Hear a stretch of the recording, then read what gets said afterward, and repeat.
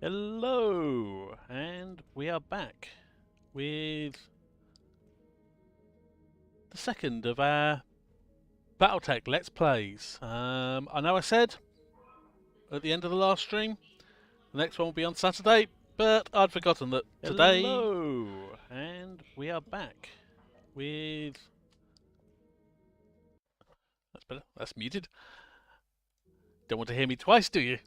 Yep. Today is a bank holiday, so I've got the day off work. So I thought I'd do another stream. Now, this is where we were last time. At the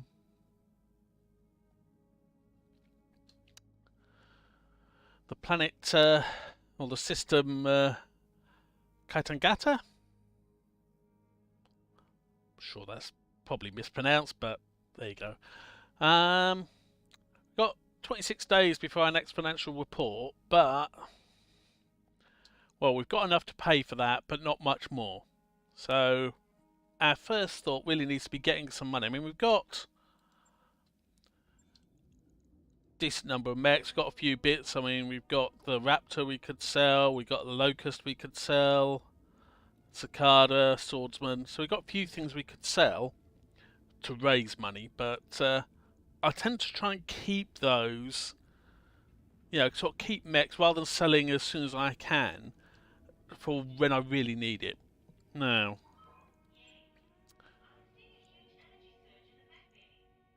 basically, when it comes to getting money, what we've been doing up till now is getting maximum salvage. But there's this mission here. We've got Gunslingers, which is a duo duel. Thing is with duels is, well, as you see, you don't get much in the way of salvage. That's because you don't get many salvage picks, and often in a duel, or duo duel even, the enemy mechs, you know, there isn't going to be that much to salvage. So these are always a good opportunity to get money.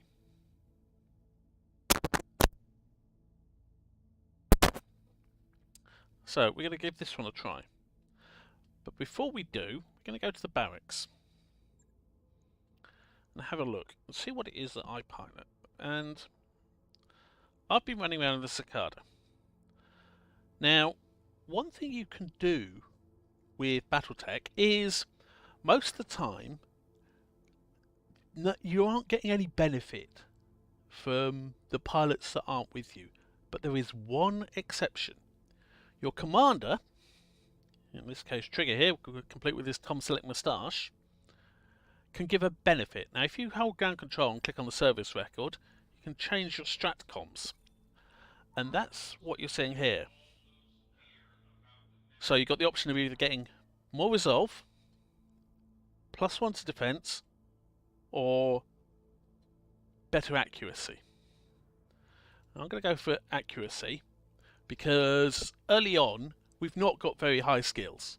You know, it's not like we're running around with sort of 9s and 10s in all the stats. So our hit chances aren't that good. And the key often in a duel is basically getting your damage in first. Get your damage in first, take out the enemy, then they're not going to be a threat. So we've tweaked that. We're going to negotiate, maximise our payment, 300,000. So a good, well, 313,000. The actual our monthly bills are 334, so that's almost our full monthly bill covered from this one contract. So we can take a maximum of 55 tons of mech. So what are we going to take? Need to go through first of all, make sure we not got anyone else. So okay. So what I'm thinking here is we'll take the adder because that is just nasty. Who was piloting that? If anyone. Trigger was in the Cicada. Striker was in the Wolverine. Slapdash was in the Cicada or the Raptor. Revolt was in the Max, was in the Griffin, Flatline was in the Scorpion, and Capricorn was in the Battle Armor. Okay, so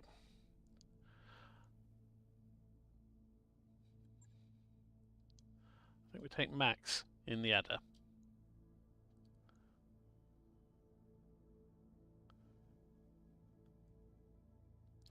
And then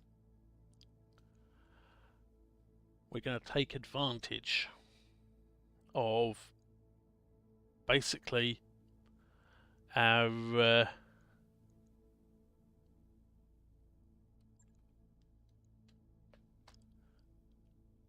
smarts.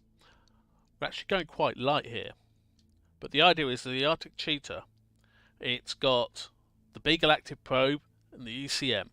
So the ECM means that if the two are relatively close together, they've got added defense, makes them harder to hit. The Beagle Probe means that I can actually lock the two, get a sensor lock on the enemy mechs, which gives them a penalty to hit us and lets us know what we're up against. It's maybe risky, but let's give it a try.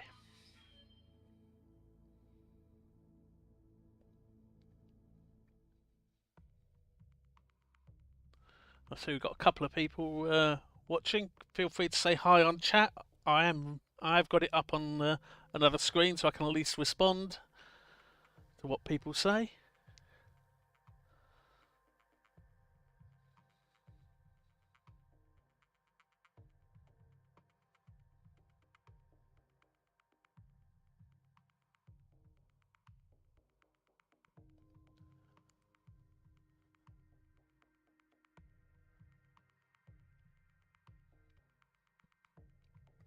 Yeah, so done our best to stack the odds in our favour here. Basically, we've got two clan mechs. We've got our commander sat in orbit giving us a boost as well. That's not really accurate for most circumstances, really, if you think about it, going by the law. They don't tend to have that sort of level of control and intelligence. Duels are actually the one place where it does make sense, especially somewhere like Solaris, where you've got, by the law, yeah, so the whole battlefield for Solaris duels is pretty much covered by cameras and the like. So as you see, these mechs are fast. There they are. So that looks like a Jenner, and I'm not sure what that other one is. But simply knowing that it's a Jenner doesn't really tell us much. Okay, I don't want to go that far forward. I want to go one further back so that there's not line of sight for them.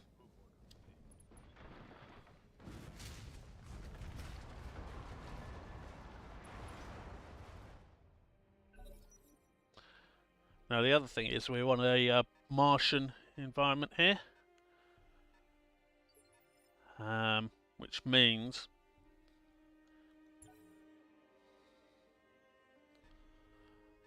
that heat generation is going to be higher, gravity is lower, so things like jump jets and missiles have greater range.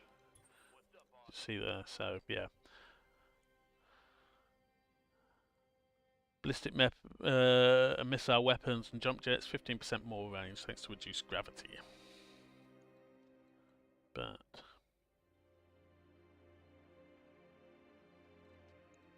I reserve down to here.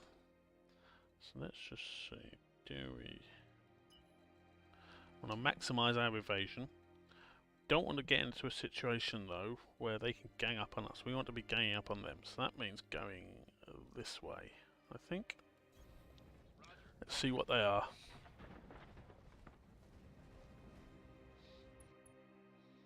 So we have a Jenner, as I thought, 2 medium lasers on each side plus the SOM4, and the other one is a primitive Toro. Ah, so this should be a relatively easy fight. Assuming I'm hit, of course. Well, I missed the Jenner, I hit the Toro. So that's not too bad.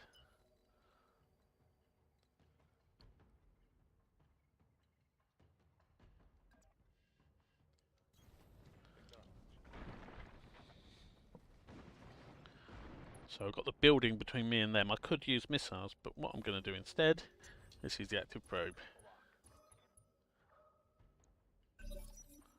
So they've both got -2 evasion and penalty to hit. Okay, so they're going on 8 on the initiative, same as us. But a combination of my speed with the 5 evasion and the -2, the penalty on his hit to hit, meant that, well, they couldn't really do much.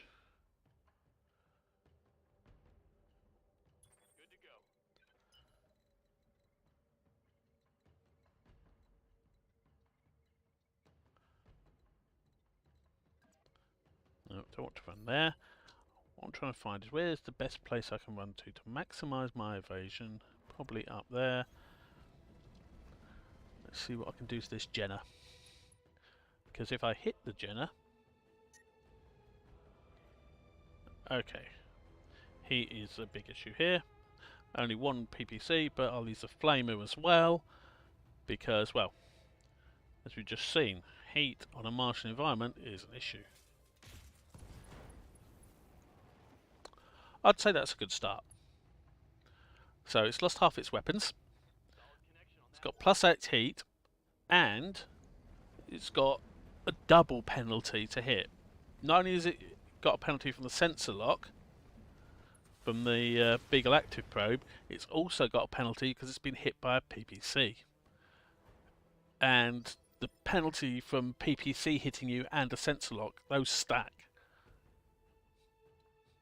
So it's overall it's a 4-point penalty, as opposed to just a 2-point penalty and a 2-point penalty as well that does nothing extra. Okay.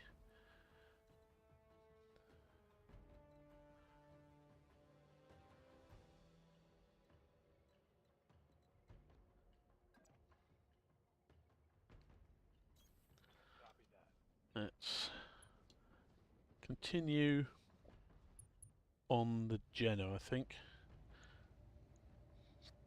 It's the bigger threat. They're both 35 tonners. If we compare the two, the Jenner is a proper battle mech you'll find in the inner sphere. The primitive Toro, that's something you'll tend to only find in the periphery. So it's not as tough. And of course I've got clan missile launchers here, so I've got no minimum range to worry about with on the LOM5s on the Arctic Cheetah.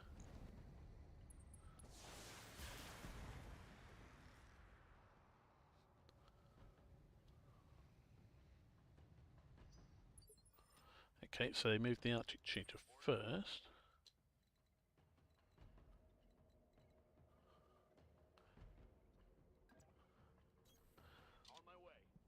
So let's keep up the pressure on the Jenner. No. Oh. Well, I hit it with a flamer at least.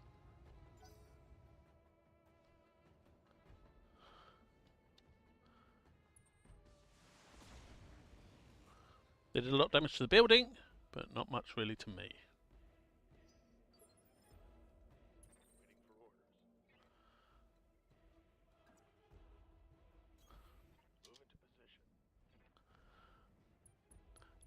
Now, being in the dust storm here, that's equivalent of being in a forest on normal terrain. So that's giving us effectively a bit of protection, a bit more defence.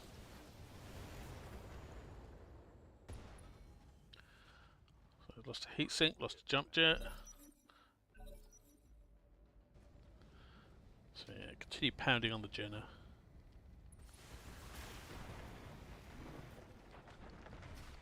I think they've taken out that building just to my left now. Yeah. Not having a good day really, is it? I'm sort of standing still, but...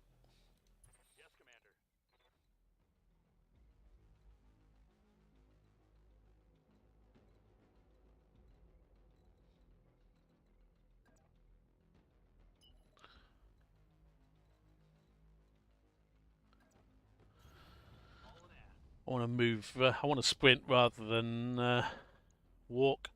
Yes, that means reduced accuracy.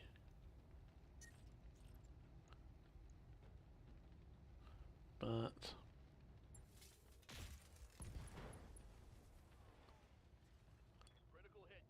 okay, so the Jenner is down to just the SOMs.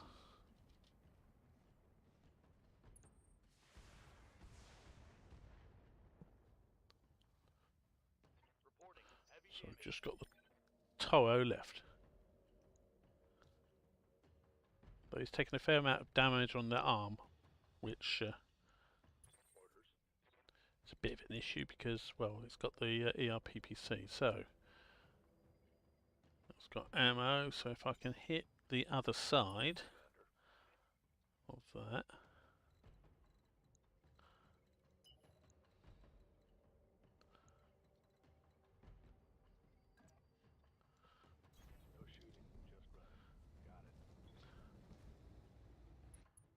I want to go for the oh well, should have gone round over that side, over the hill. Got my left and right mixed up there.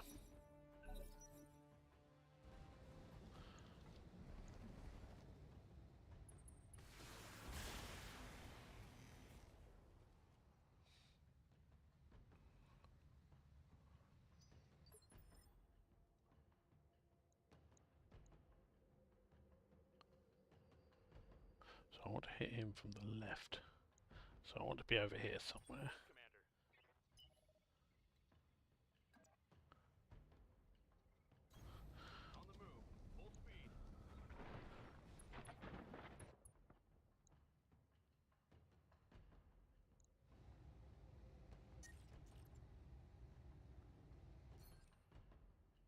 Up my hit chance.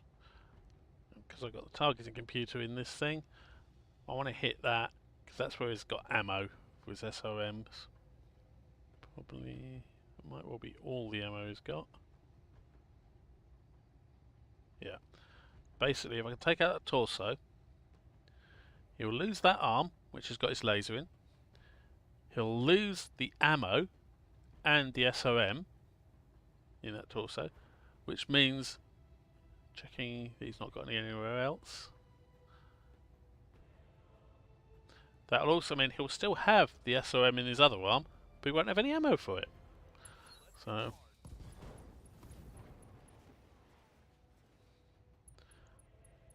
that is a disarmed battle mech.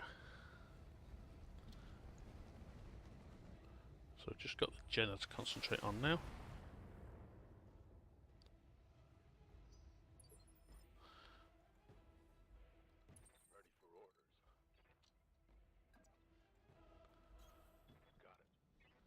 So the Arctic Cheetah concentrate on the Jenner. Try and shoot it from behind because why not?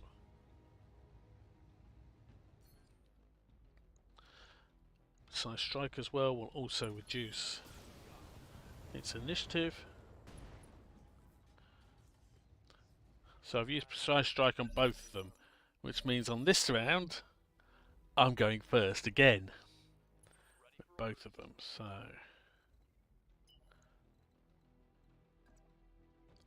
take advantage of that, get round behind the Jenner.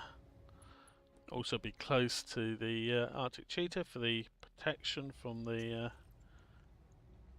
If you're wondering why I'm switching these around, notice the hit percentage is changing, basically because of where the PPCs are on my mech and which direction I'm shooting.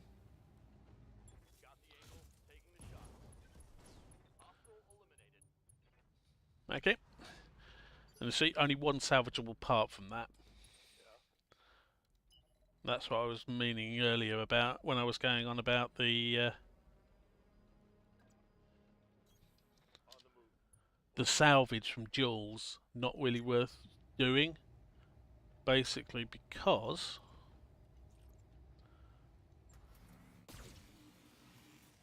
you get so little.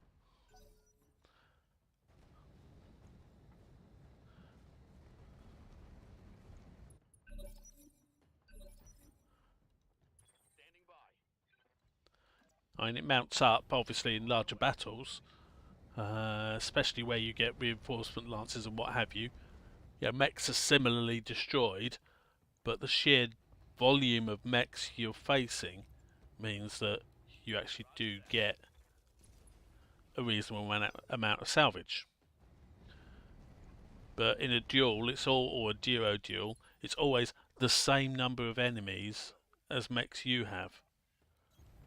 So no matter what, you're not going to get lots of salvage unless you're really lucky and you get basically an immediate headshot or something like that that leaves the mech intact with all its equipment. But you can't guarantee that. All I'm doing here is just basically playing with them. I'm just keeping them at range. I'm only walking rather than sprinting to minimise my penalty to hit. And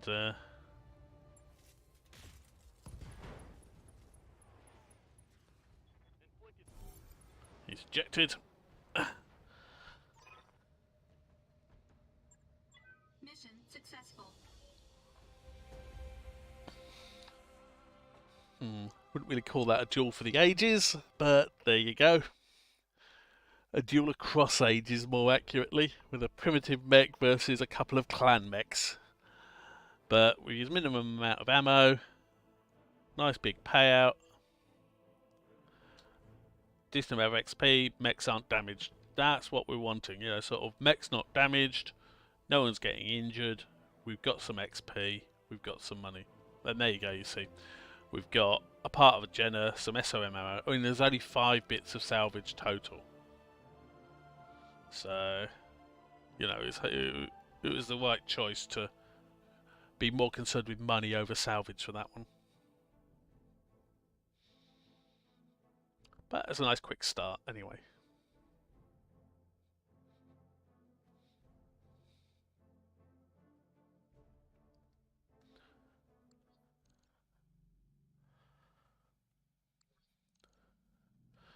So, quickly hop into the barracks, see if either of them... no, Max can't, and... who was the other partner? It was Flatline, wasn't it? Yep, neither of them got enough XP to spend anyway, so... on to our next mission. Okay, so... we got a defend base against Word of Blake. Could be fun. Hostile acquisition, which is an ambush convoy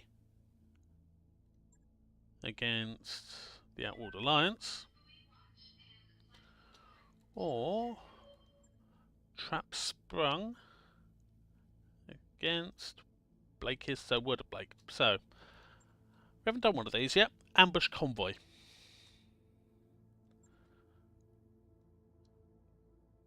We want the salvage on this, and hopefully I'll show you why at the end of the mission. But as you see, there's a lot of salvage picks we could get from this. Hopefully it'll be worthwhile. So what are we taking?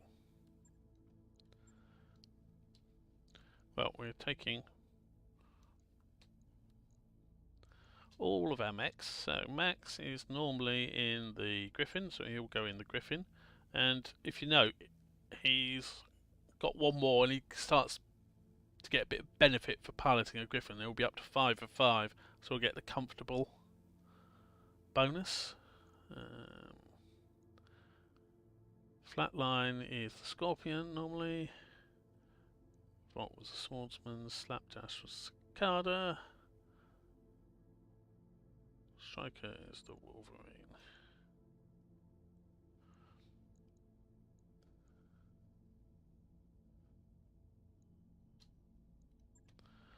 So we've got the Cicada, and we've got a Scorpion. So Flatline was in the Scorpion.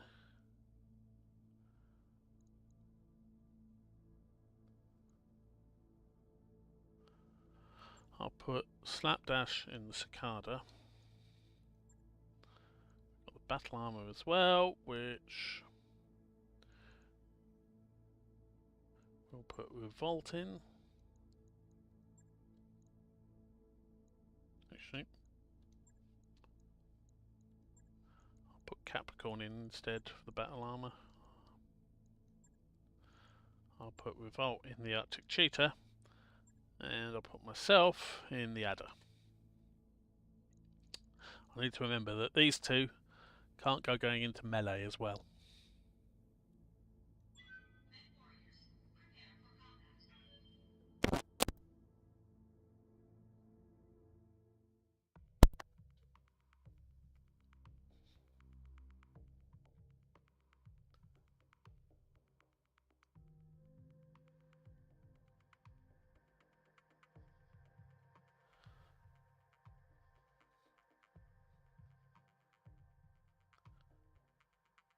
So, a lot of this waffle you've got here isn't really relevant. Every now and then you'll get some useful tips up here though. Although most of them are they're either obvious things or yeah, you see that's the useful tip. But yeah, things like I used to be a mercenary like you till I took a arrow for to the leg actuator. Yeah, that's just yeah, it's nice to see. It's nice to see the first time, but you keep seeing it. Yeah, some of the tips like about light engines, how to get double heatsinks under your mech, which is basically you need to get a double heatsink kit. That's useful.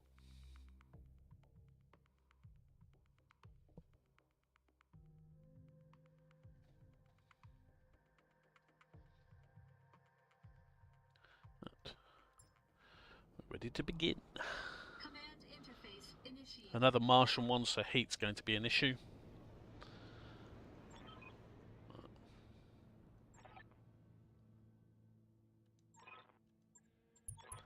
Basically, the way ambush convoy missions work is, well, there will be a convoy. It will be 4 vehicles. Normally, they are escorted by a lance of mechs or a mixed mech vehicle lance. There you go. So that's going to be the convoy, those 4 vehicles there. And then it looks like it's a mixed escort of mixed lance of 2 mechs, 2 vehicles escorting them. But the convoy will have a location it needs to reach. And once if all the vehicles reach there and you haven't managed to destroy them, then well, you've lost the mission. If you destroy some of them but not all of them, but you're going to get a bad you're either going to get a failure or a bad faith failure, which is basically yeah, you didn't even try. It looks like you didn't even try, as far as the game's concerned. But what we want to do is, if we can, once they've actually started moving, is get close to the convoy. And if we're closer to the convoy than any of its escorts, and sometimes they stop moving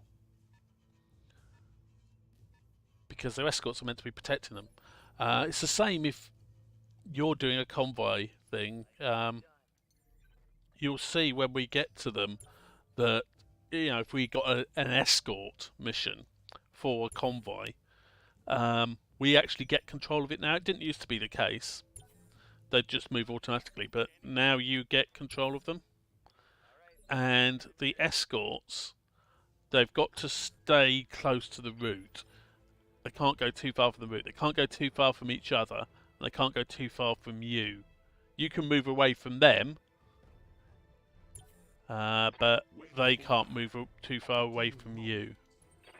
And the same overall rules apply to the enemy convoys as well. So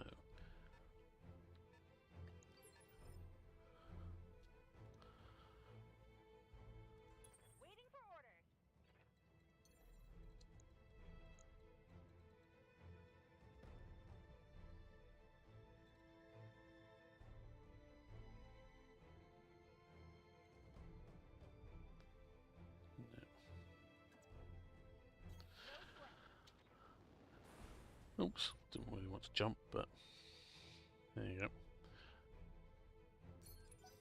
I misclicked. But he's not got direct sight. You can see that's the convoy and this is the escorts coming towards us. They've basically got seeing the same thing we are, i.e. they know that there's someone there, but they've no idea what or where exactly. Oh man, you got me.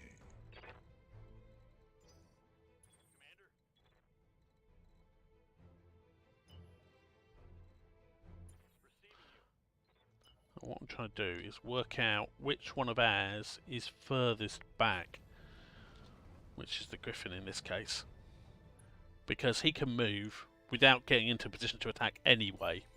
That's going to force another one of them to move.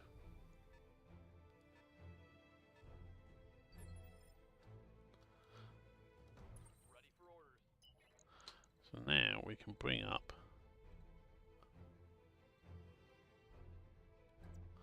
the Wolverine. So we can actually get our first sight of something, and it's a Drillson hover tank. It's got a lot of evasion. Not surprising really, because well, it's moved a fair distance. So I'll just use the medium laser because that won't use any ammo. Yeah, it did nothing. Wasn't expecting it to really. And they've got a locust as well. Wait, why am I in a cockpit? Is this smart? And that locust didn't move much at all. So I got the speed you need. let's bring the adder up. So what have we got? We've got also got a panther, 69% chance, or 50%. Okay. Let's go with a single PPC. Because I got the targeting computer, and I'm only firing with a single weapon, I'm going to be ignoring his 20% damage reduction. Time to light 'em up. Boom.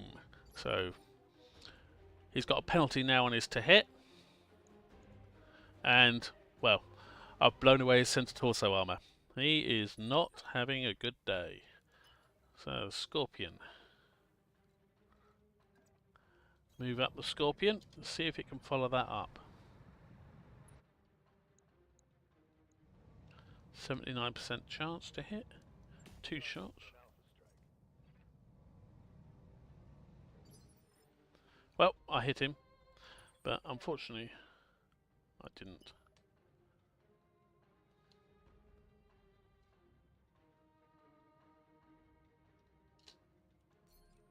Yeah. I'm stuck on terrain I can't actually move off of, so I have to use a jump, which unfortunately means I'm stuck back there, not able to do that much. Okay, so these things moving at 10 are going to be the vehicles of the convoy. As you see, they're moving. We've got our battle armor, which will just slowly move up.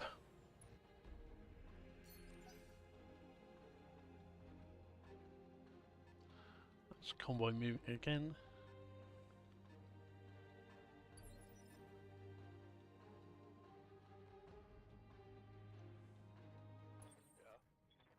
Right.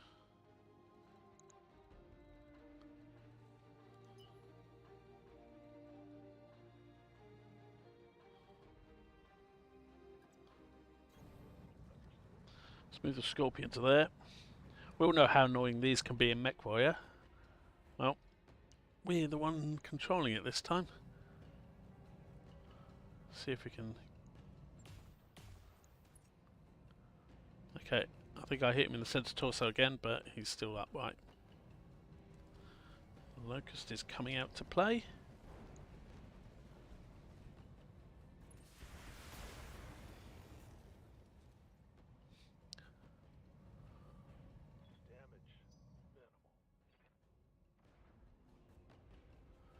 I got an APC.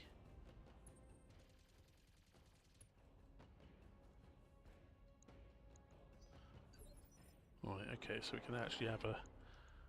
So, yeah, we hit the Panther with one of the shots from the Scorpion, but it's still got, let's just see, a little bit of armour left. That Locust, it's got 2 SOMs and a medium laser. The APC has got a machine gun array.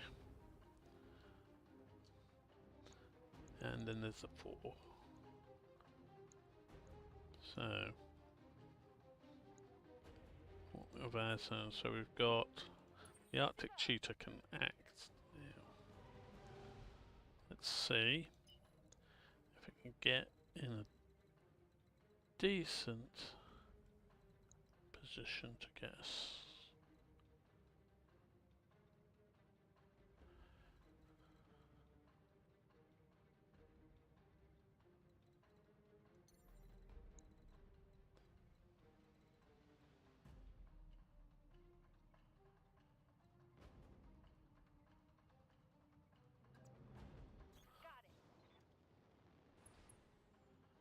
I'm up there.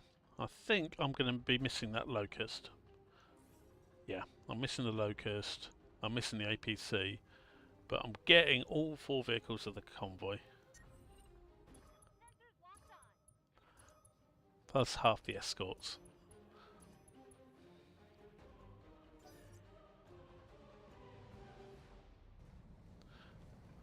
So this Panther, he's got both the penalty to hit from being hit by a PPC and the penalty from being sensor locked.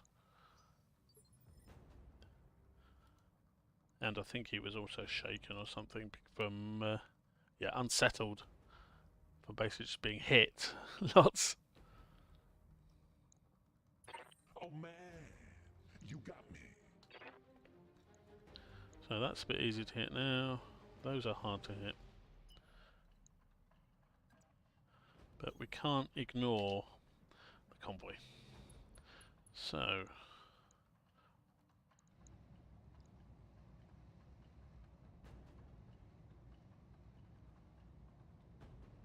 yeah. So you don't want to be hitting these in the rear because they've got a cargo compartment.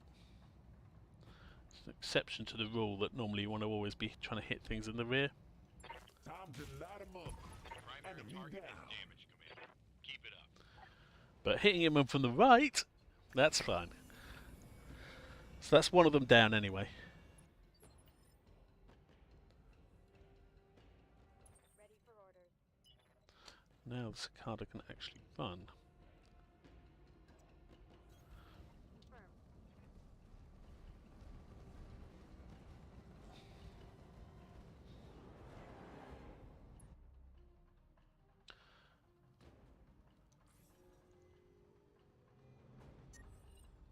I've got a sensor lock.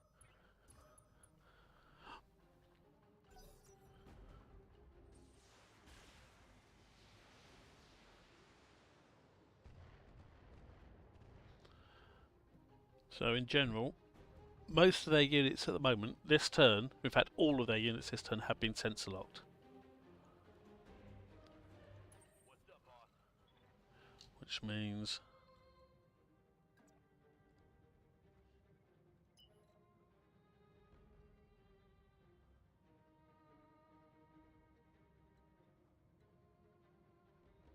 they're all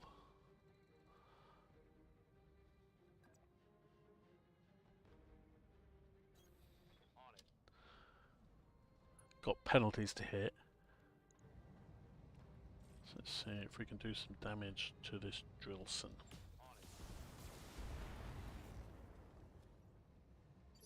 Yep, Start putting the damage on that and the Griffin.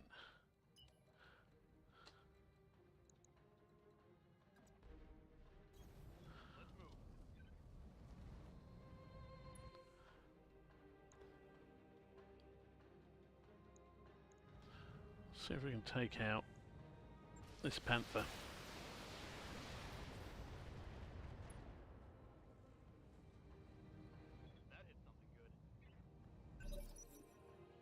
Still haven't managed to take it out.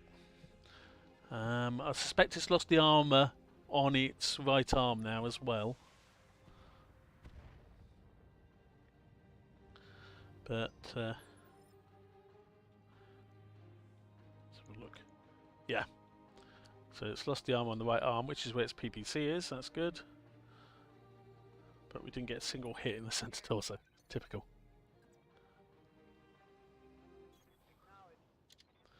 We've got the battle armour.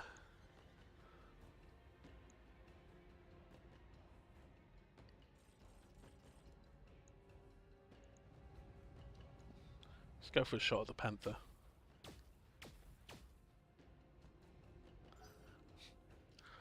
That Panther is leading a charmed life. May not think so, given the how much damage it's taken, but despite all that damage, it's still able to, it's still got all its weapons intact.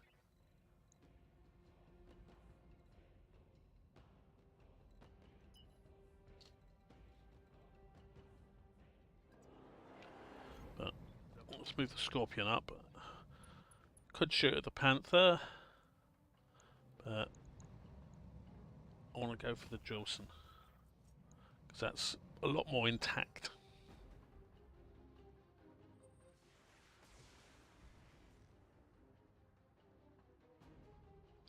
So the Locust just chose to not actually move. That is, I'd say that's foolish. You got me.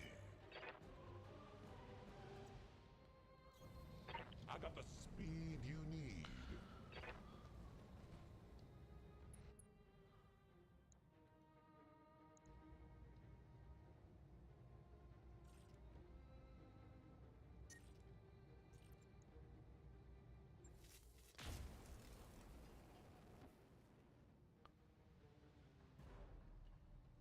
I get the feeling that did nothing at all. Warning shot successful.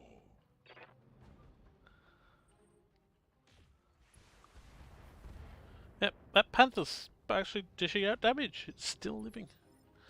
Yes, I know I could have gone for it myself, but I hear ya.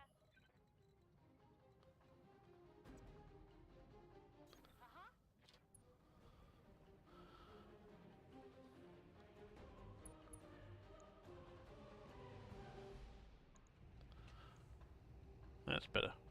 40% chance.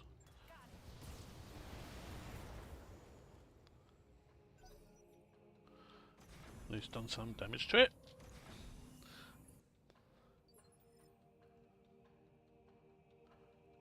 Waiting for orders.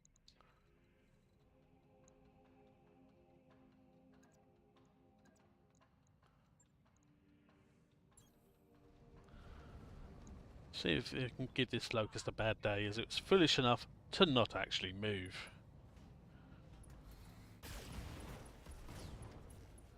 I think that qualifies as a bad day. Hostile removed.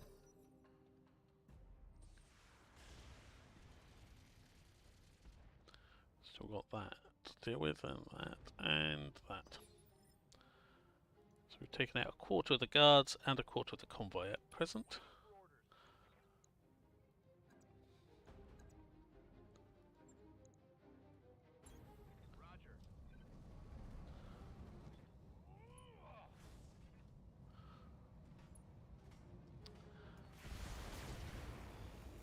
Melee is always the best option to try and deal with vehicles.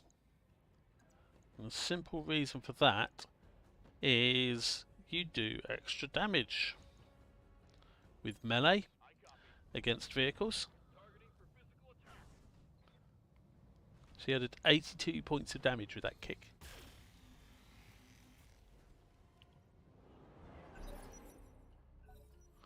Of course, it wasn't enough to kill any of them. That's typical.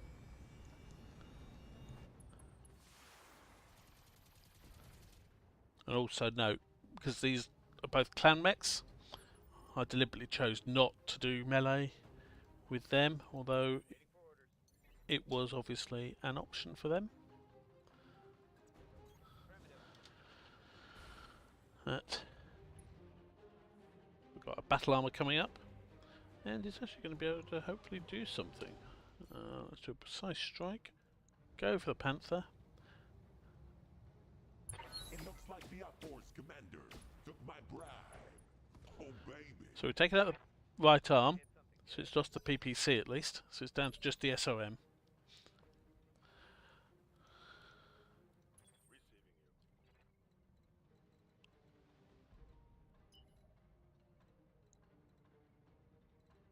Yeah. So he doesn't have the option to fire because the autocannon has jammed. That's the problem with ultra autocannons. They can jam on occasion. So all you can do is move.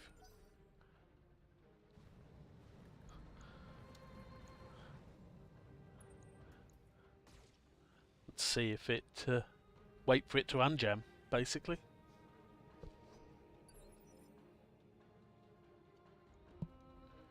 So Wait, why am I in a cockpit? Is this smart?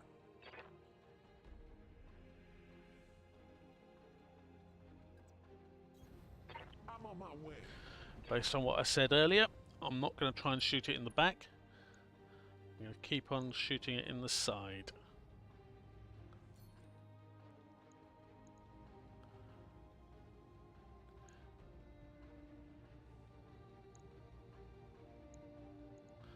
And in fact, I'll go try and hit it in the front. It looks like Specifically. the outdoors commander took my bribe. Oh, baby. Warning shot successful. It's 4 times I've fired at them now with the adder at that one vehicle. I haven't managed to hit it once. There you go. Don't need to tell me twice.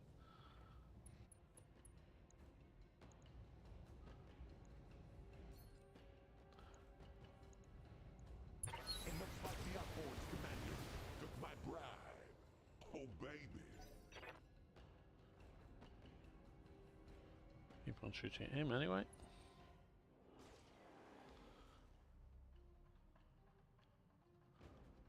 Now they've got, if I click on that, yeah, that's where they need to get to there.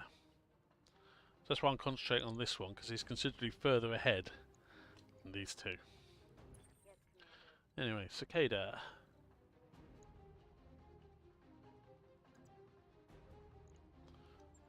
See if we can finish off the annoying panther.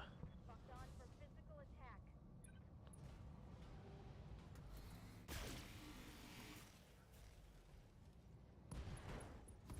Okay, so it's his right torso now. Solid connection on that. So it's basically a centre torso on legs. But it's still going. Actually, no, its right torso is what went the last time. The right arm was what went last time, actually, thinking about it. So yeah, I'm slowly chopping it away. Look at it. See that side? Yeah, perfectly fine, perfectly fine, perfectly fine. Bit damage on that leg. But this side...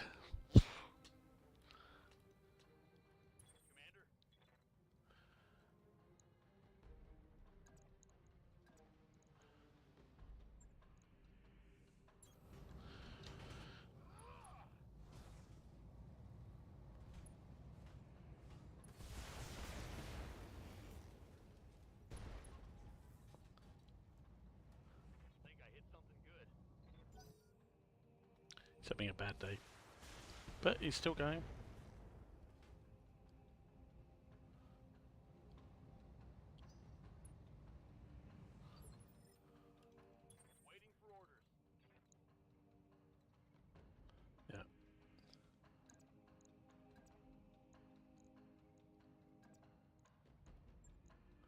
Going to kick it from the front because it's taken a lot of damage on the front already.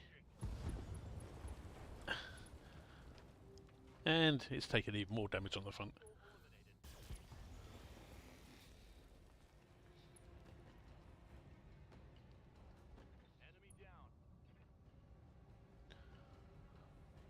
So that's half the guards taken out.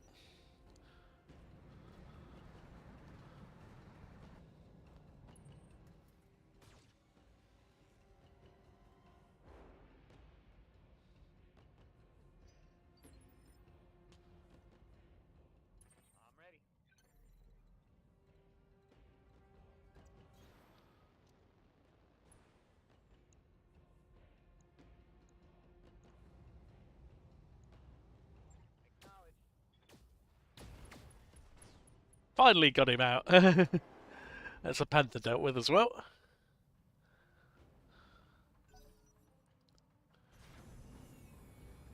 If they're able to get in range, battle armour actually can do a reasonable amount of damage.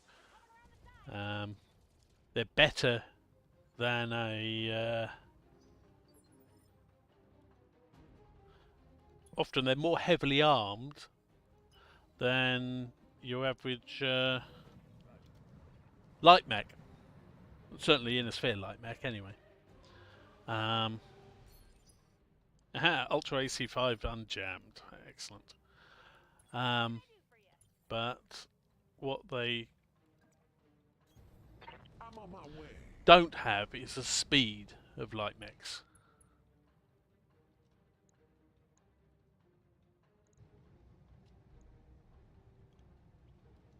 Time to light 'em up. There we go. Enemy down. Flamers are very good against vehicles when they actually hit. And eventually the numbers game caught up with them. So we can now move back.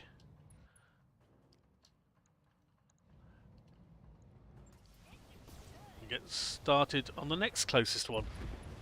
Oh, successfully. That's 2/3 of the convoy dealt with as well. Oh, sorry, 3/4 even. So the cicada.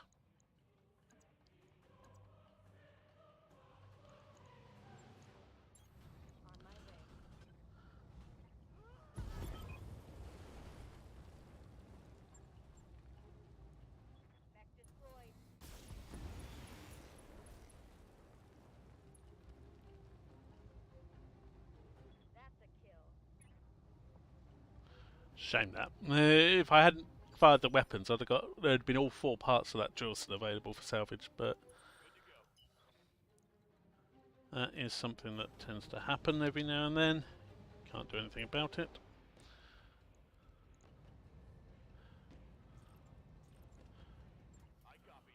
There's just the one vehicle left now, though. So I don't see the need to be using lots of ammo that cost me money. Every bit counts after all.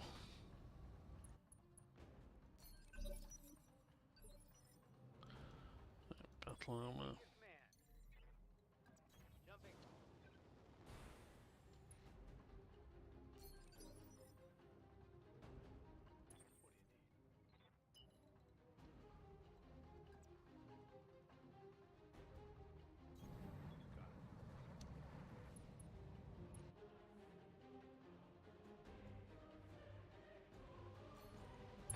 Oh man, we got this made. And that was instantly why I didn't Oh man, actually attack with him, You got because I'm on my way. you would have fired probably twice with the ultra auto cannon, and that would be Giving them the business.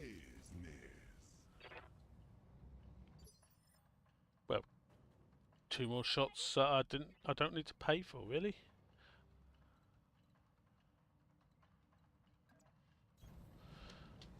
there.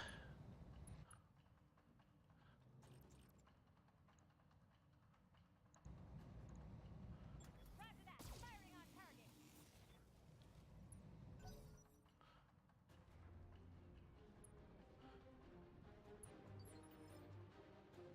target. Starting to take damage. On the move. Now I could shoot here, but I'm not going to. Because, well, actually I'll check. I'll check to be sure. Yep, cargo compartment's in the rear. That'd be what I'd most likely hit, shooting from behind. So, I won't shoot at it.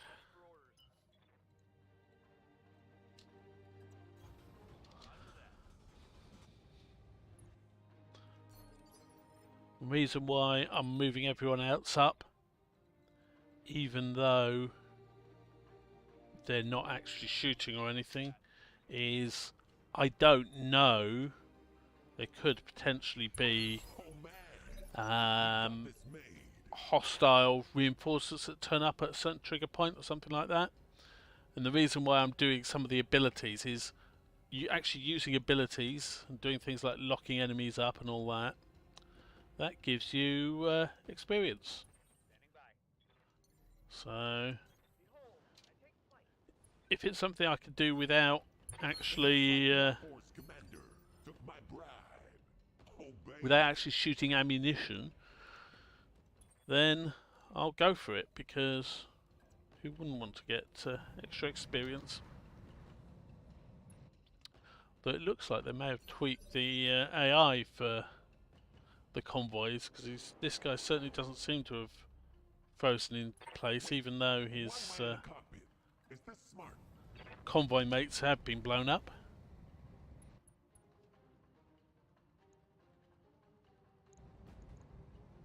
Giving them the business.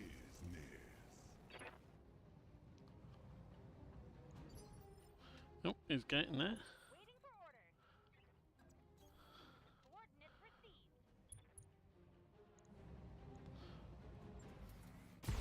Leopard inbound, Commander. Excellent. Meet you at the LZ.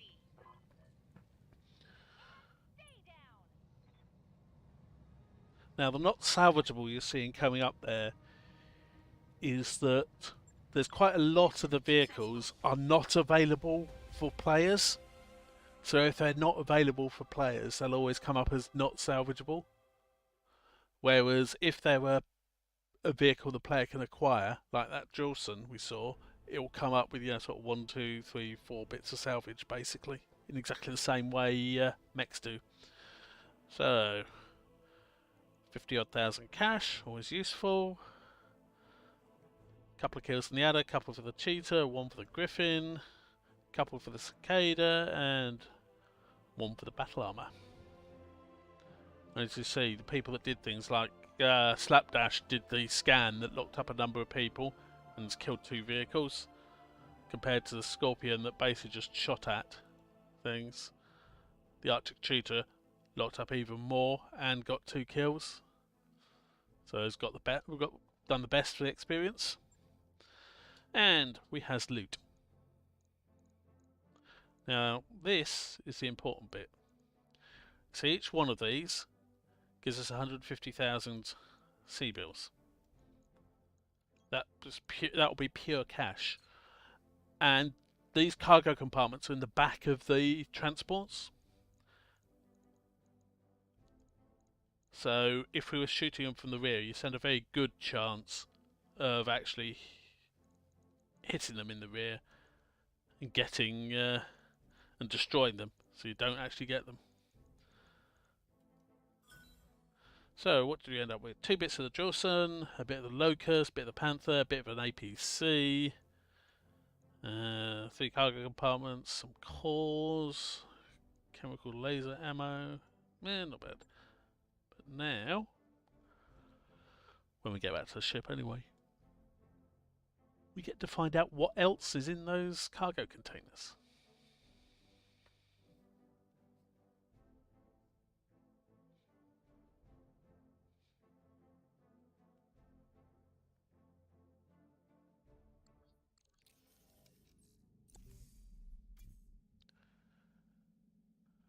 So we've got a large laser, ER small laser, small pulse laser, AES arm, +2 accuracy with arm mounted weapons. Takes up slots but doesn't take up tonnage. Those are nice. Magnification array, good for missile and ballistic mechs. Of course, majority of mine aren't, but anti-missile system, AC-10 heap ammo, plasma ammo, Asterian battle armor, medium recoilless rifle, however fast maneuverable.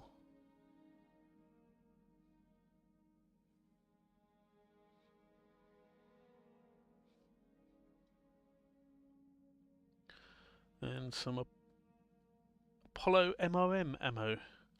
I think that's this is the sort of the random bit. Let's have a look at that battle armor. That's the random part of.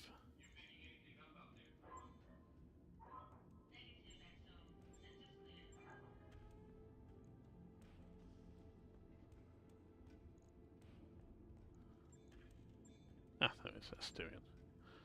Refit. Let's have a look at this. So, can't jump. It's got the battle claw, so it can swarm. It's got the recoilless rifle, and that's it.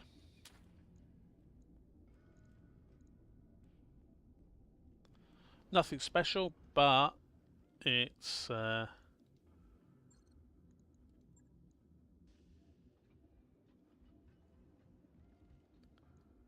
it cost us nothing. It was a bonus. I think we've got 2 battle armor bays anyway, so we'll be able to field them. So we may. So we'll look at how many pilots we've got. So we've got 5 mechs.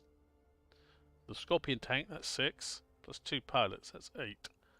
1, 2, 3, 4, 5, 6, 7. I think we want to get another pilot. So, hiring hall.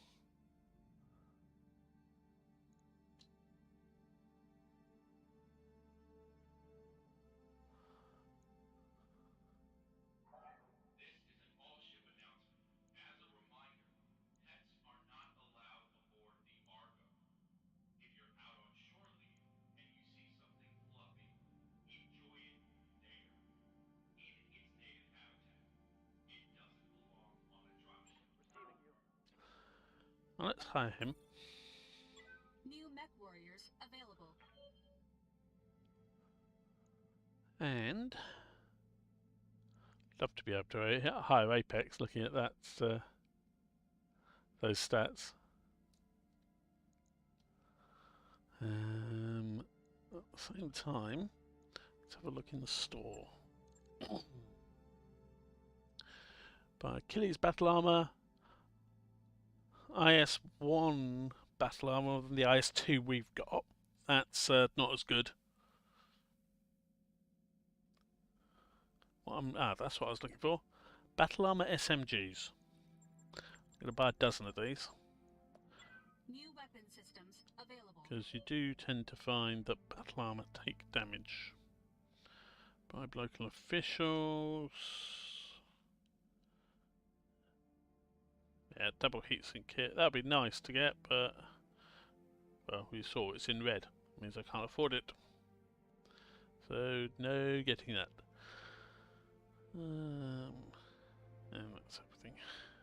Okay, so now those battle armor SMGs. If you look at the recoilless rifle we've got in here, that's 0.3 tons, takes up 1 slot, etc., etc. If I look at the battle armor SMG, tonnage 0. So all it needs is a slot, which means on these battle armor, I can go slapping an extra weapon. Means if they're in close, they're doing even more damage. And that's taking no weight, it's just taking us a little bit of time to fit them. I'll let you know when that's done. That seems like an absolute no-brainer. Well, Bullet Trap's the guy we've just hired, so he's not going to have any XP. Capricorn's the other battle armor guy.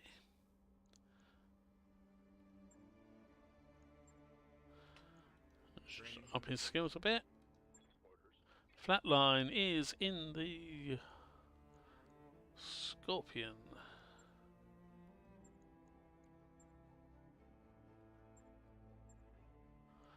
Yeah, let's go for that. Max is in the Griffin, I want to say. No, he's in the Adder.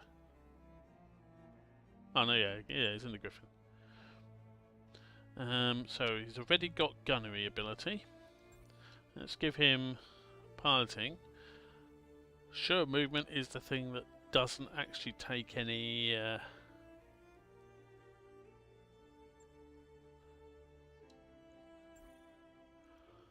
doesn't take anything to use beyond moving, which you should be doing most of the time. Revolt is in the Arctic Cheetah normally.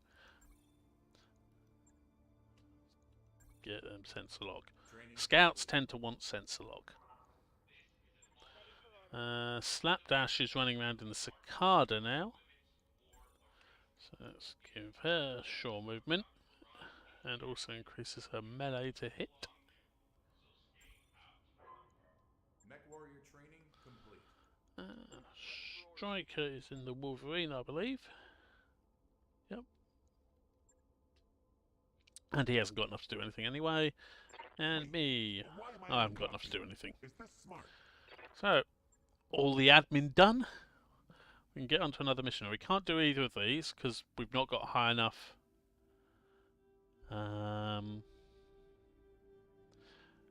rating with Davian. So we've only got a couple of options. Powerful mech in Blakist colours.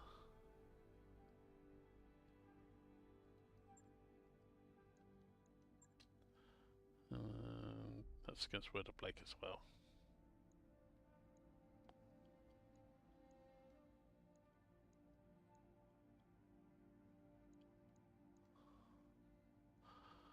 Let's do that. So it's not quite max salvage, but I want to try and get our money up a bit. Oh, that's what I've forgotten to do admin wise. I need to advance time by a day. So we can try our new battle armor.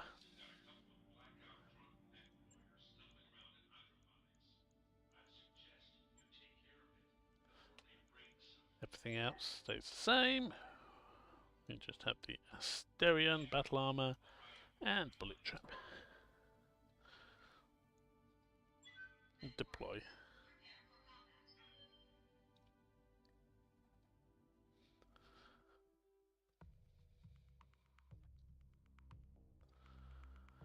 So this is a defend base mission. And what these tend to be is you'll have some initial attackers, you'll have some friendlies that are trying to get to the base, and if they do, they'll turn on the base turrets for you. And then you'll have the follow-up forces from the attackers that will arrive as well. And they all tend to be based on a timer, except for the friendlies turning on the turrets. That's just whenever they get there. And basically you just need to survive for long enough. You get bonuses for taking out the initial attackers before help arrives. You get bonuses if some of the engineers survive to turn on the turrets, and so on. We start. So, contracted missions to defend this Blakist units incoming. So we've got 3 there, I can see.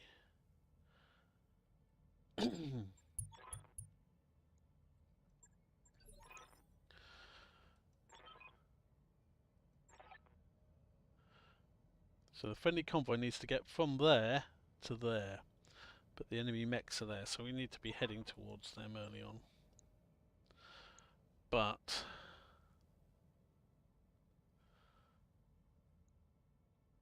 oh, we've actually got sight of one. One of them is a Locust 5M. But one advantage we have early on is with the very low skull missions. Is one thing that happens to try and balance things out a bit is they can start with some damage. So this guy has got reduced sensor range, and the right lower leg is destroyed. She's got penalties to piloting and what have you.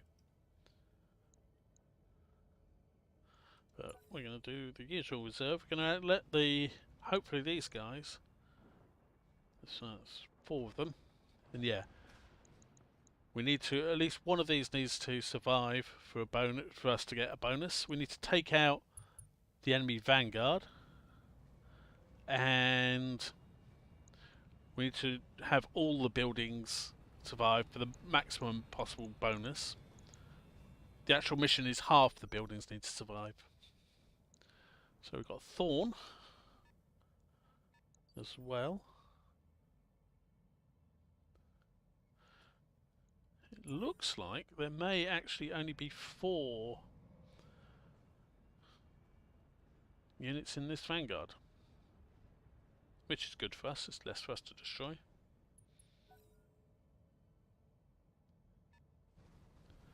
And a mongoose. Mongoose is a very good scout mech.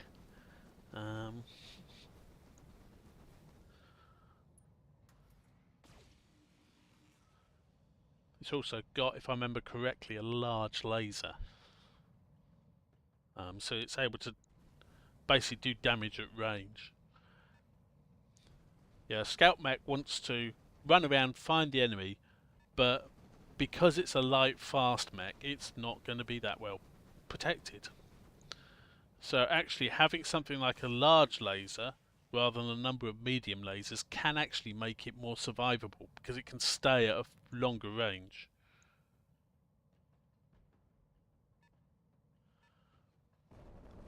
So, yeah, okay, so there are a bunch of lights. We've got a wasp, a locust, a thorn, and a mongoose.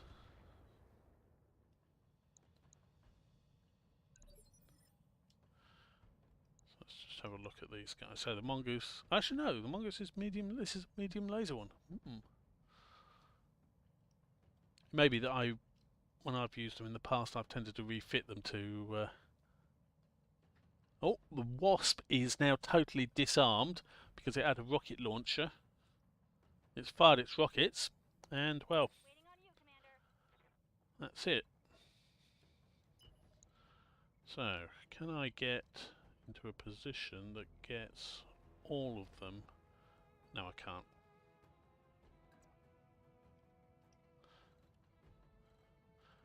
Let's reserve one more. See if Slapdash can get into a position. Yes. See, this was what I was looking for. I want to get into a position that lets the Beagle active probe ping cover every one of the enemy mechs. Maximum bang for your buck. Sensors locked on. So, one we haven't looked at yet is the one at the back. But I think next turn we should get the guns online. So that's a Thorn. It's got an ER large laser active, and the rest of its weapons are damaged, which is good. And it's got 2 engine crits, but with half its weapons missing anyway, I don't think that's going to be too much of an issue for it. Right. And new battle armor.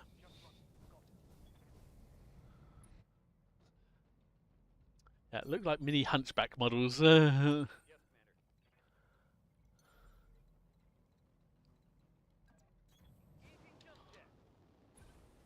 lot of the battle armor models actually in this are basically miniature versions of the actual mech I hear ya. models. Can't really blame them for that. That's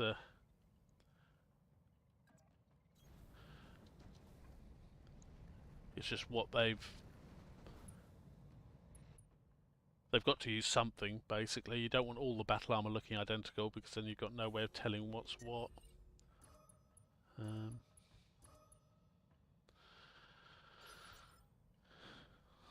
That's a second ping. So if you look at one of these now, like the Locust, oh, they've changed it slightly. It used to be that you could get a -4 for doing a double ping. Wait, They won't. why am I in a cockpit? I'll It's have to fun. get it done another way. So if I go to there, I got the speed you need. I can at least shoot at something. A mongoose. 50% chance. I don't have. It doesn't have any sort of damage reduction, so I don't. There's no point at all Give in. them the business.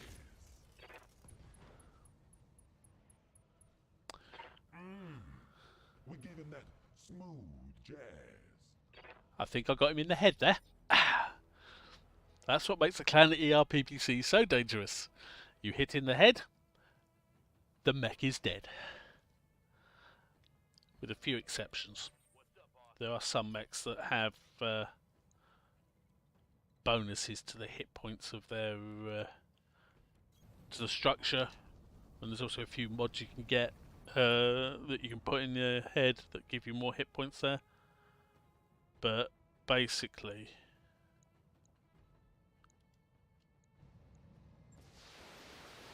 a head hit from something like an ERPPC or a clan ERPPC specifically. The Inner Sphere one doesn't do as much damage, so it isn't a one-shot kill. But a clan ERPPC or a Gauss rifle, and that's one of the cases where the Inner Sphere is as good damage-wise. That, well, there's no chances for the ammo, so let's just go with the laser. I'm not too bothered about that guy because he doesn't actually have any weapons that can do any damage, so. Alright. So this should be the APC getting into the area. Now the APCs will just move around at random and shoot at the enemy. So it's basically more firepower, always good.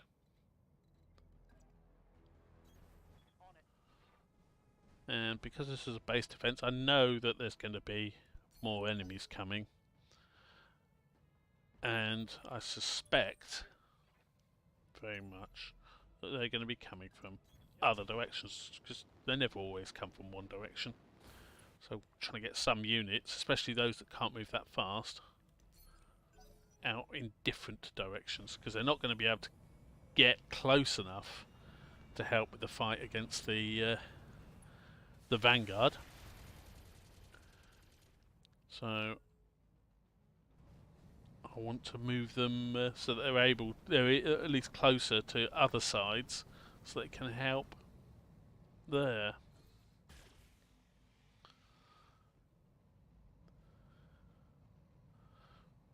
But we've secured one of the bonuses now. Flatlining the tank.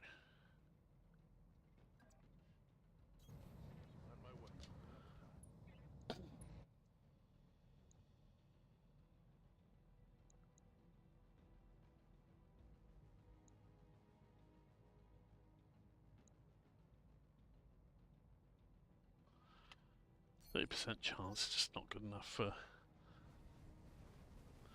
Because there's the added risk as well if I was to shoot with the ultra auto cannon.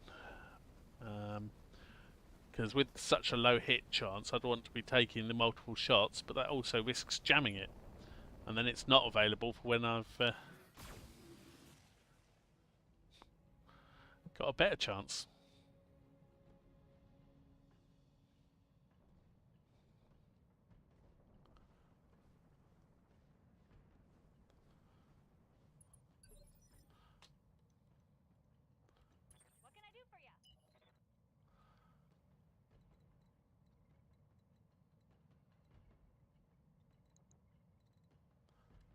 Let's move up to there. Try and shoot the thorn in the back.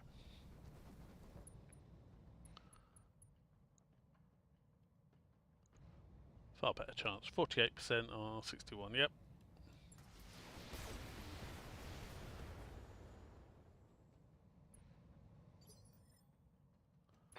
Oh man, you got me.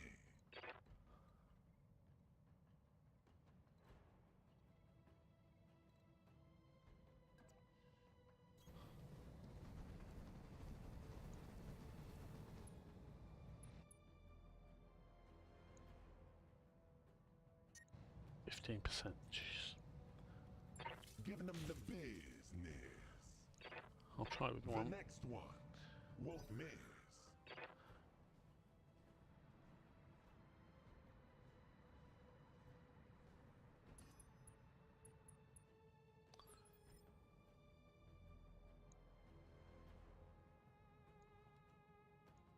Good to go.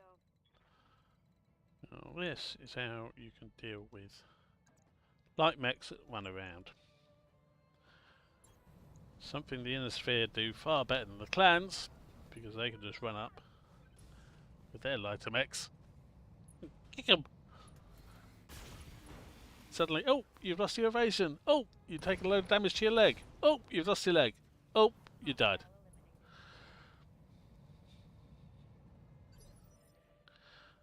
That's 2. Standing by.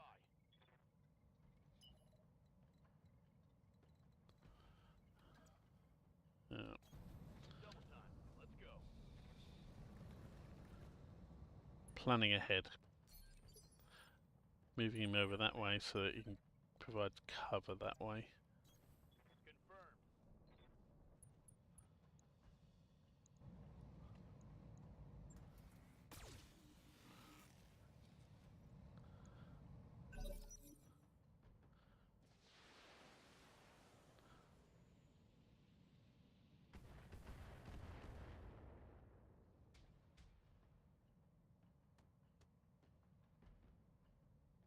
This is coming from the turrets of the base that are online now that the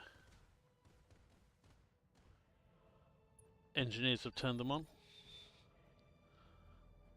So there's an Ultra AC2 turret, light mortar turret,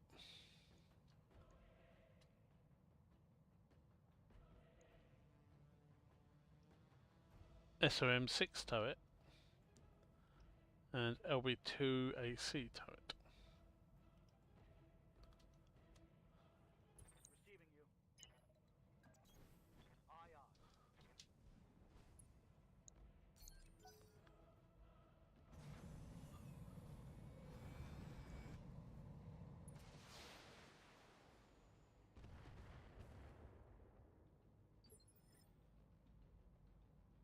I await your command. Up high. What's the chance with these guys? 47%. That's reasonable.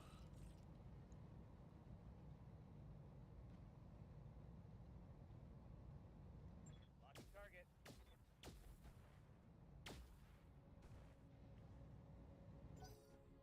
I believe none of them hit. It's lies, damn lies, and statistics. Or hit chances in games like Battletech. Waiting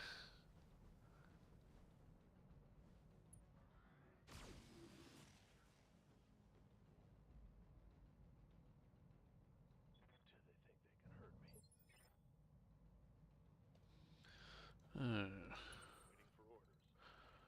Good old Scorpion. Can he Copy that. get a reasonable chance to hit anything? 37. Slowly getting better, but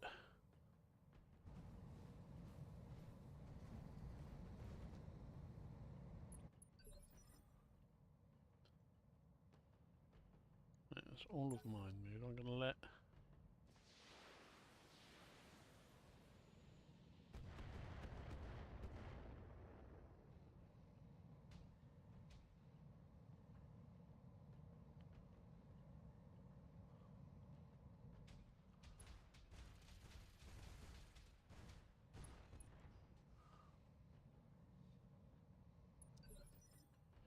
Turrets are doing a good job. So slapdash and cicada.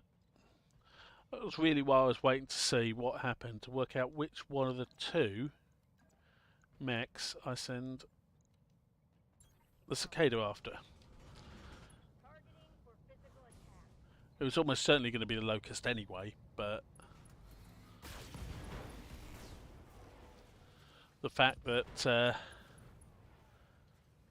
neutralized. it was the only one that hadn't taken some serious damage made it certain.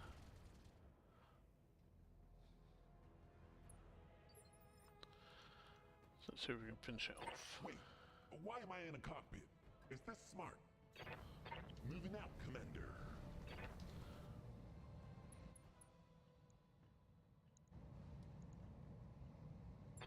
Oh man, we've got this made.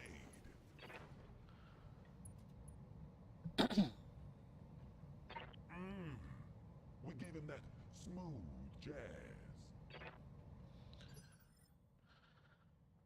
Good to go. Going turbo. Space to move up, move him faster.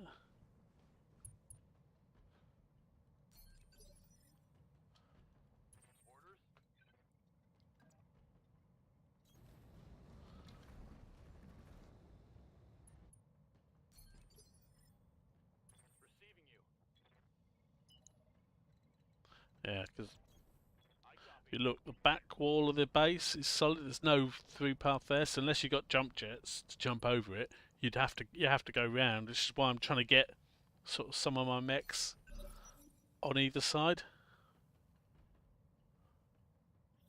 I've got eyes on hostile reinforcements. They're heading your way. Yeah, there you go. You see, there's some landed there. Any more? For any more?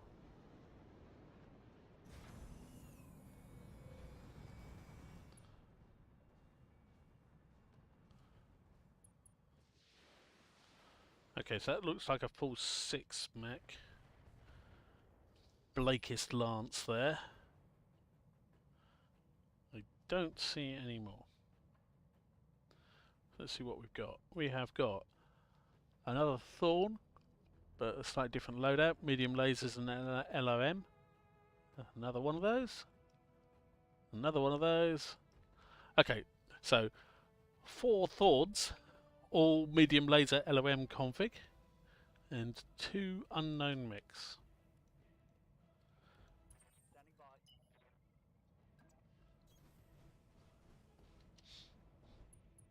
I'll keep these 2 going this way anyway, just on the off chance.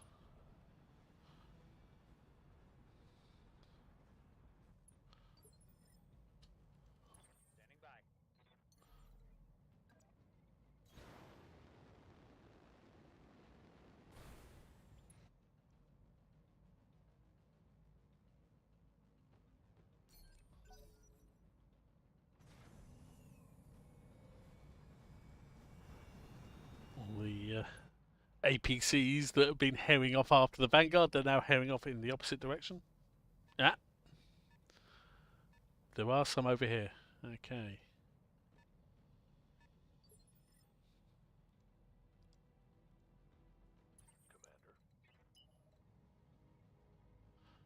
Because of that, let's bring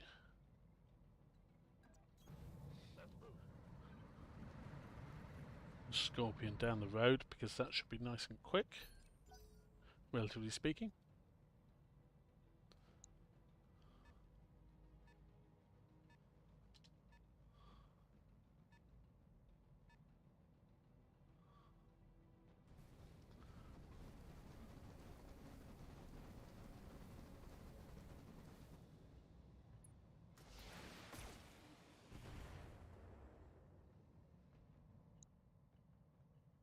The engineers now basically don't matter in terms of survival or bonuses or anything.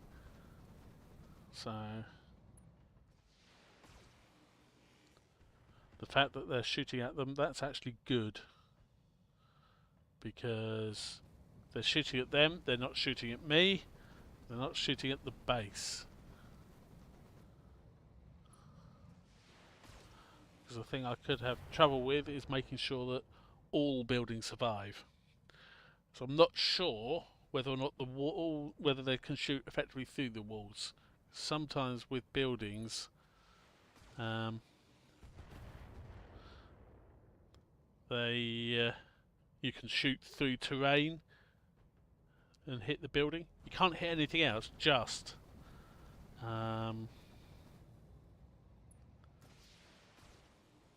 it's just, you know, sort of target buildings you can shoot at that way. It's sort of one of the oddities, but there you go. Right, so What can I do for you? still got one turn to go before you can do another ping. So let's run round to there, because that will let you shoot at one of them in the back and get us visibility on what the rest of them are as well. So we have a fire starter, twisted fire starter, and 1, 2, 3, 4, 5 thorn ends. Oh, let's go for this one.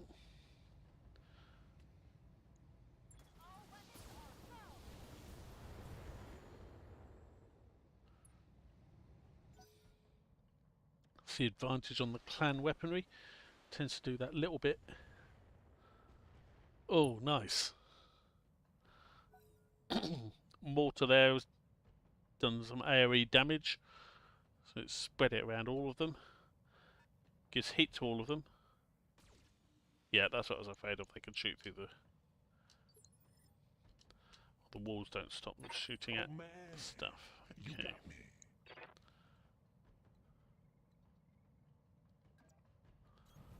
I got the speed you need. Bring up the adder.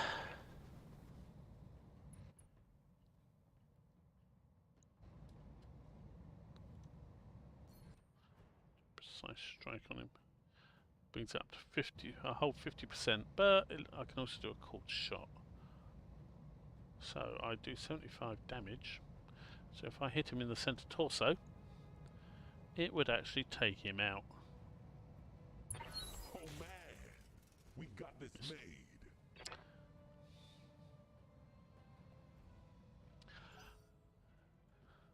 50-50 chance, but if I'd hit in the center torso, as I say, that would have actually just taken the mech out with one shot.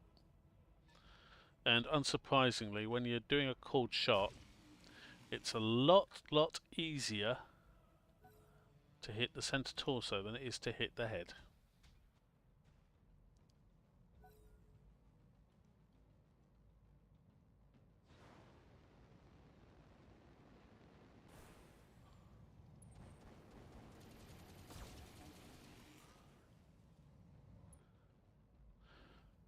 That's not on. It's not just not cricket.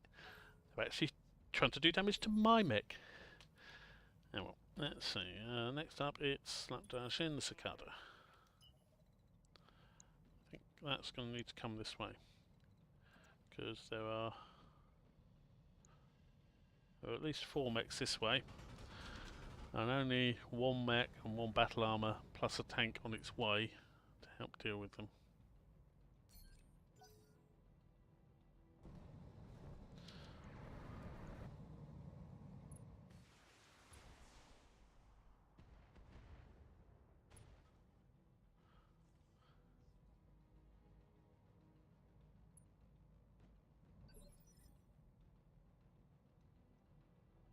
Good to go.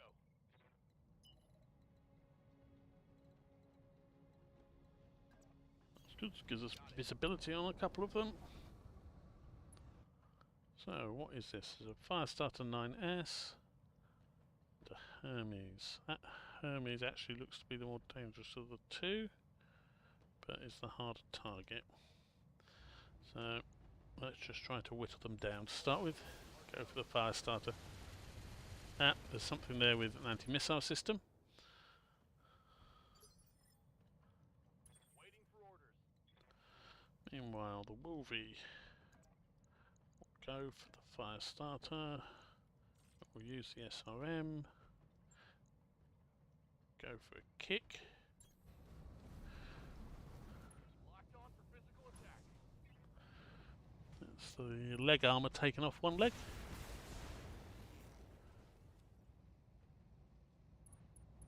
And I've got him in the head as well. That's good.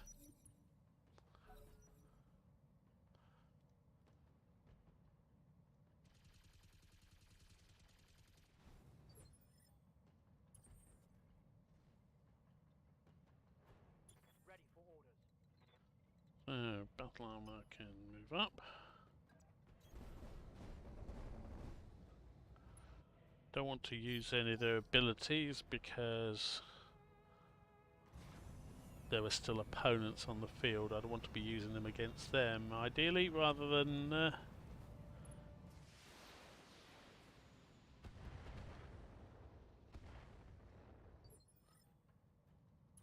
live to serve.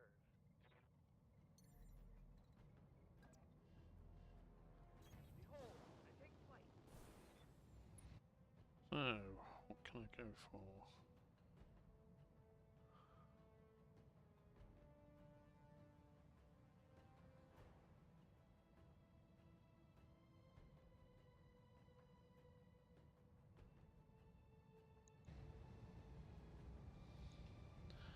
Go for him. He's precise strike, so that actually, what about going for the one at the back with precise strike? Takes it up to 91. No, I'll go for the one I was originally going to go for, because if I take his leg out, he falls down in the fire. Oh man, we got this made. Okay, so he's lost heat sinks. He's in the fire, so he's going to be burning. He's going to take extra heat next turn as well, and he's broken his whips. He's not having a good day, is he?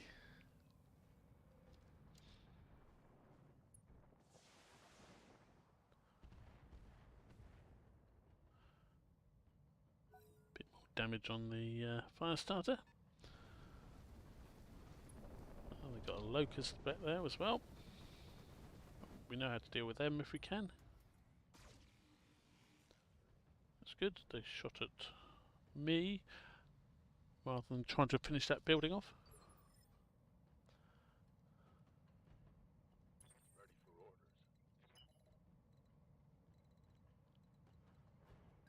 He's just going to have to continue trying to get down round the corner. Might have to go all the way to there though, because that ridge. But there you go. That's life. What's this? It's a wasp. He's going for the turret.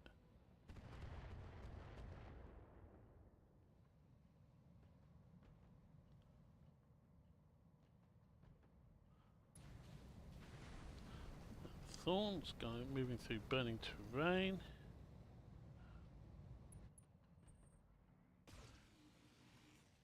And shooting at my wolverine. Bit of heat from the fire. Full damage on that hit.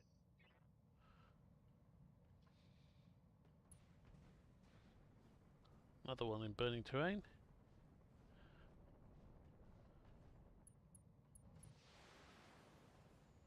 Cool, going for the goblin over the far side. That's fine. Keep doing that.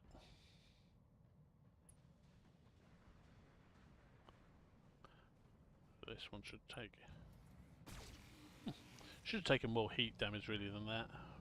More or had more heat from that, because he moved through multiple squares on fire, but... or multiple hexes.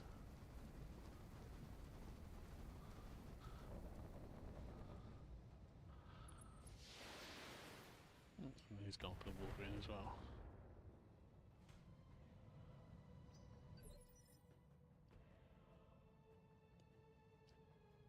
I hear ya.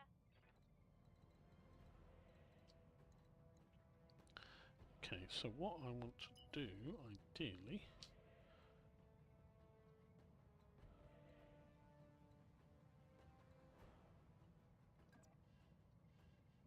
get to about there. Affirmative.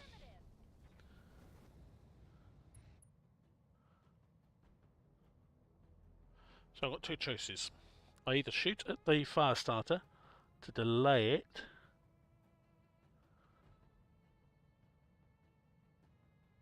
then I should get to go before it again on the next phase.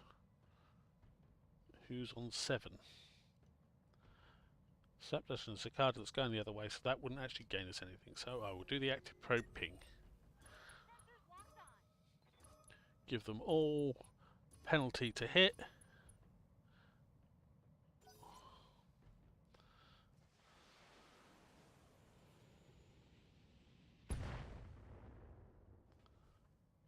Damage is minor, Commander.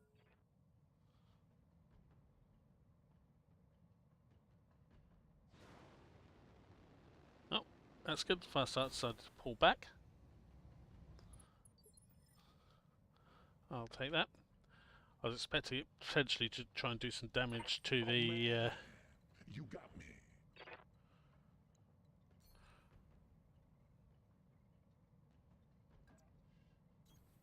Moving out, Commander.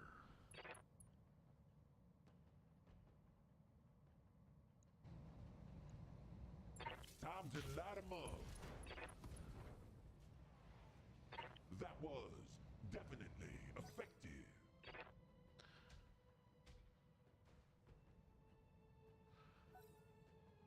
certainly pounding on that one that's knocked over and in the fire. They've got a sensor lock on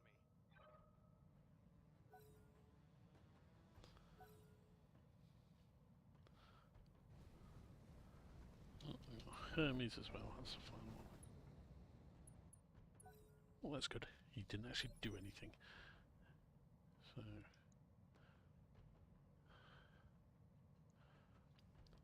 So if I can, the Griffin can reach it, I want to kick that Hermes this turn. It's got a bunch of medium lasers. Orders. But in the meantime, Cicada.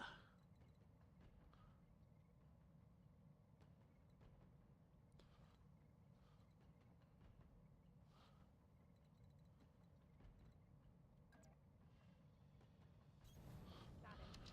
We'll zoom up.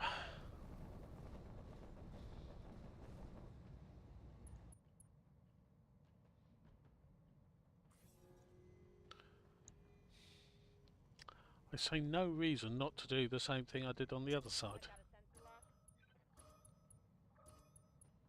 Okay, two of them have got the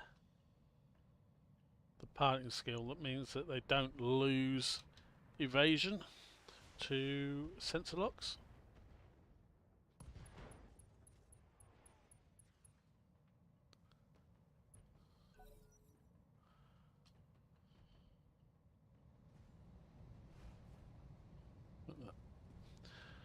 Damaged Thorn has stood up and it shot at me.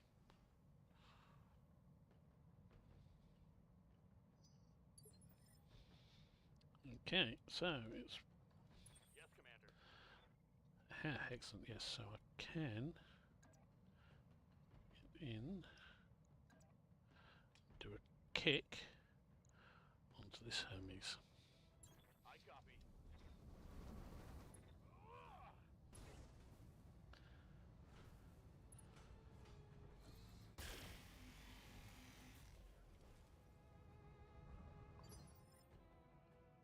And go on this side. I'll go for the undamaged Thorn. Aye, aye. Engaging. Oh, I missed.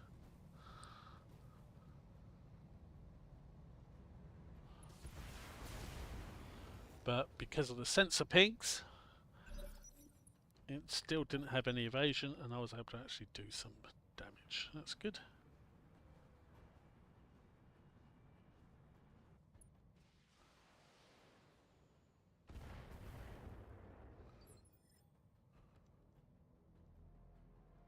Standing by.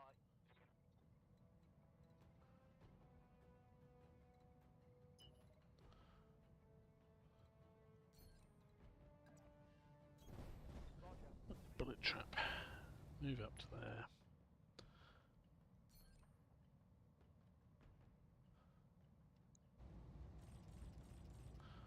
Go for the Hermes because it's got no evasion. See if they can take the leg out. Oh man, we got this made. In case you're wondering why the battle armor SMGs weren't used there, well, they have a really short range. But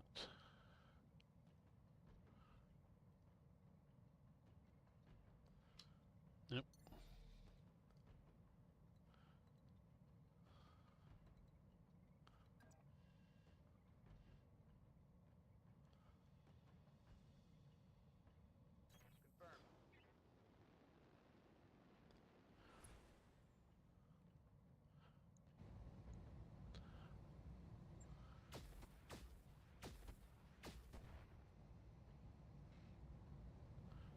Keep pounding on that fire starter.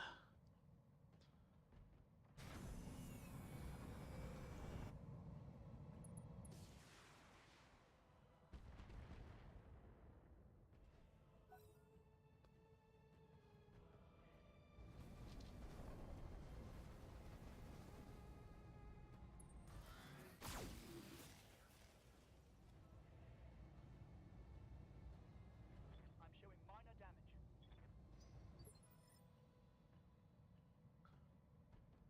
Yeah.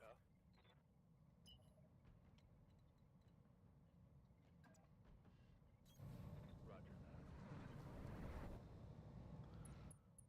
Finally. Okay, so 96% chance with the ultra autocannon on the Hermes. Oh man, we got this made. Who's lost a CCM. Nice. Taking a critical hit. That ECM would have also been protecting the Locust next to him.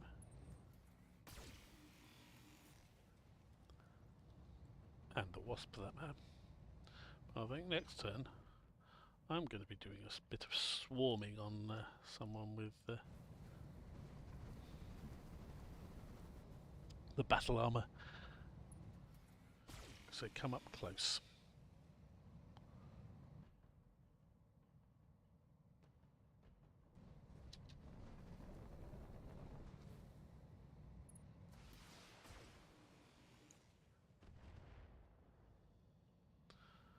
So we're shooting at the turret, that's good.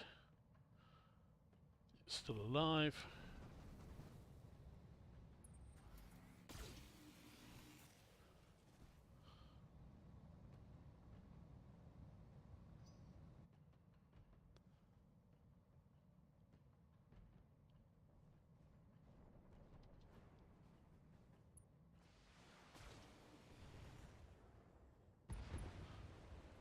Now,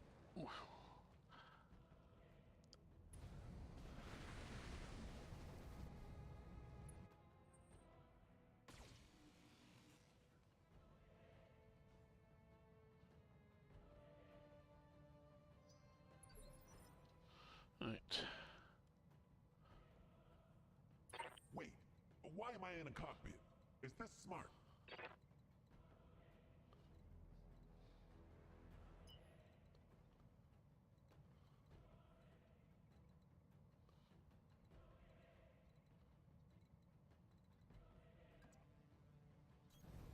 I got the speed you need. Let's see if we can finish one of these off.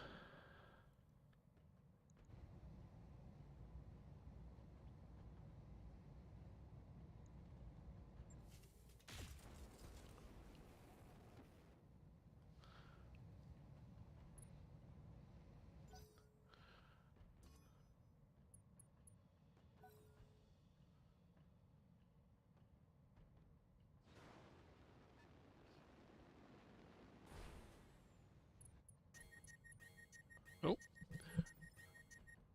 Firestarter's having heat problems. It sounds like he is just...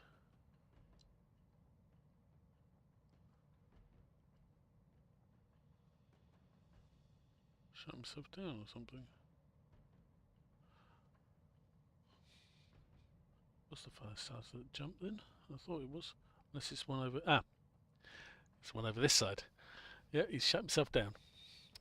Diddums, I think is the correct response to that. So that's still fully intact. That one is fully intact. That one is almost dead. That one has got a lot of damage to the back. So let's see if we can finish that one off. It's a case of finding which one's the best one to go for.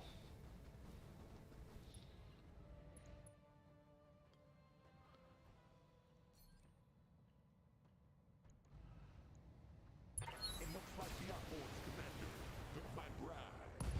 Oh, baby. Cool, that's another one down. Should have run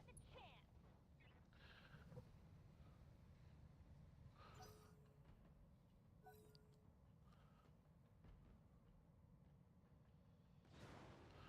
had the chance. Other fire starters, jumping over there.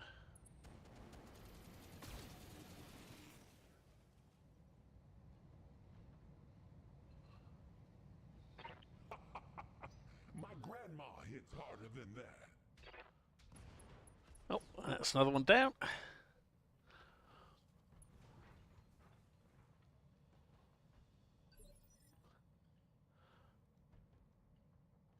Ready for orders.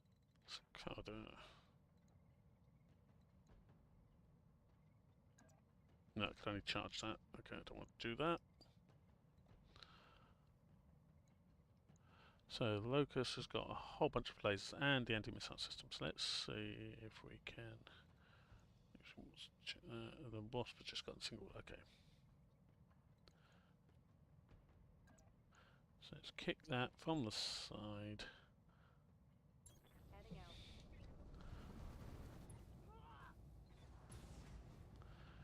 So that's the armor taken off a leg.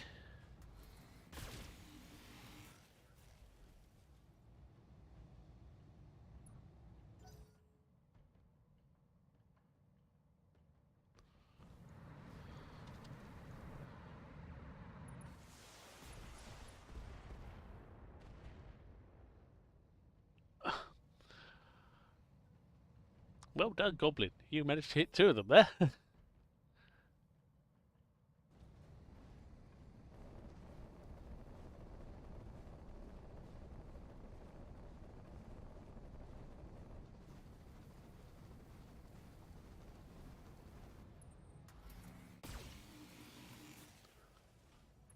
Oh, Commander. I'm losing weapon systems. Oh, and another one shut down. Right. Commander.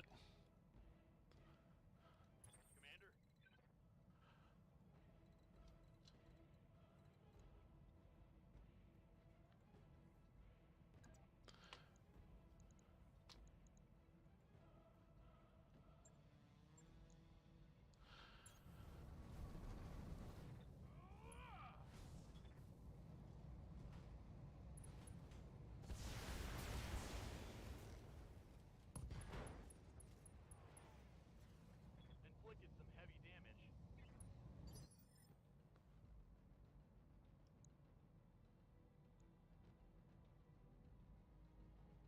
Waiting for orders.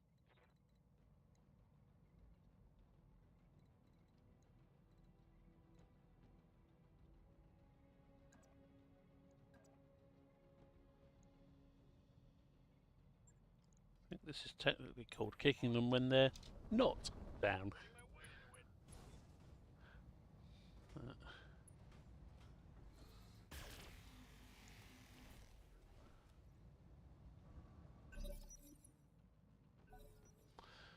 Okay.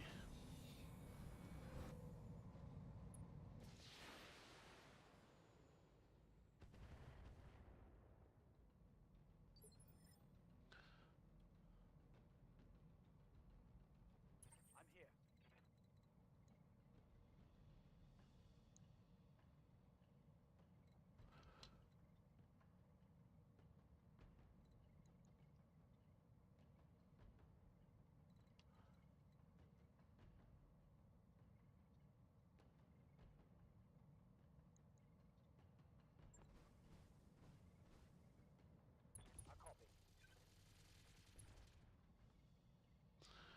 So we've just swarmed that wasp. We're actually on the wasp.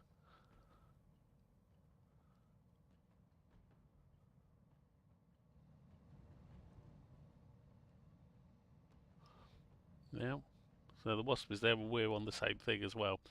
Means that I can't shoot at it with anyone else, but it also means that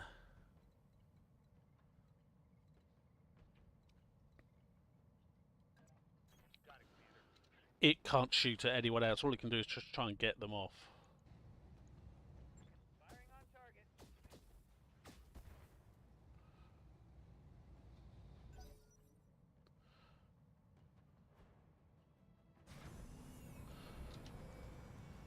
It's what battle armor are good at. Ideally what you want to do actually is have your battle armor reserved down to the end of the turn, so then they can swarm and then do, you know, swarm something else or whatever at the start of the next turn. But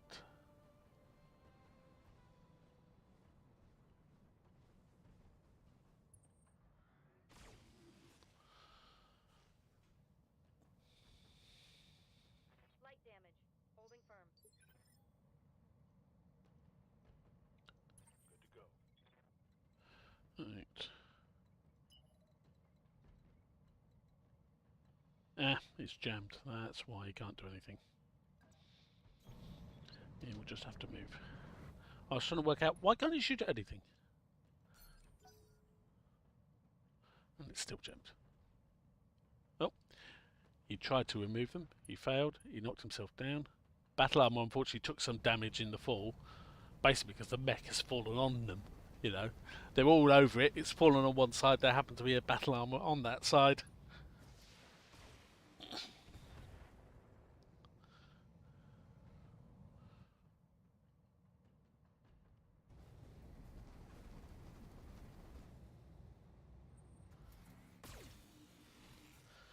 But got 4 rounds to go. Shouldn't be a major problem. Waiting for orders. So,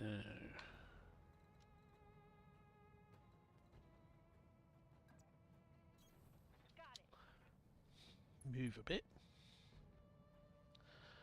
Make that fire starter a bit easier to hit. Got a lock.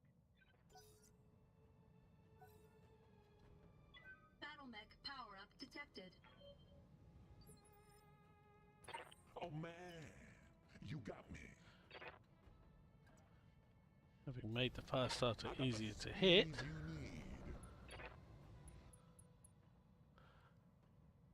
it'd be rude not to try and hit it. Oh man, we got this made. Unfortunately, we only hit it with the flamer, but every bit counts.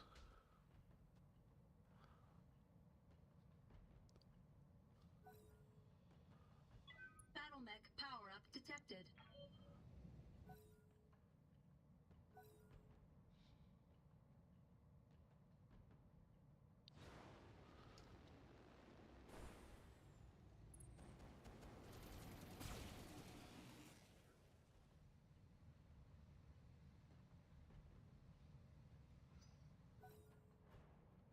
That's good. You missed me.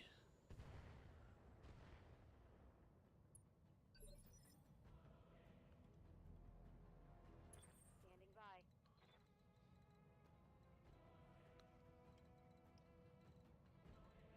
Okay, I can't actually kick that, so let's instead kick the Hermes. Position confirmed. Locked on for physical attack. That's worked. He's lost a leg. Scored a critical hit. And a right torso. And an engine. Target eliminated. So what do we have left? We've got the wasp there that's on the ground. We've got the fire starter that's just started up. We've got the locust. We've got the fire starter over the other side. We've got one or two thorns. I think over that side. So Standing by. Max in the Griffin. Well, it'd be rude not to kick the fire starter again, really, wouldn't it?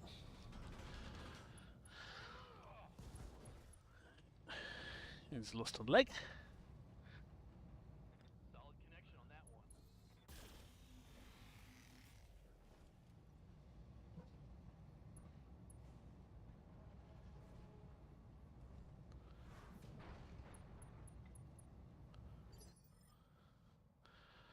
That's the thing, is Ready for orders. going for melee is such an effective tactic because you start off, if you take the legs out, they fall over, which means that their initiative goes down by 1.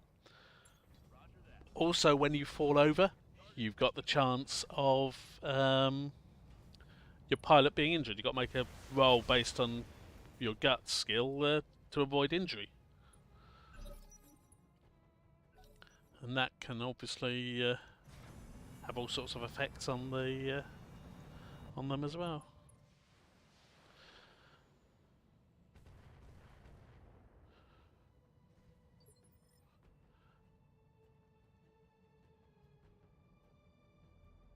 They will be done.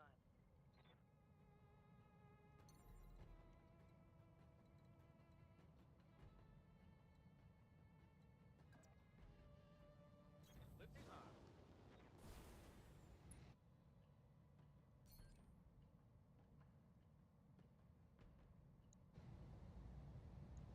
It looks like the outforce commander took my bribe. Oh, baby. Solid connection on that one. Ready for orders.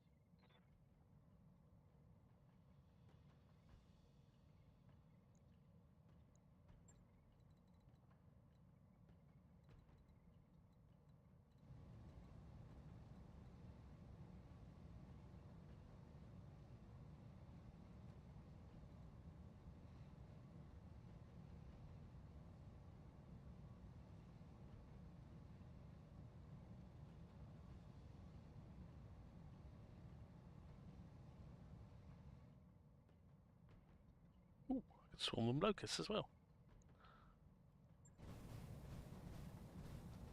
Always worth a try.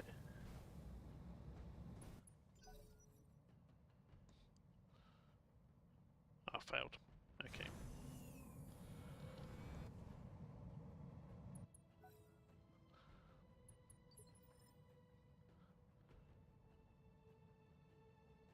Standing by.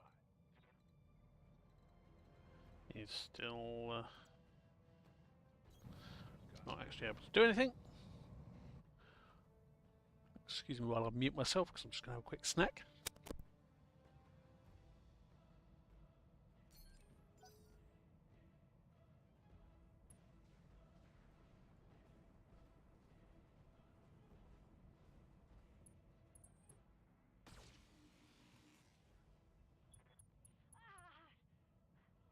I'm gonna need a medic.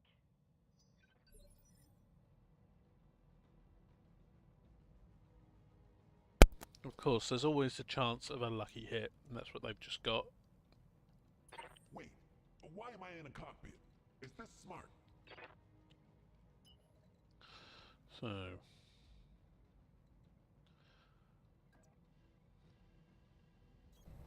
I got the speed you need.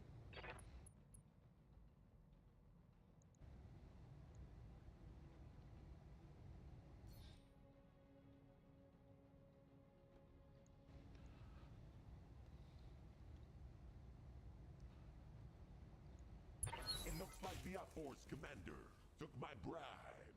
Oh, baby. not done well with those 50% chances, have I?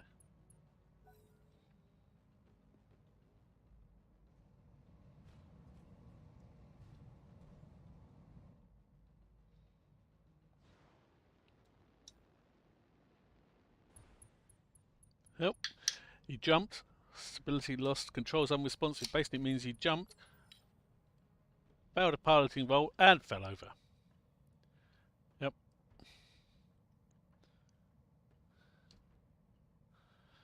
Okay, so Waiting for orders. pilot is bleeding out. 2 turns remaining. So what we need to do here is this turn.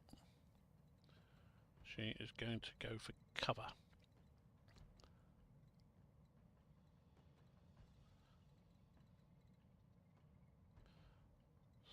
Sprint to somewhere where she can.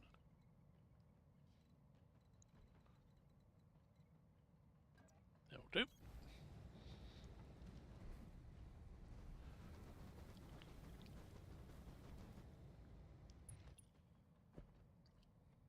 No one's got line of sight on her there. So next turn, she should be reasonably safe to basically bandage up her wounds, which will give her a few more turns before she bleeds out, basically. But no reason why she can't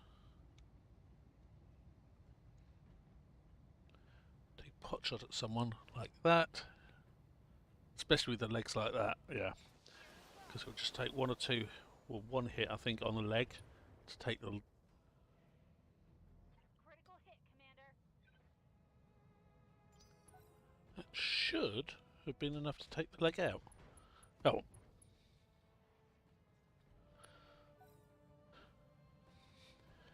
Might have been a rounding thing, so it had like 4 point something hit points left, and it was 3.9 being done in damage. Oh, he's punched out. So we've got 1 thorn and 1 fire starter left on this side. On the other side we've got the fire starter. We've actually still got 4 mechs on the other side, thinking about it. They're all rather battered, but we still got 4 mechs.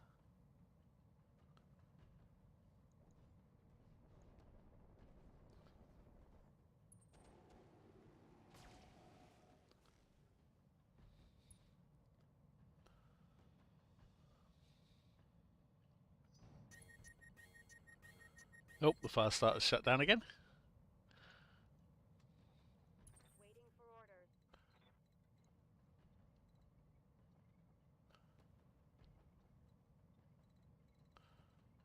Oh, I've got 3 mechs on this side. Okay, so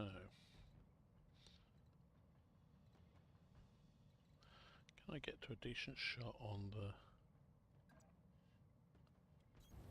my way. locust? Graphics have gotten a bit confused there, but the locust is there. I want to fire at the locust.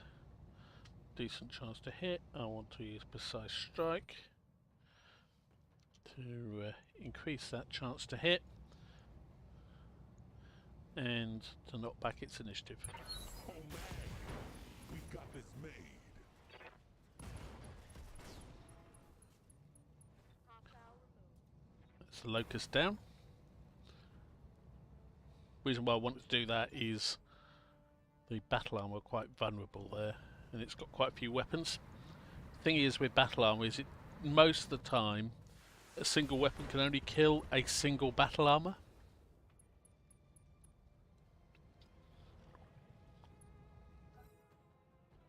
So something with lots of weapons is actually more dangerous to battle armor than a single weapon like an ERPPC or a gas rifle.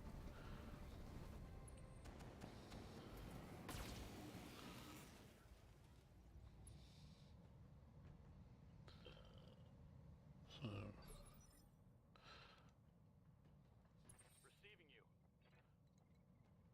Receiving you. Griffin is the fire starter was technically out of it for the moment because it's powered down. So let's go and see if we can finish off the wasp.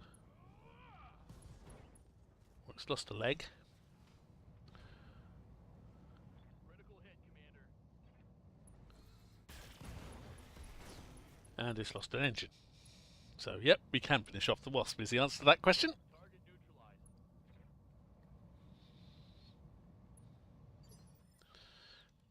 What's up, boss? And we have the Wolverine. Heading out. 2 mechs here. The biggest threat by far is that fire starter. So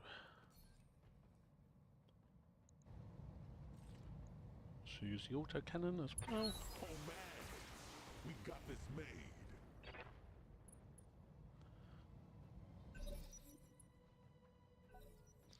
So we've got what we've got left. We've got a fire starter and a thorn on that side. The other side, we've got a fire starter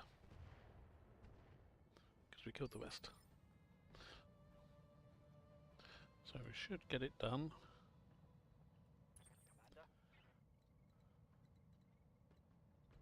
Commander.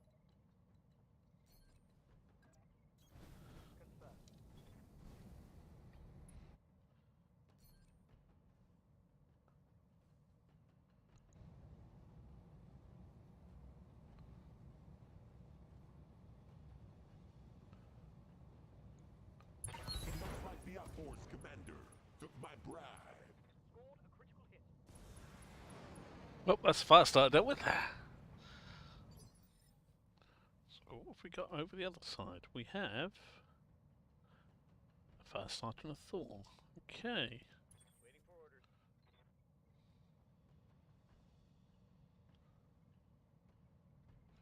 I'm tempted.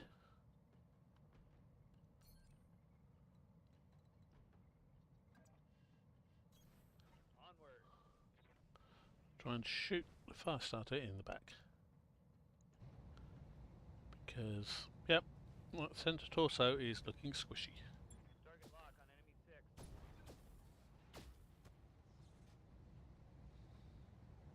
Reporting critical hit.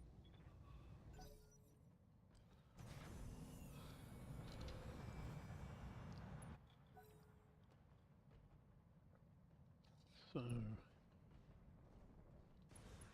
nope, the thorn's out the thing because, well, he was just getting too much heat. Couldn't stand the heat, had to get out of the kitchen, or the mech in this case. And we have our battle armour that has nothing to do over here. There's no point in running over. Oh man, Oh, sorry, not battle armour, it's a we tank, got isn't this it? But made. same difference.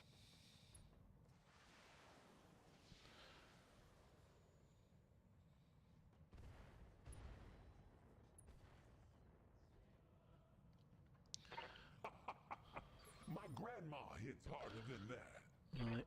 Ally, as well, allies helping. So, Oh man, you got me.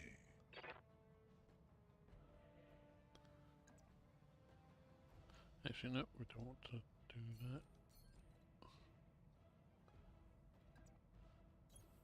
Moving out, commander. I almost forgot there. MA clan mech. Melee is bad. It looks like the outboard's commander took my bribe. Oh baby, And, that was definitely effective. yep, I would say so. So, Good to go. bleeding out, one activation available. If I go to abilities here, I've got first aid. Cost me a bit of resolve to use, but I have the resolve. But it's literally all she could do. Couldn't move, couldn't do anything else.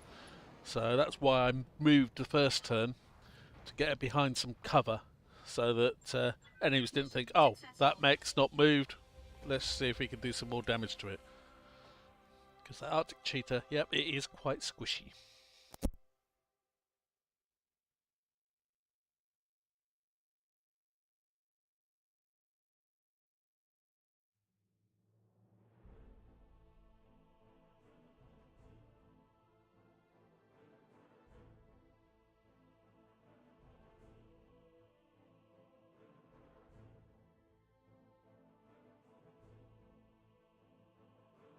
Sorry about that, just eating another biscuit. So, yeah, it's quite well there. So we destroyed the Vanguard, gave us a 10% bonus. All the buildings survived, 20%. The engineers turned on the base defences, 10%. And we got rid of the third lance as well, which gave us another 10%. So, 500,000 sea bills. So Revolt is going to be injured for 18 days, but has a couple of thousand experience out of it. That's the advantage of the old Beagle. And bullet trap's going to be hurt for 18 days as well. That's the downside of battle armor. Basically, they're very squishy. When you lose one unit, basically it counts as a wound. Like the 4 wounds a pilot has, that is your 4 units of your battle armor. But Slapdash got decent experience. 4 mech kill with some Slapdash there as well. Best performance of the lot. And lots of salvage.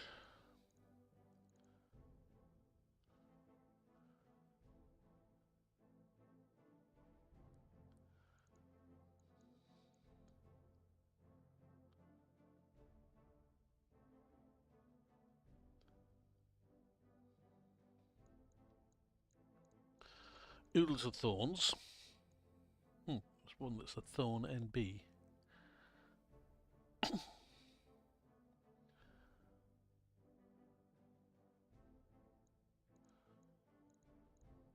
Lots of stuff. Medium lasers, beagle probes. Nothing leaping out at me saying, ooh, must have, so... I think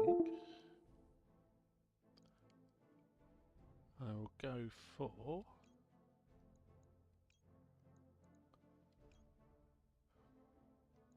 I do like the mongoose, but actually no, I won't. There is no point. Instead, I take 2 bits of Thorn MB.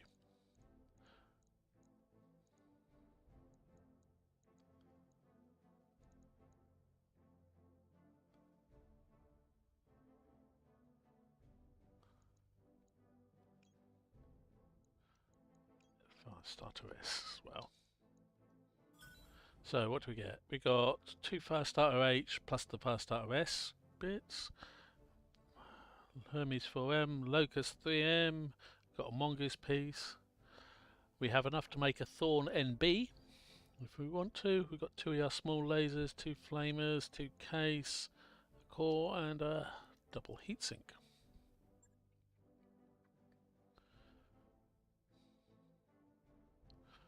Because we're low on mech warriors, we're going to be at least 18 days before we do our next mission.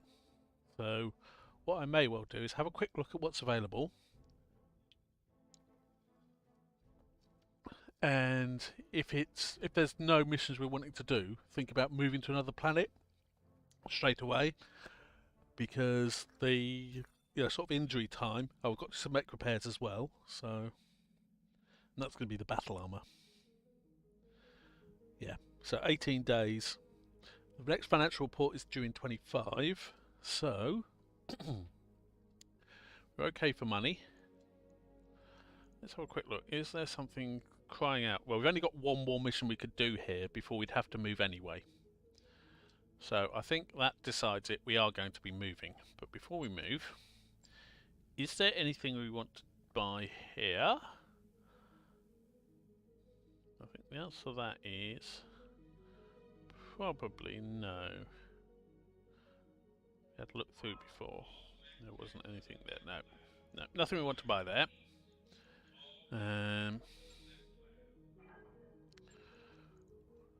You can spend experience even when you're injured.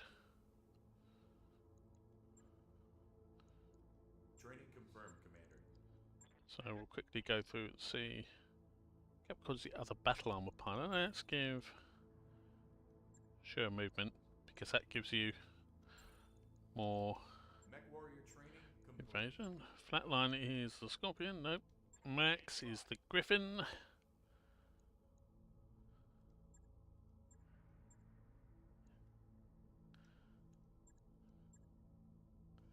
Yeah. Training complete. That's more use because the LOM's got minimum range, so I hear ya. Revolt is that. Let's give Revolt sure movement again because she is always moving, and Training confirmed, Commander. that's going to make her give her more defense. Slapdash is in the Cicada, so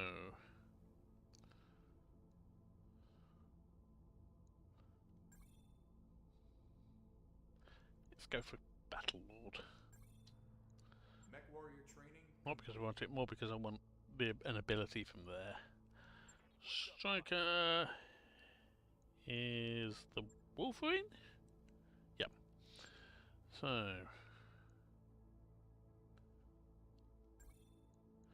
again, more defense, it's a slow mech, so and this short movement, because you only need to move a single hex, it's very useful if you're doing melee, because it means you can move that single hex, you get 1 point of evasion from just moving that, and that gives you You got me. a bit more survivability, which is always good. And 6 in piloting is good because you get defense for both melee and being shot. Okay, so where are we going? That is the question. Let's look at the map. Zoom in a bit. Right. So we've got flashpoints down there.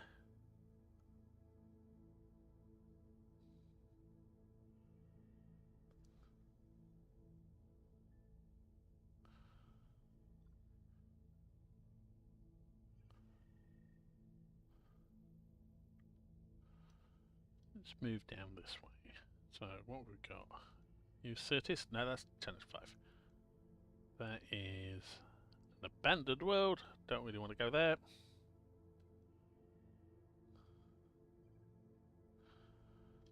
Challenge rank 3, it's a bit much. Challenge rank half, bit. That's not. What about the? Can I get the middle one of those 3? No, I can't easily. What's that? That's 4.5. 2. No, gravity small. 28 days travel time.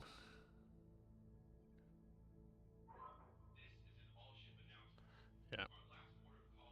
Madery, I think, is where we're going. Because there's stuff happening down here. So we want to be going in that general direction. Don't want to be going for something that's too high a star rating. The big problem is we've only got 5 mechs. We need to get some more mechs. You know, we probably want sort of 6 or 7 mechs, because while even if they're only of the same sort of level of mechs we've got at the moment, at the higher star level, sheer numbers just overwhelm you. Anyway, news has happened. Word of Blake. I mean, a lot of these Merc news broadcasts are effectively pre-programmed with the events that happened in the actual game, or the actual sort of lore for Battletech. And then other ones are like this, which are just fluff. Those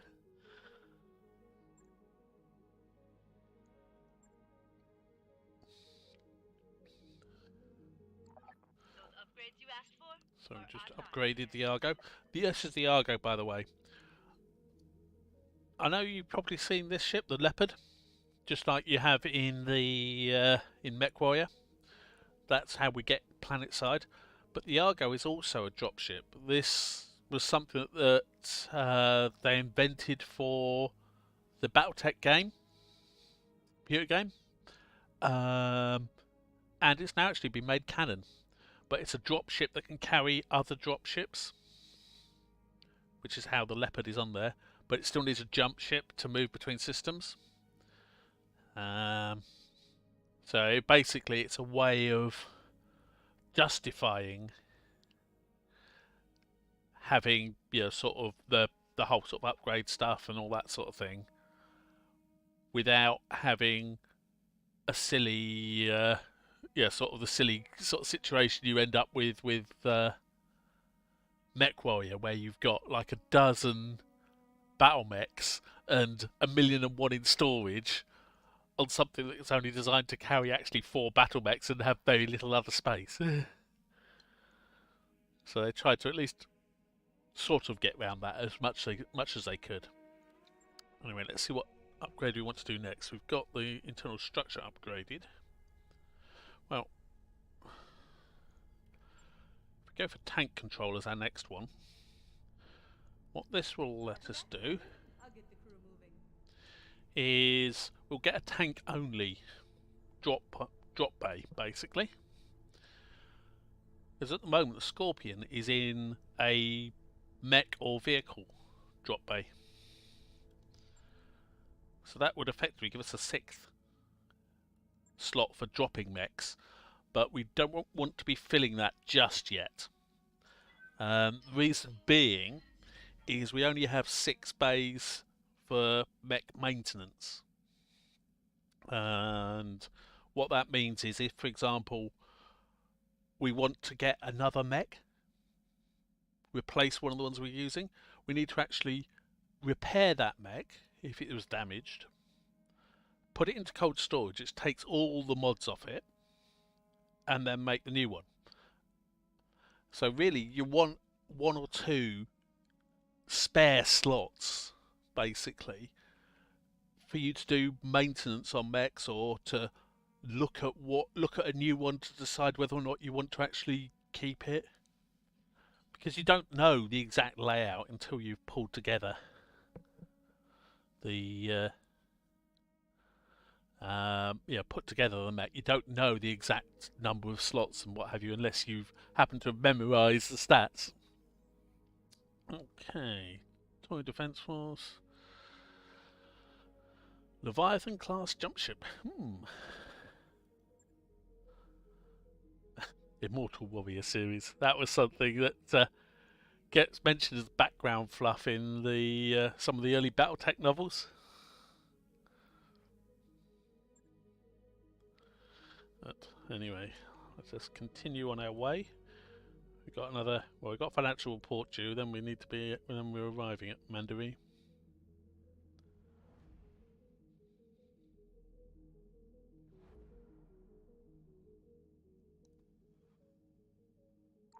Network orders complete, boss. Top-notch And work this and bit actually is quite realistic to the lore, because the idea is that jump ships, they can only they can jump up to 30 light years, but they only carry enough charge normally, unless they've got special modifications that, well, at the start of Battletech weren't available to anyone. They can only carry enough charge to make a single jump, and then takes them a week or so. It's dependent on things like the type of star and how close they are to it and all that sort of thing, to recharge to be able to make their next jump. So that's what you're seeing here, is basically you make your jump, it's then sat there in the system charging up, and maybe some dropships will go off and other dropships will link up, and then it makes another jump. So that's what we're seeing here. Oop. Then when it's charged, it does the jump.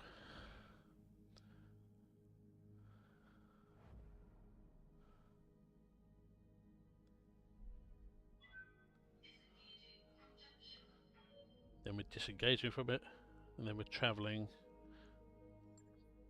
I'm just going to pause that because I need to go into here, because we've done the vehicle upgrade. Now the next one we'd want is Mech Bay 2, but that's 900,000. Yeah, that's going to be a bit much, because it's 900,000, but we've only got 1.5 million, and we're going to be, it's going to be time to pay our next monthly payment. Don't need another battle armor thing. Training module, 90,000, cost 10 days. Mech Warriors gain 20 experience a day. That's one worth thinking about. That's 450,000, that's too much. 270,000, I think the most. 900,000, definitely not. 360, nope. Battle armor I'd already ruled out, and recreation 225. Now I think what we'll go for is the training modules. Sure thing. It'll take a bit, but we'll get it done. What that'll let us do as well is we can hire new mech warriors if we've got the spare money. Okay, so we've got an event.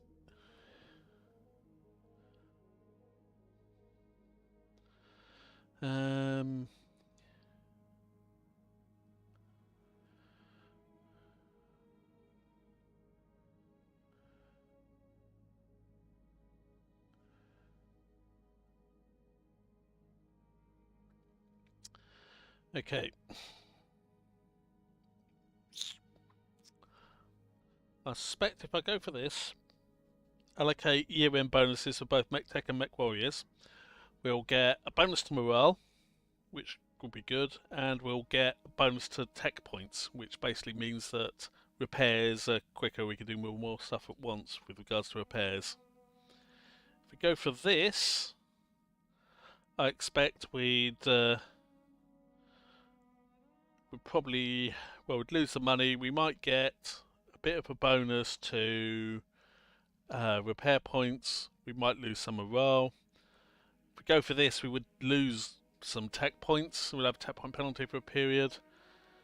And I very much bet if we leave it to Darius, he's incompetent. He's sort of XO and guy that gets us contracts, and yeah, he's pretty useless. I'm tempted to go for this. Yes, it's going to be expensive, but okay, so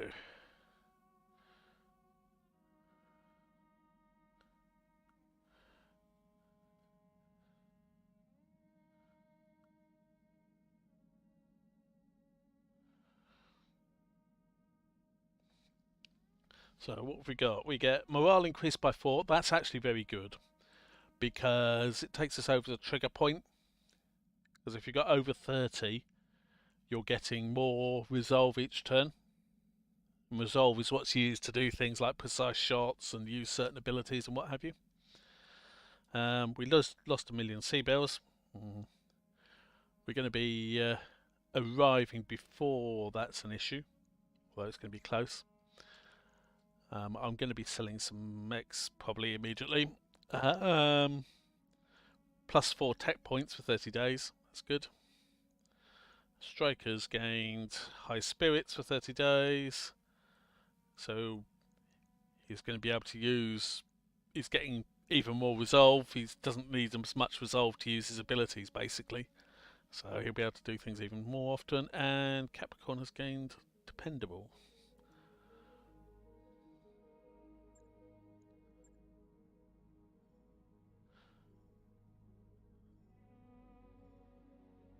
I've got the financial report. Yeah. We're down to 28,000. Bankruptcy projected next month. Yep. We're probably going to get a warning from Darius now. We're almost completely out of cash. Yep. There you go. Hey boss, we've just completed those upgrades. That's actually quite good, the timing there. Because if the training module finished before the financial report, that would have upped how much we'd have to pay on the financial report. Because that's based on upgrades on you've got on the Argo, plus wages for your mech warriors, and yeah, how many actually mechs you've got in mech bays. It doesn't count stuff in storage. So let's have a quick look. Are there jobs here we could do? So carrier. So that's recovery, lost air, recovery polar, corporate secrets, recovery polar, defend base in tundra, terrorist convoy. That should be a good one for money, actually. Security assets, escort, Novacap forces. That'll be one we do later because we want the Torian Concordat escort. Okay. So we got some stuff we'll do. But first of all, let's go to the mech bay. What have we got in storage? So we've got the swordsman, we've got Cicada 2A,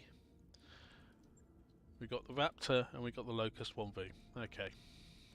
We've got 4 mechs we can sell. So, selling. Swordsman.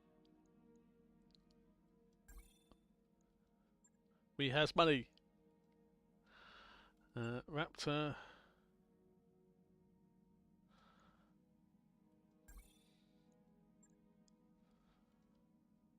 Locust. And Cicada. We has money again. 1 million sea bells. Okay, let's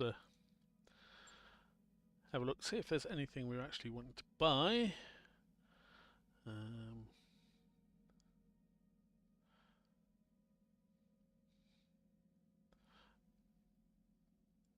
Always worth looking.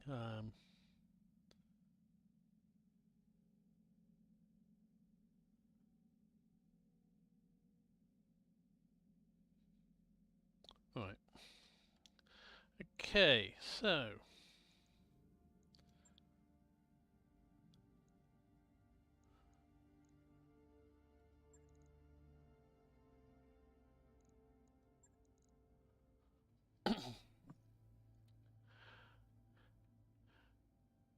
download the virus, then extract the key infected game. Okay, so I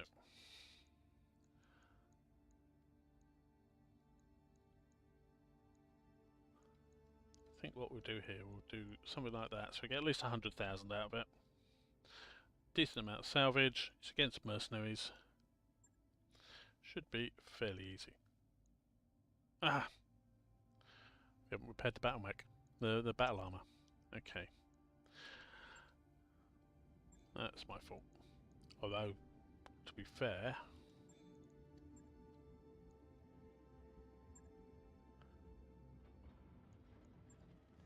that might have saved us some.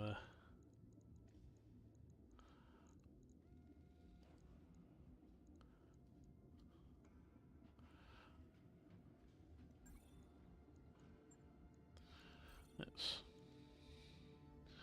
go back to the store to see if they've got any battle armor weapons.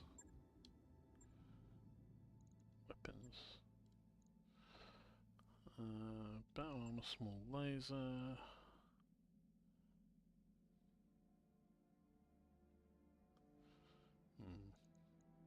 What do we have in the way of battle armor weapons to put on this though? It should be a medium recoilless rifle by what it had before. So we've got small laser, which is 0.2 tons, that is 0.3 ton weapon.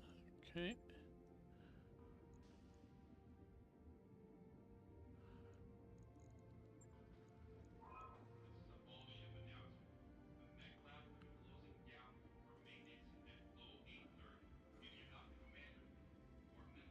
There's 4.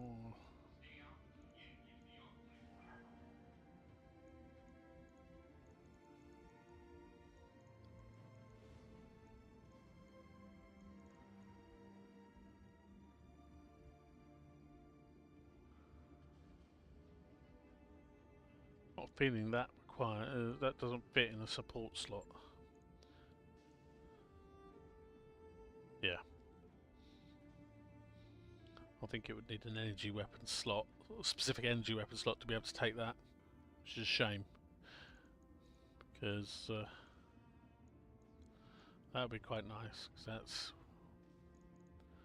Right.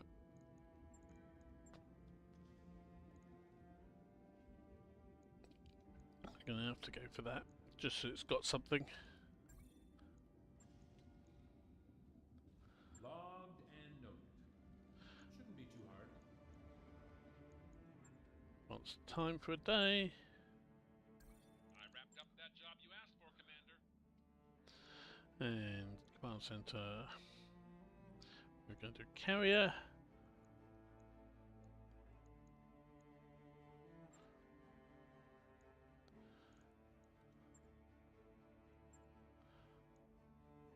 Deploy.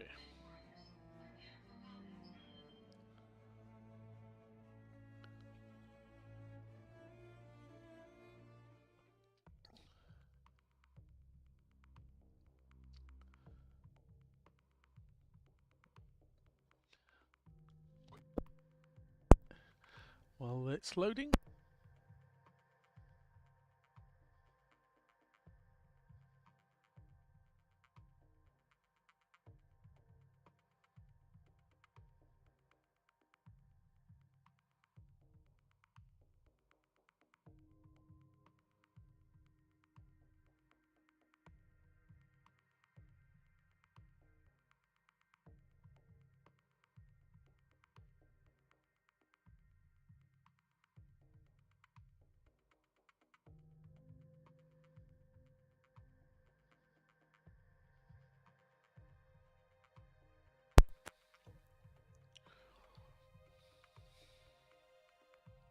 Yes, that equipment is key. A well-equipped light can kill a poorly equipped assault. Yes, that's especially true in some of the duels in this, because some of the duels are in like an arena, and you're fighting down the bottom of the arena. So yeah, sort of imagine a bit like sort of Colosseum type thing, with sort of banked seats.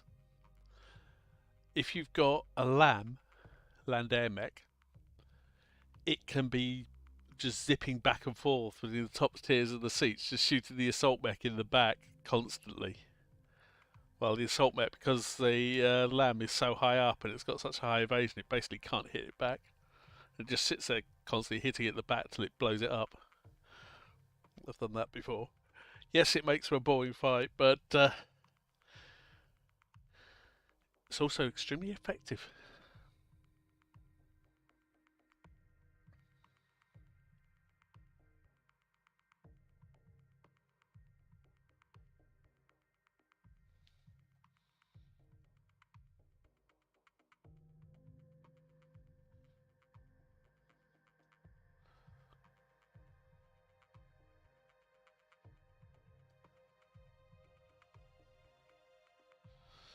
But at least this is a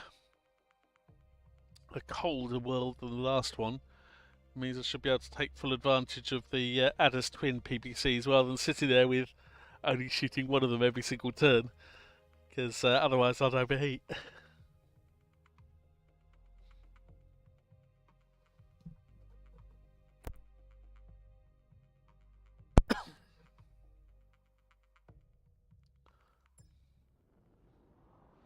The striker there's got the indicator for... Initiated.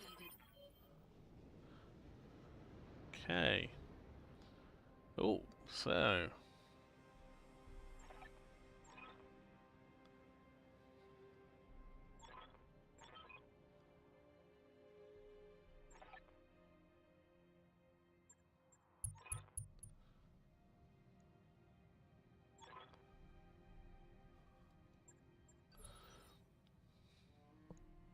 Oh, what have we got here? We've got a hunchback, basically medium lasers and SOM, that's quite nasty. A scorpion, four-legged mech, PPC and SOM6. Owens, which is an Omni mech with a beagle probe, and a wraith. 3 pulse lasers and jump jets, and that's quite a manoeuvrable mech. That's 7 jump jets. And there's our stuff here. Anything else in sight? No. So let them make the first move.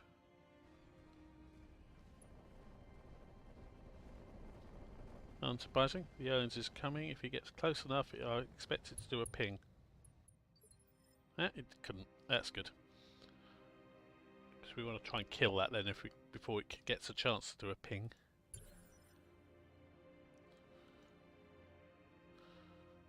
Should be in a fairly good situation, good position to do that as well, because we've got the high ground here, so that's going to give us a bonus to hit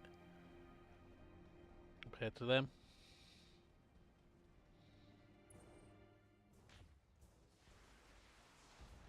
But there are times when I wish I had some artillery, because dropping some artillery right on that Owens would get 3 of them now.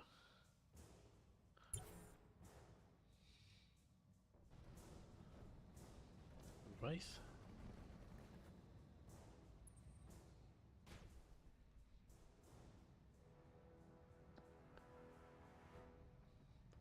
pulse lasers basically let you ignore so many pips of evasion, but even so, there's only so much you can ignore, and when you also got the high ground advantage as well, should be okay. Okay, so they've all gone. So let's have a look. So heat sinking ability increased by 20% plus an additional 12. Units have +2 defense because of the snow. Units take 15% more stability damage because of high winds.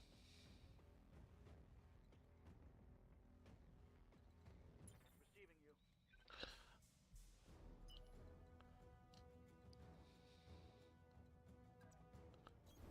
Let's move.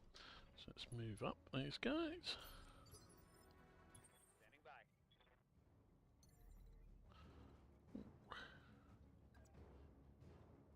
Firing jump jet. So, our initial target wants to be him, and they've got good chance on hitting him. So, Affirmative.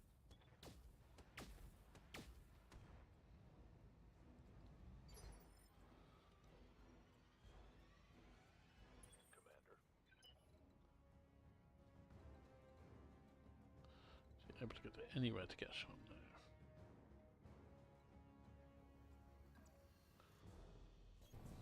On my way. Suspect we could be some time trying to get the Scorpion down from up here. Receiving you.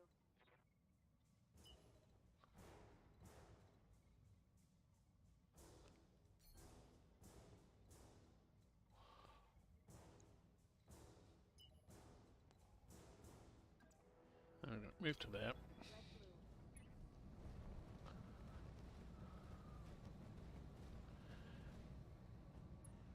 Get our ping in.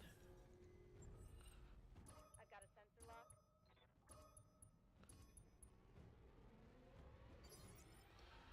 That should remove the evasion from everything except the Owens. Wait, why am I in a cockpit? Is this smart?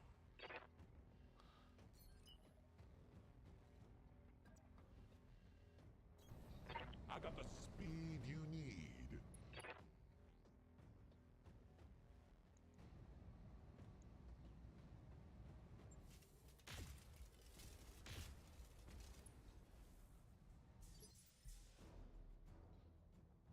Good to go.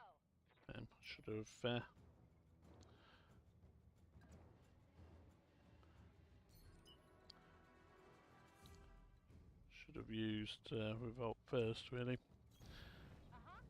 She can do a sensor lock on him to get rid of that last 2 points of evasion. I'll do that now.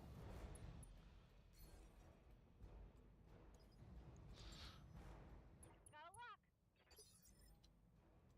Good to go.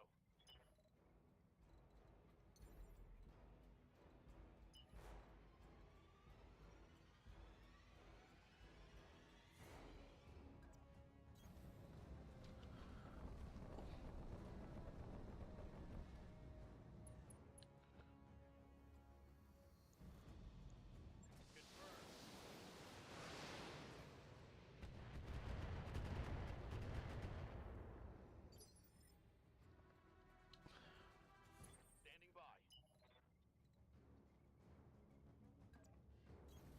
On the move. Full speed.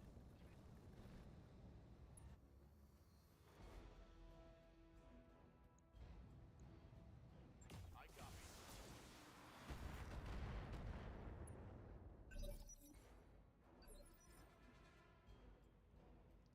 He's on 8. Okay.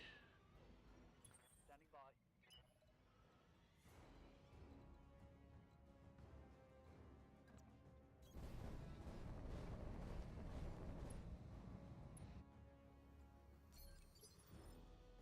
Commander.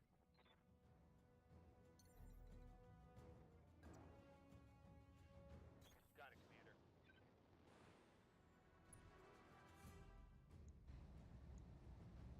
Firing on target.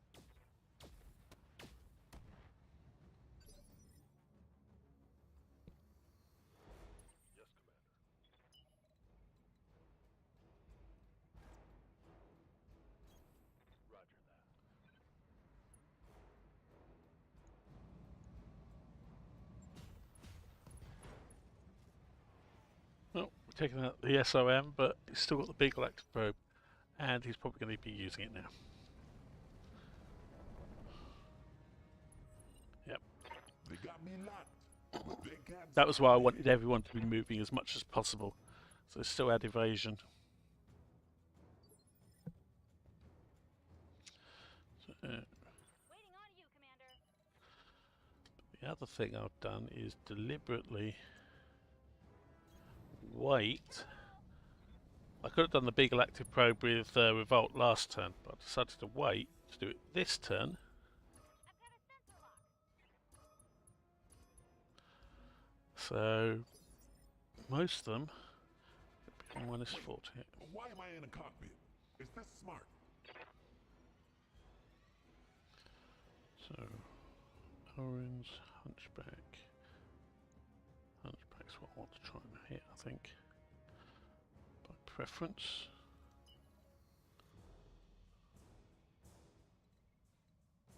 Can I get a good shot at it from somewhere that's going to give me a decent amount of evasion? I think the answer is no. So I'm going to have to make do with going for the Wraith instead. Giving them the business. Yes, Commander.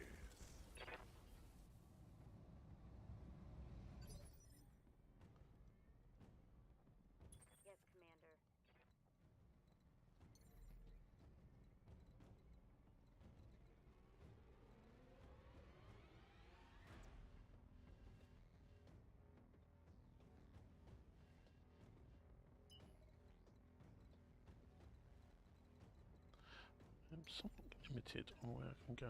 So jump up there, I think. Basically, there's no easy way down from where we've started.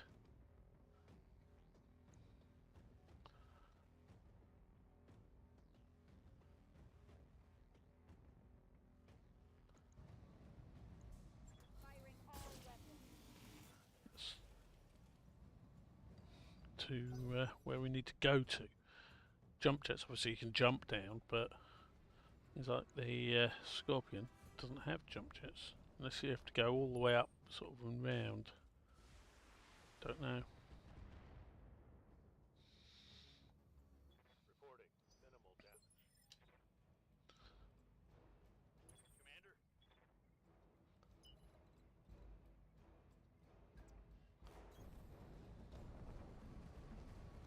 Commander? Anyway, let's see if we can.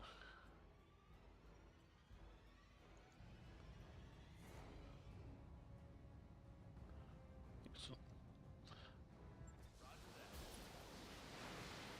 Go for the arm with the large pulse laser in. Not hit it, but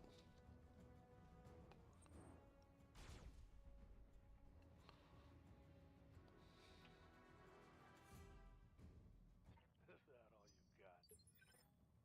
Ready for orders.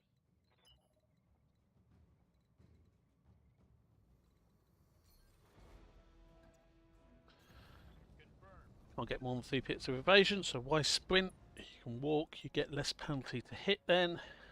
Let's see if we can. Firing full salvo.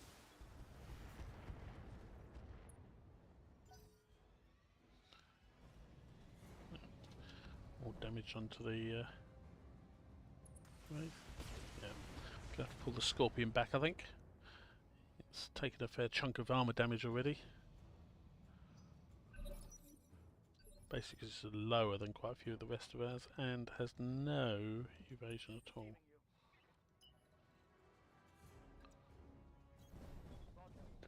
Let's go that way. See if this lets us get round. They will be done.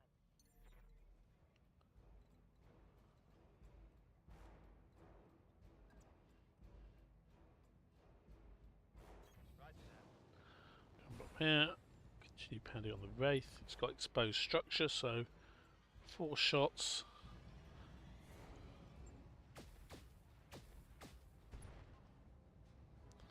Oh, 1 hit in the right place.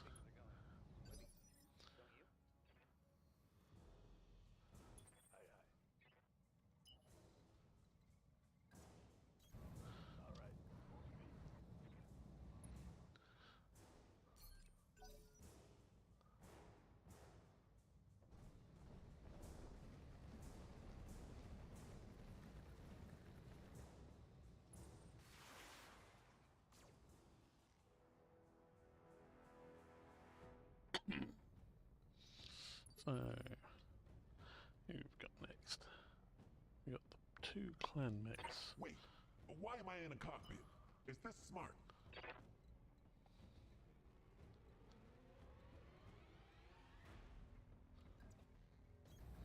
I got the speed you Take out need. the Owens, or do more damage to that at least.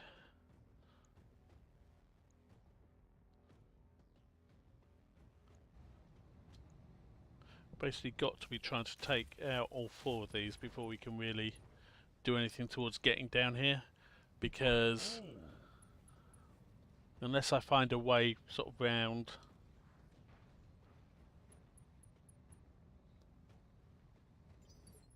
by going around sort of this way and then down. Where's the edge of the map? Yeah, the edge of the map's there.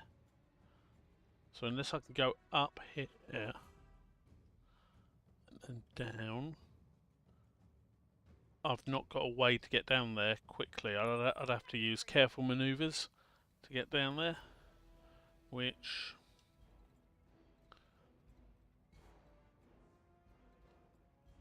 not necessarily be good.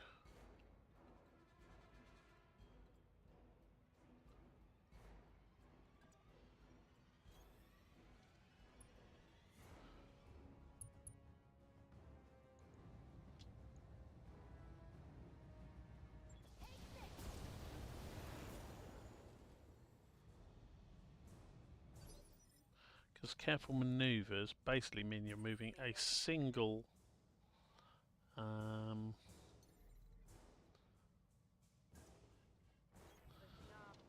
hex per turn, so you're at most going to have like 1 point of evasion, so you're going to be very vulnerable.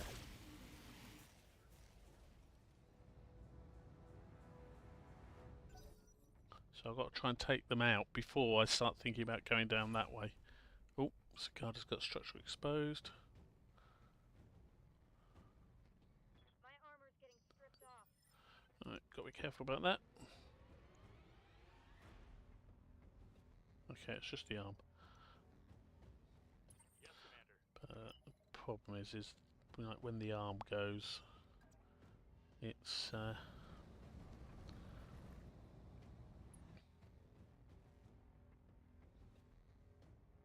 yeah, that's then sort of transfers the center to the torso, the relevant torso, left or right, and then center torso. So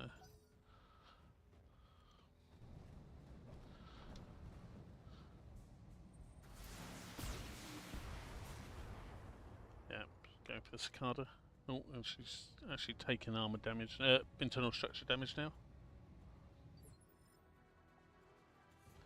Right. Receiving you.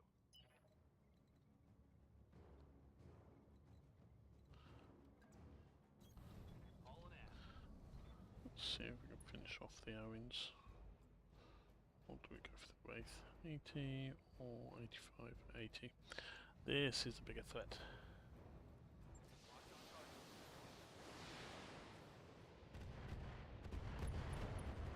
Okay, it's lost a large pulse at least. That's Inflicted some heavy a damage. reasonable chunk of its damage output dealt with.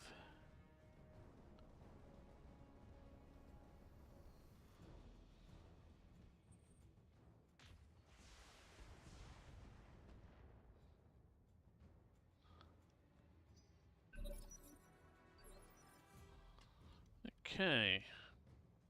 I'm receiving you.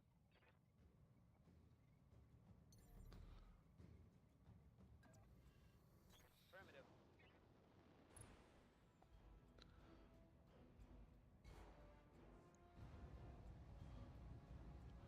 Has he got? Yes, it's got the engine in there, and it is an XL engine, so no brainer. I go for that. Roger that.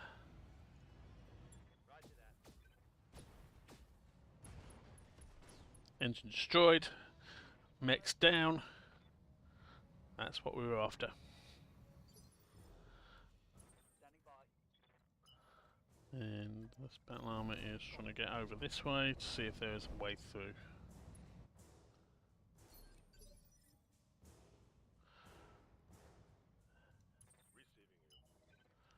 Receiving you. There's its flat line in the Scorpion.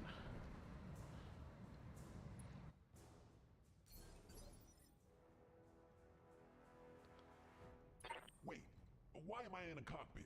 Is this smart? I got the speed you need. I think the main threat is this race. So let's see what we can do to him. Has he got? He's got an engine. Is it an XL or is it a light? It's an XL. Oh man, we got this made. Okay, so I went for the right torso, instead got 2 hits on the right leg. But that's at least taking him down. And classic. So we tried to shoot it in the right torso. We missed both times, hit it in the right leg, destroyed the right leg, it falls over and destroys its right torso. Waiting for orders. You couldn't make it up, could you?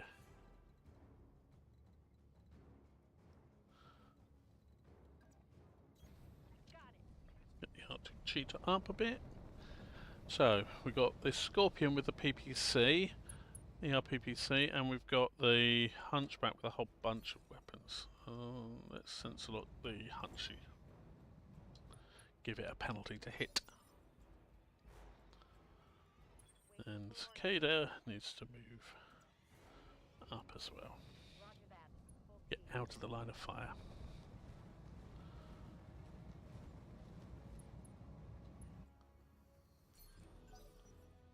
Now we may or may not, I don't know, but we may or may not get enemies spawning when we get to the actual target area.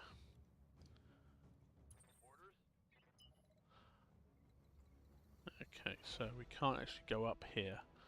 Though it looks like you could, you can't.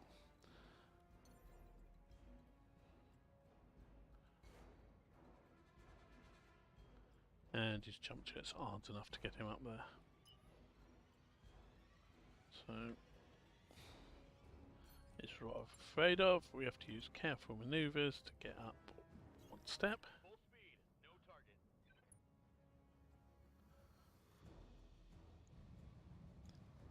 Firing on target.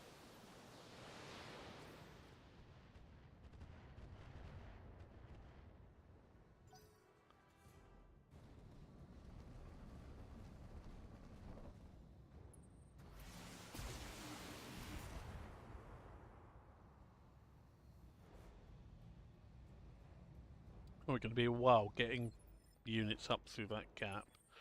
So,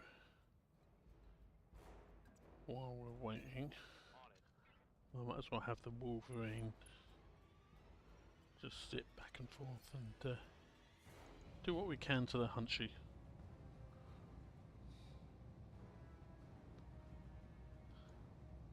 It looks like the outpost commander took my bride.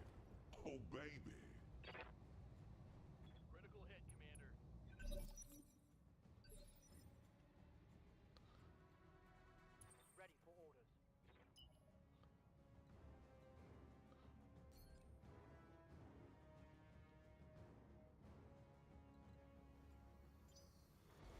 Okay, Bullet Trap's going to have to wait on moving until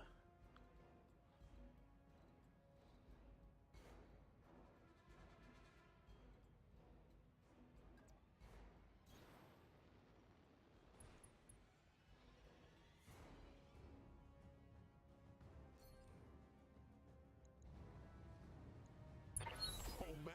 so some of the other guys move out of the way. And that's what I was meaning by it's going to take time to get them sort of basically up here so they can then go down. So he's going to have to reserve.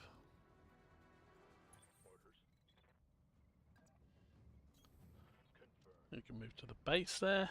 So we know he's got to go that way. He hasn't got any option of jumping or anything like that. Standing by. Now, does he have... You can now get up to there.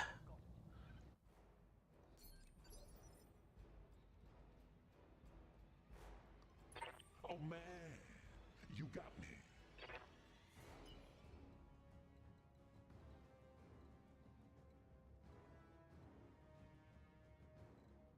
Right, all you can do is move there. Moving out, Commander.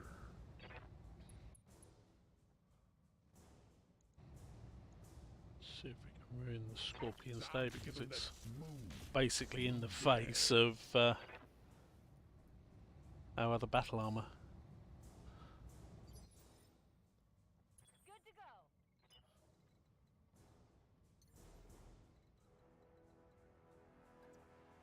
Got it. At least the Arctic Cheetah can jump to get over, and let's chuck a sensor lock on there as well. Locked on.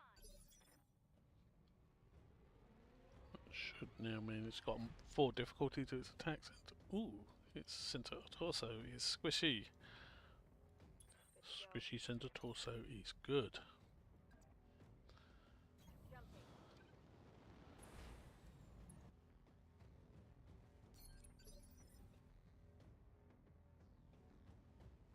What's up, boss?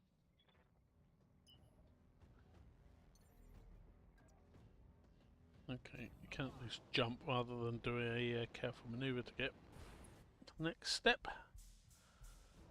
And with that, with the fact that we know the center torso is squishy, It looks like the outboards commander took my bride. Oh, baby. don't think I got a single hit on the center torso there with that barrage. No. Receiving you.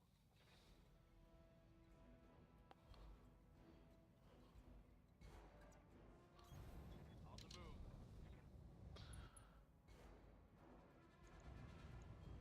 Locking in all weapons.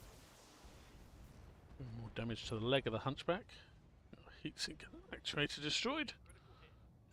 Heatsink's going to be meaningless on this planet, those.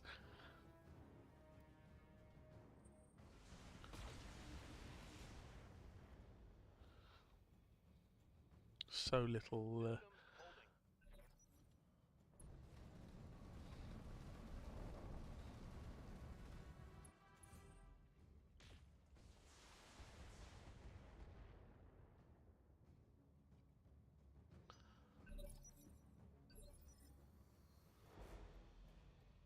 Orders? Confirmed. Slowly working our way down. Engaging target. Another 24 points of damage to that Hunchy. Receiving you. And continue to move units up. Know that that can't yet move, so he needs to reserve. Holding. Aye. Oh, man. You got me.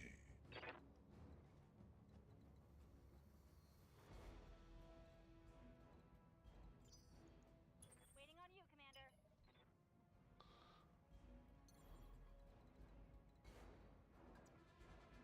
I leap. I soar.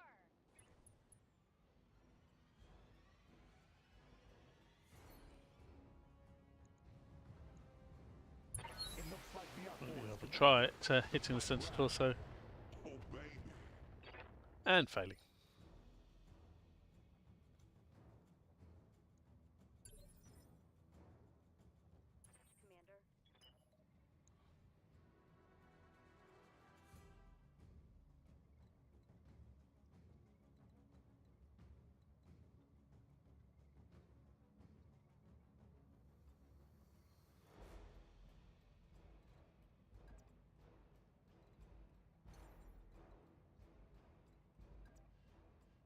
Switching off.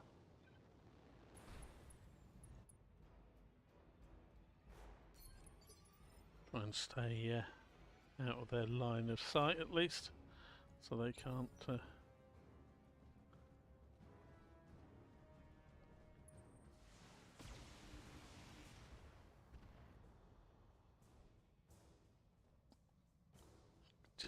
doing little bits of damage, but we're doing just so much more damage to them compared to what they're doing to us.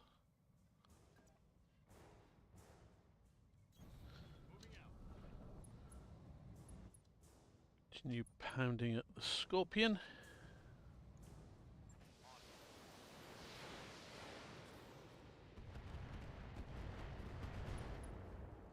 Okay, so it's lost its PPC and it's got a hit on its engine now.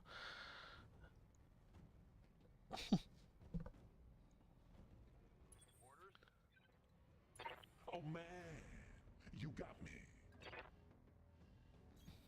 Moving out, Commander.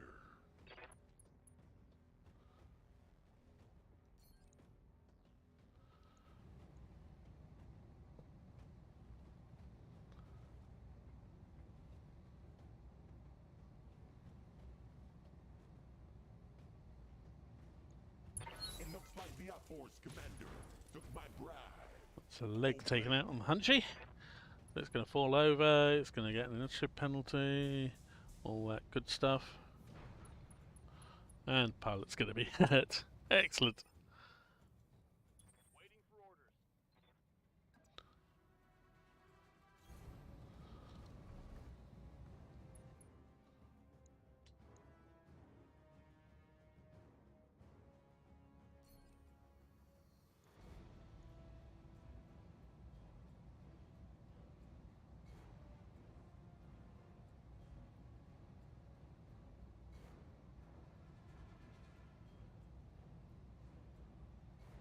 So where do I go for?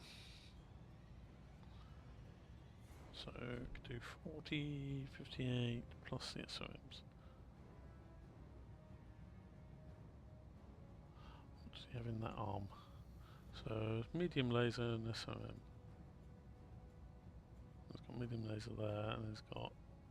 Okay. Because it's so badly damaged, let's go for that left torso. Took my bride. Oh baby. Oh, and Connection on that one. he's got a severely injured pilot now. He's basically got one hit point left. Yes, Commander. And careful manoeuvre from the tank gets it halfway up the slope.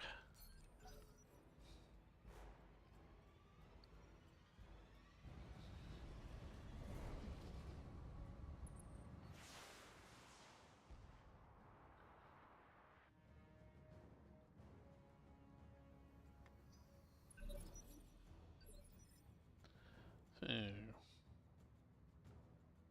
ready.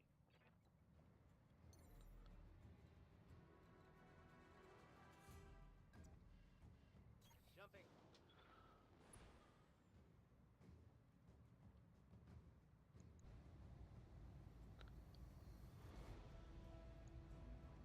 Locked on target.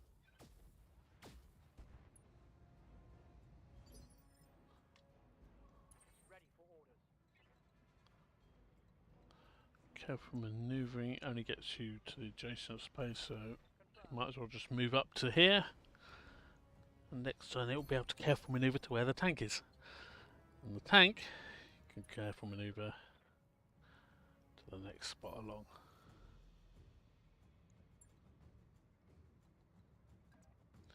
It is somewhat tedious, but that's the problem with the maps here, basically, because they're not... Effectively all the terrain has been predefined. So they've taken the maps and they've just said, this is this, this is this, this is the other, etc. There are some of Blighted's favourite windmills.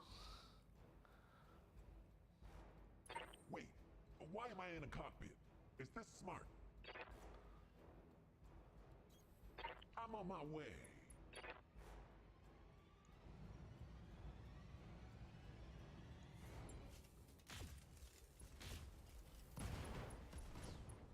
Center torso taken out. So there's just a Scorpion left. Smooth jazz. The Scorpion, if I remember correctly, has got battered center torso. Yeah. Waiting for orders.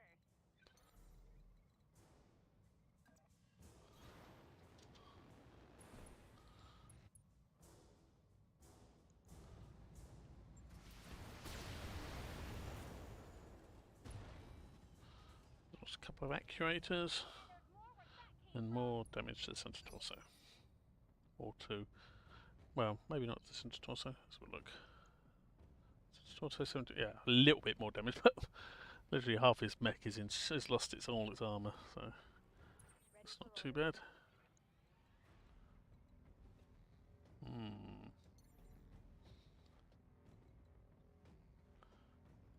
Looks like it may be more jumping needed to get down.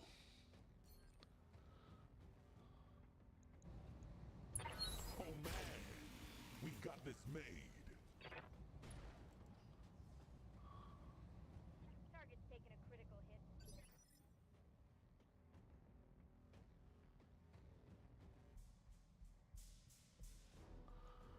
I think so. Griffin, it needs to.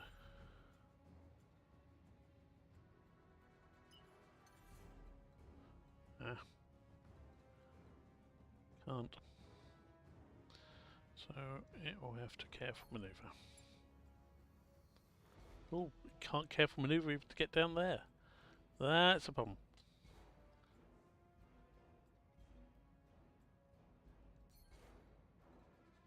Oh, actually no. Can careful maneuver to get down. Aye, aye.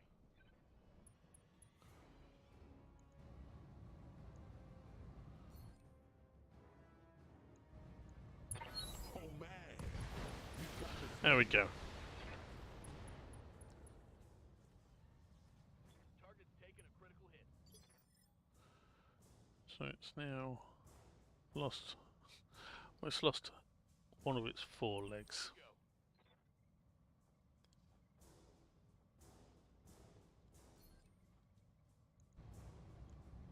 Confirmed.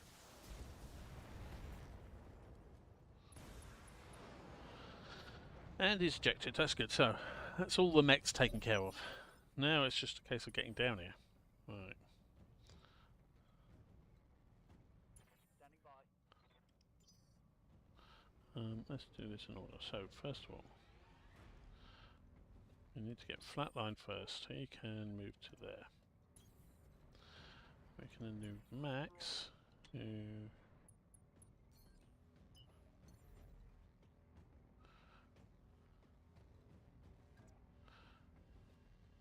jump to there.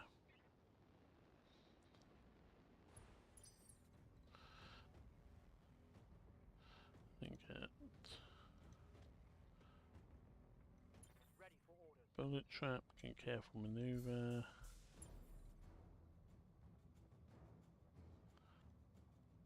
Receiving Can you. careful maneuver up to there. Roger.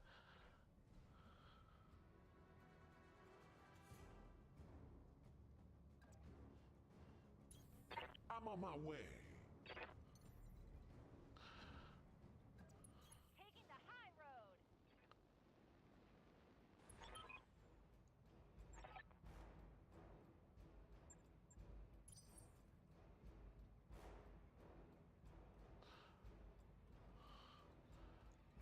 Wolverine can move to the Move order received. cicada, can jump down to there.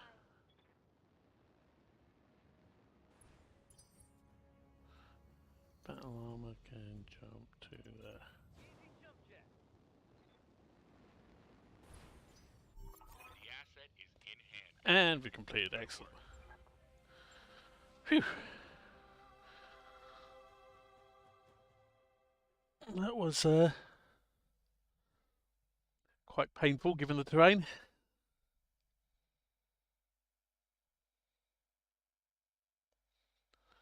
So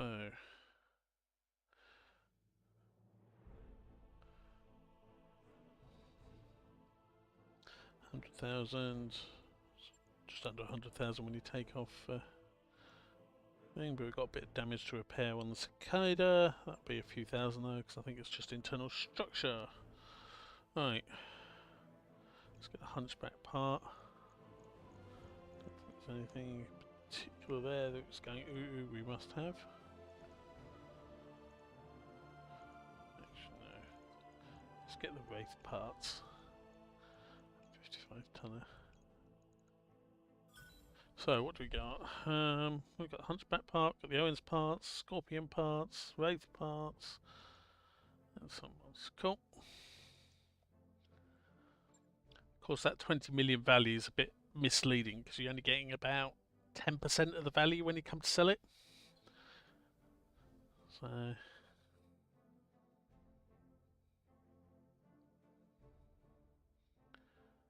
you may think, ooh, we should be massively rich, you know, but no, it's not the case. It's how much things cost to buy as opposed to how much you can sell things for. And yes, the merchants are making that much.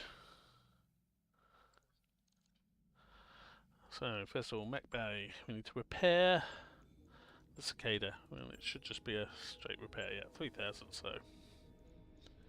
Right, anyone got any experience to spend? Quickly go one through. Bullet Trap, yes, he is at other battle armor, so get Training complete. all the basics. Capricorn is the battle armor, getting the gunnery. Training confirmed, Commander. Flatline is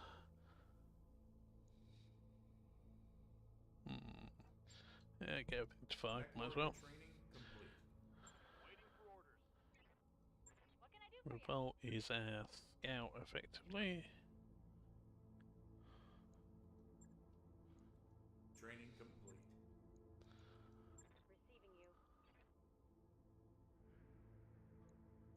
Receiving you.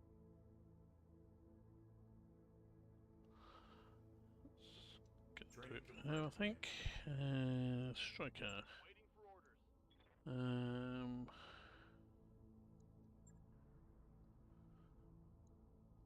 Mech warrior training complete. Waiting for orders. Oh man, you got me. Training complete. Right, solve that. Advance time by a day to get the cicada repaired. I wrapped up that job you asked for, Commander. Gunslinger program.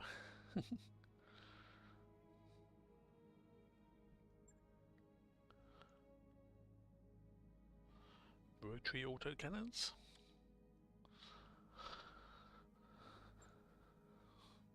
Basically, think of it as an ultra autocannon plus. Whereas the ultra autocannon fires can fire either 1 or 2 shots. The racks can fire up to 5 shots, I think. Of course, they got a far higher chance of jamming because of that, but. Okay, recovery, polar. Group of sympathizers. Blakist facility. Okay. Let's go for.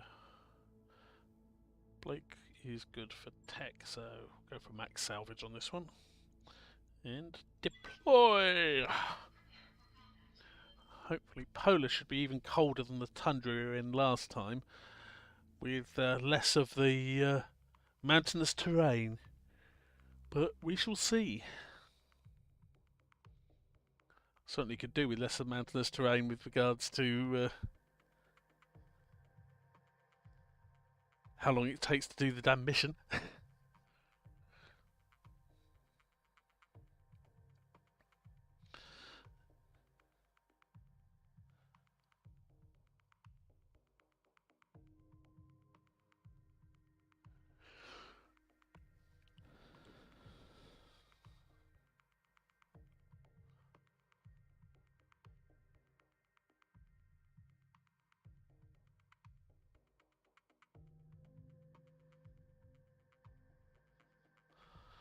Right, begin. Command interface initiated. No, it's Rocky again.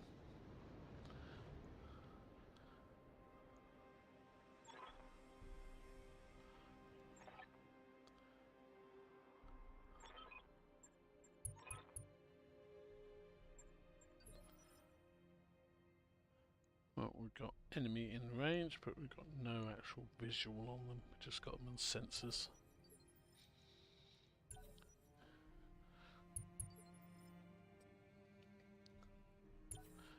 basically you're always in combat if either you've got the enemies in at least sensor range, which is showing up as the red blobs, or they've got you in sensor range. You can get either mechs that have got built-in stuff that increases the sensor range, or mods you can add to them to increase the sensor range. And you can get situations where you've got the sensor range to actually fully see an enemy, so you can actually shoot them, Right here. and they don't even know where you are, so they just know that they're getting shot from somewhere. That can obviously give you a big advantage if you can manage to pull that off. In the meantime, we've got to move up and see if we can identify these guys. Cool. Okay, all of theirs have moved. So, the usual hop, skip and a jump to get closer. Bring Revolt up in the thing, see if she can get into a decent ping position. And the answer is no, she can't. What can she see?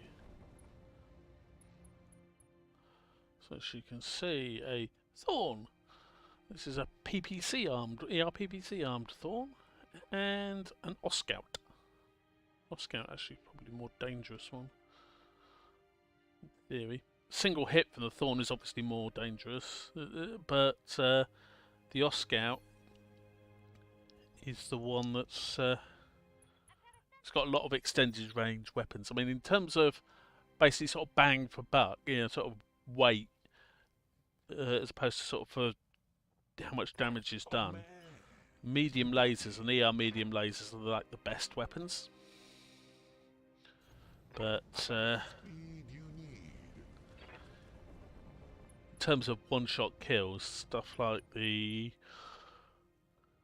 AC-20, but that's got limited range. Stuff like the ERPPC, especially the clan version, and the Gauss rifle, they're the real, yeah, sort of big hitters in terms of amount of sheer damage they can dish out. Let's see if we can soften up this. Nah, not that chance. Yes, Commander. Aye, aye.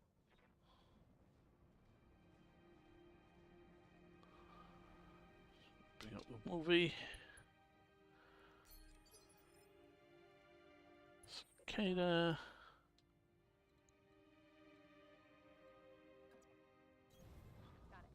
No shooting, just running. Got cover from the trees, and you're up close and personal to it, so you might as well try and shoot the Thorn. 50% chance.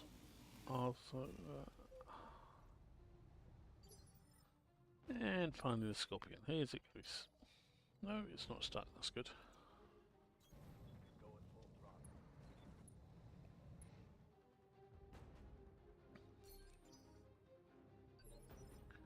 Right, so we've got the two battle armors. Standing by. Got you. Orders?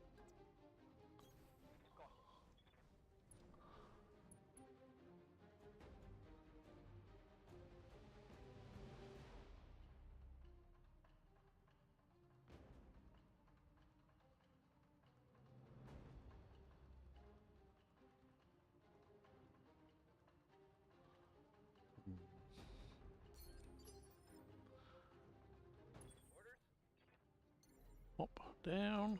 Lifting on.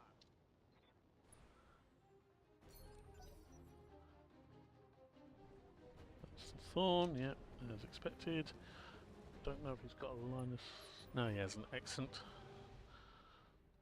where did he get to? He went there, so I probably need to be somewhere around here to get a... Yep.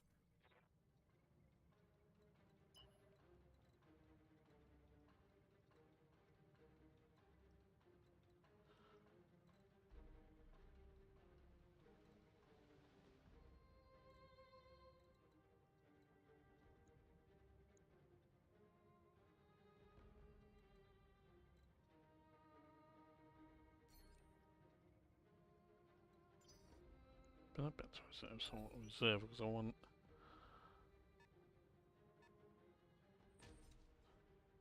Okay, so they've got a mech. Yeah, I've got 2 mechs over there.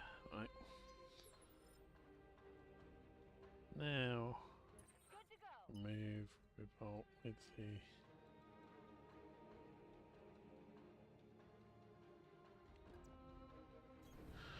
Probably the best. Get all 3 of these, see what they are. So that's an urban mech, old-fashioned urban mech, AC-10, and then we know that's the Oscar, and that's the thing. So, ping time.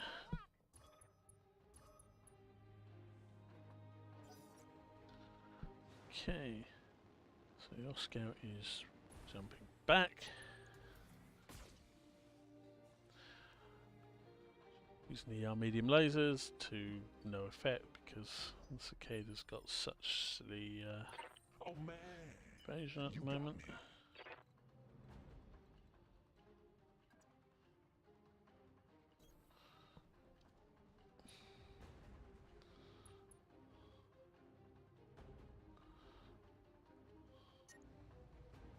Yeah. It looks like the outboards commander took my bribe. Oh baby.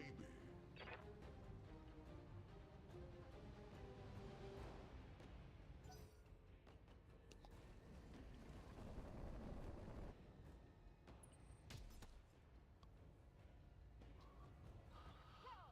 Easy on the armor, buddy. Orders.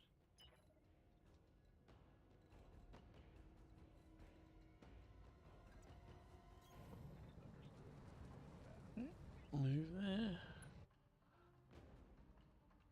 Shooting at such a low chance.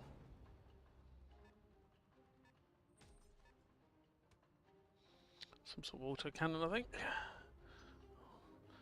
Possibly another urban mech. Didn't seem to didn't have much in the way of Ready for orders. movement from it.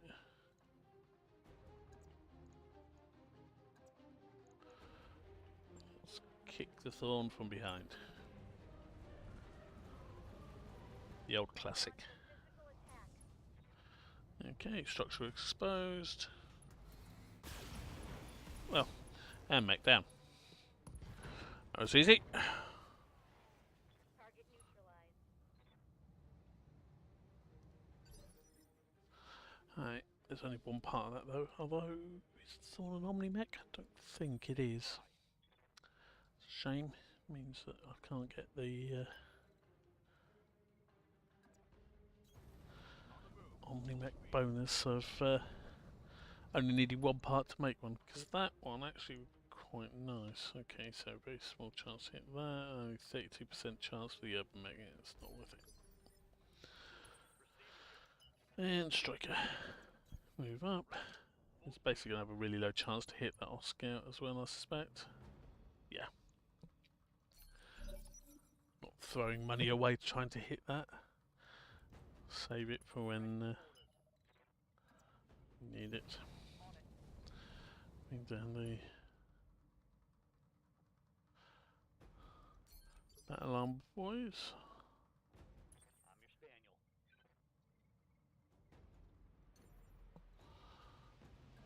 Got it, Commander. Just move up battle armor slowly. Eventually they'll reach the point where I can give them sensor locks and I might be able to do stuff. Be useful, but that is not yet. In the meantime,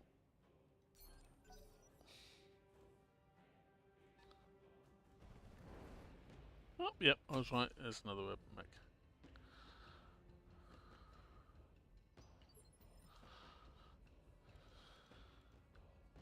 Waiting for orders.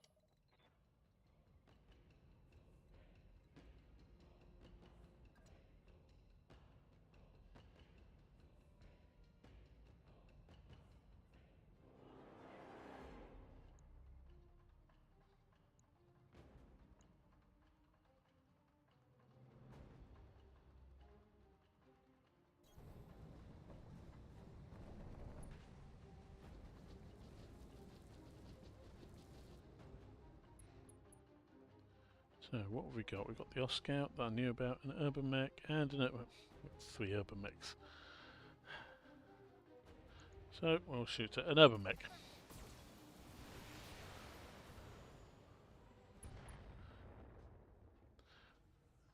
Critical hit, Commander. Well, we'll strip off the armour, either on the leg or arm. I'll find out which in a minute. Leg. Shame. Arm would be nicer Why am because I in that the would mean Is this smart?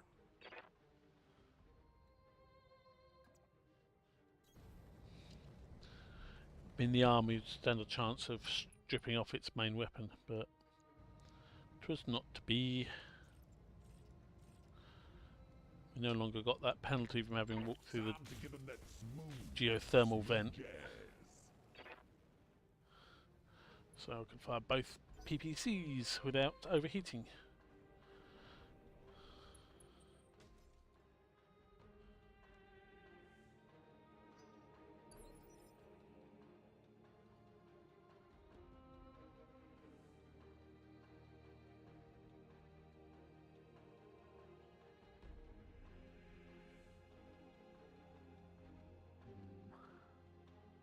Cicada.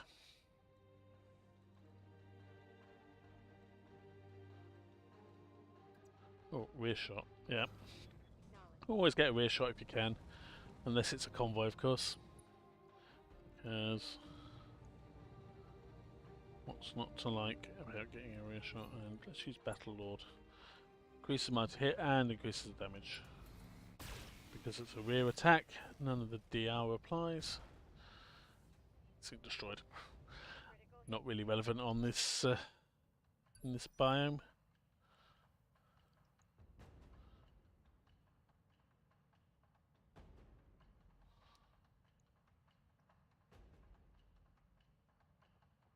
What's up, boss?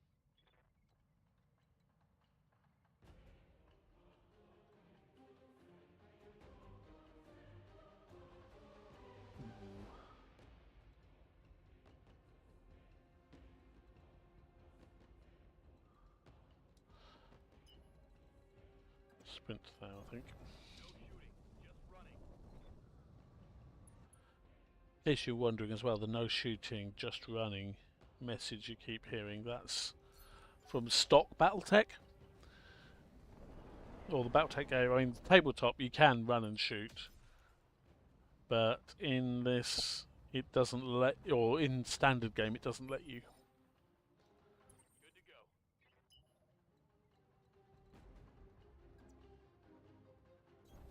I copy. I suspect the reason they removed it is simply that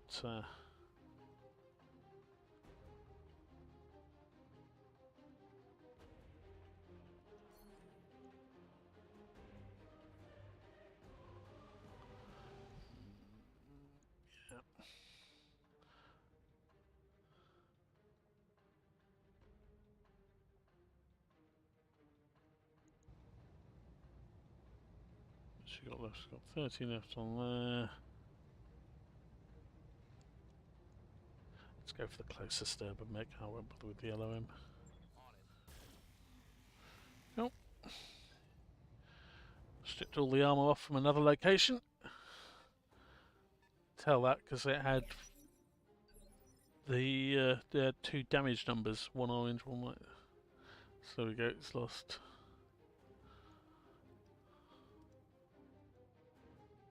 Standing by.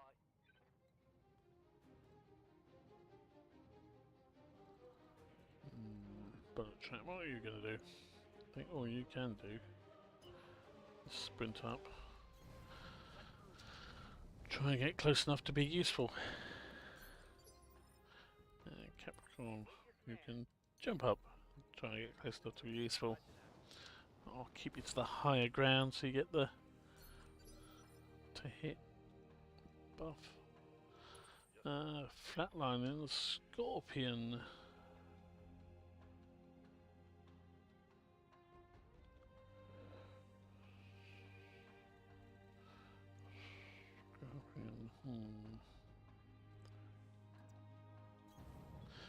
Move up there. Oh, he's in range of the off-scout sensors. That gives me a penalty to hit, but there you go. That's life. Let's continue pounding away We got this on made. this urban mech.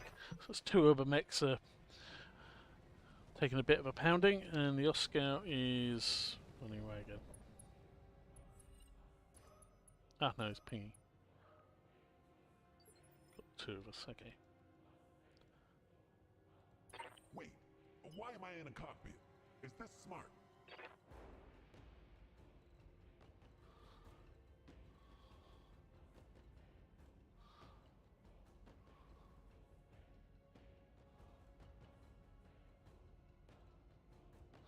There we go. If I get to there, got the I don't run through the geothermal. I'm not presenting my back to these guys, and I do get the rear shot It looks like the on outpost this commander direction, took my bride. and that's that taken out. Good. Enemy down.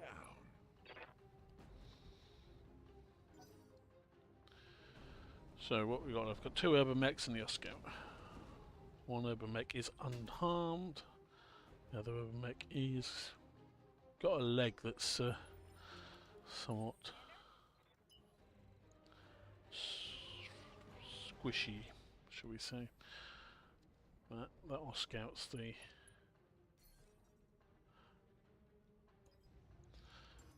let's start giving him sensor locks. He probed us, so we'll sensor lock him.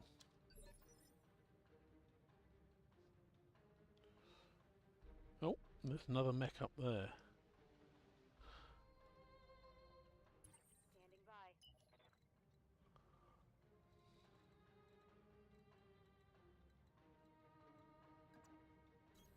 Confirmed.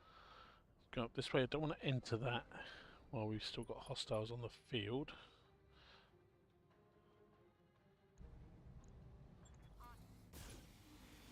Because if we have got a case of more hostiles spawning when we enter there, we want to... Oh! Oh, I'm hit. One of my weapons is gone. I hate that. Battle armor is just so squishy, it's unreal.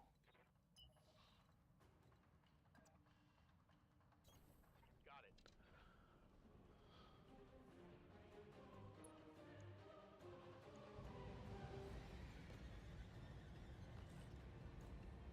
I copy.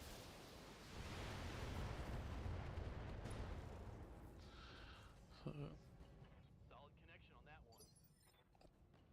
heat sinks just aren't going to make any real difference though, unfortunately.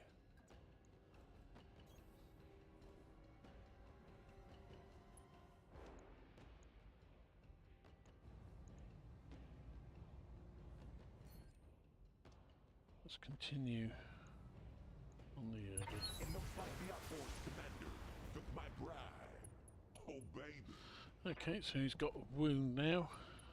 I think that's taken out, effectively taken out the AC. Oh no, it's taken out the small note. So where's his AC? Ammo there and AC 10s there. Okay. His centre torso is squishy now. Standing by.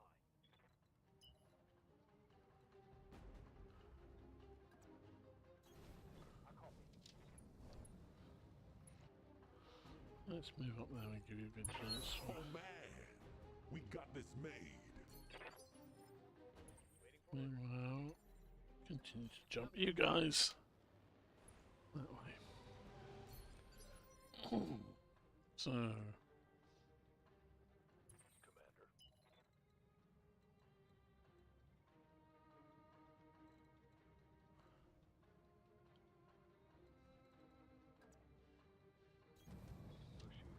at the high ground.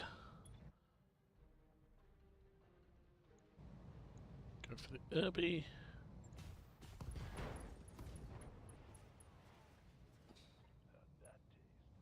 Taking out the left-hand side on both the Irbies.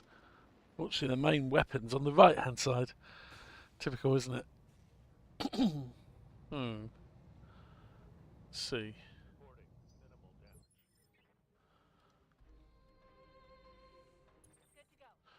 know what that is, really. Right, Commander. So let's go find out.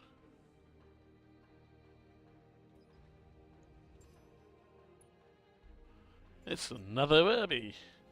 I suspect that one might be stuck up there.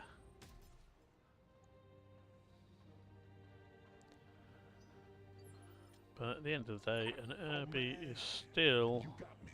a mech. So, if I can I got the speed you need. get enough bits, might as well.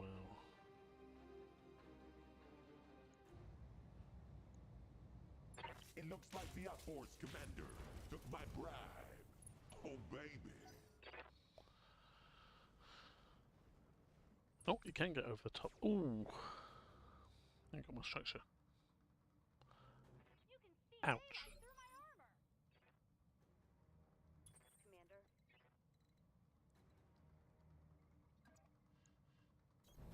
Location confirmed. They're going up this way.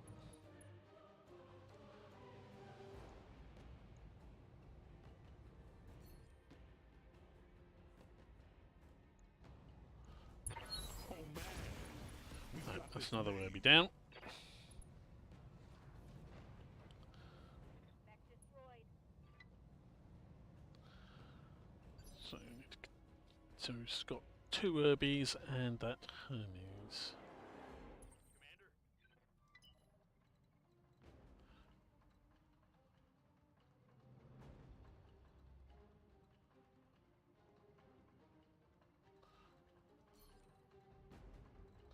That one is sprint to get to there, and then have that. Copy that.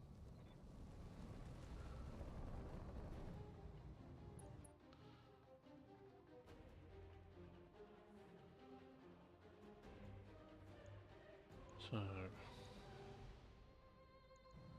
29, 44. Oh, man. We got this made.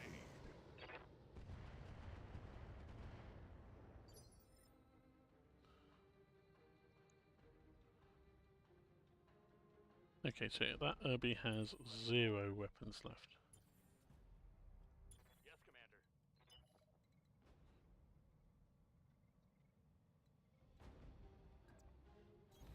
On my way. Double time. So we'll ignore that. We'll go for the Herbie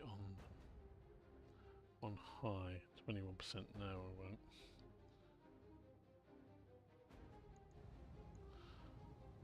Firing full complement on enemy. Okay, that's another Herbie down. So there's 1 Herbie left and the Hermes. Commander?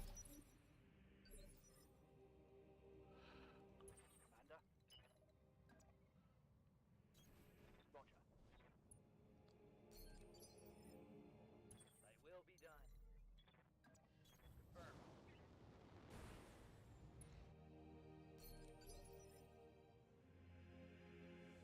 Aye, aye.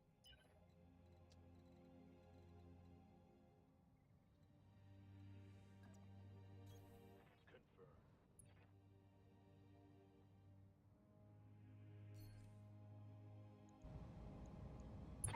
Oh, man.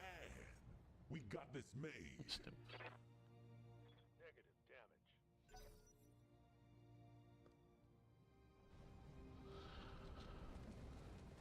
Oh, not the Hermes, it's our scout, isn't it? Oh, well, I've called it our scout.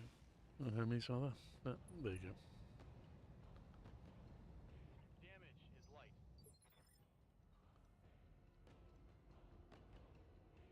Commander?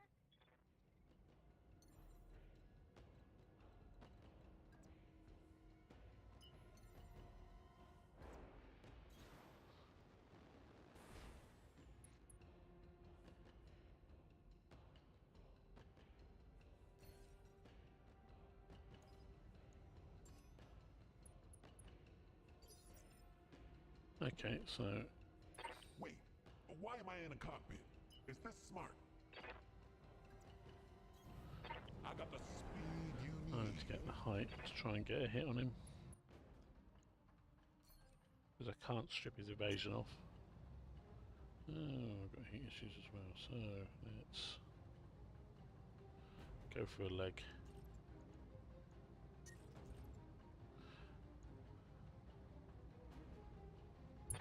Oh man, we got this made. Right, structurally exposed on that leg at least.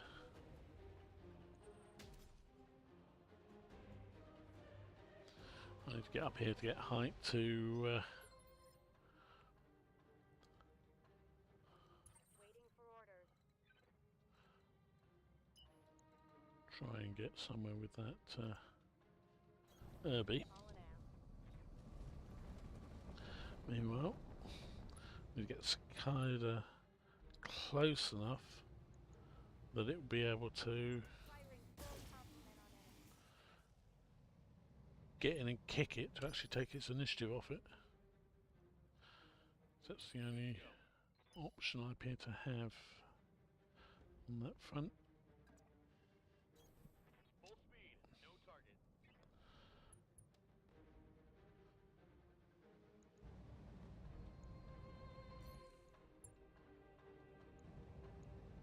Firing all weapons.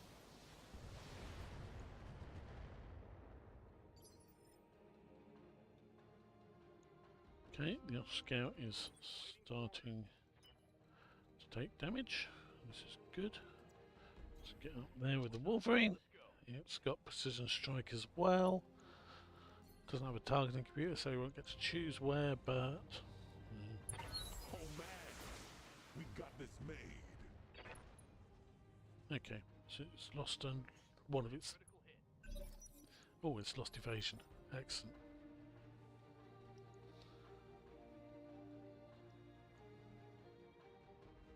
Orders. That's something, I suppose. Moving fast. I'm receiving you. Acknowledge.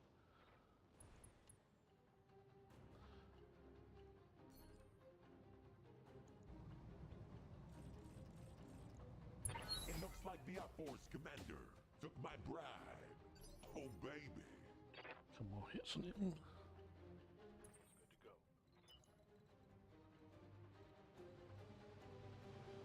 to go. He's jammed, which is why he doesn't have the option to fire, so I'll just move him up here. Max evasion. It's unjammed now, that's good. He gets to shoot next turn.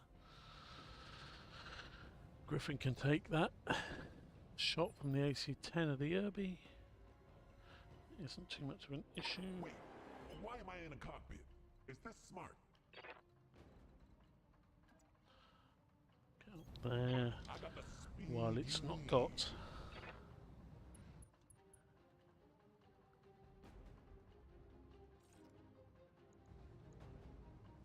Time to light 'em up. Enemy down. So it's just that one Irby left. Waiting for orders.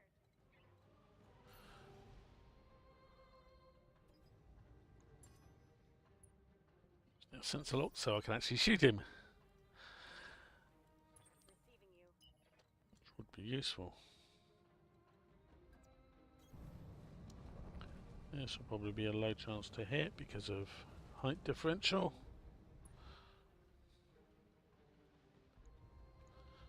But I can make that better. Yeah. Oh man, we got this made.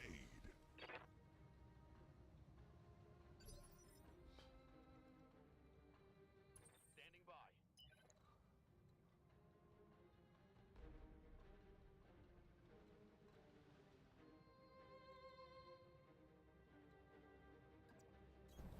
Roger.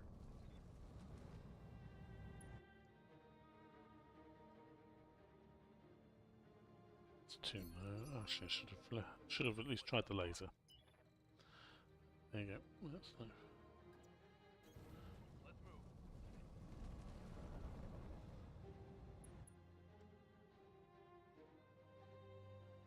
26%.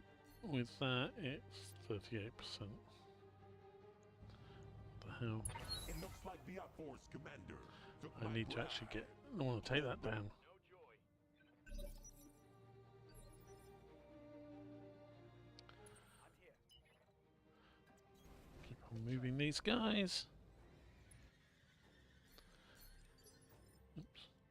I'm here. Firing jump jet. Now, whichever mech it is that goes into there, and the battle armor counters as mechs, might have to get to wherever the extraction zone is to be able to complete the mission. So I don't want to go in there with the battle armors, because then it will take an age potentially to actually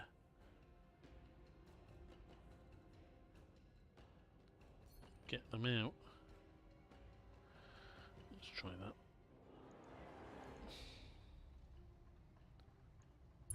Oh man, we got this made. Oh man, you got me. Lots of height and clear shot. That works. And precise strike means I get to choose where to go. I'll go for the side, so I'll go for center torso, I think. Oh man, we got this made.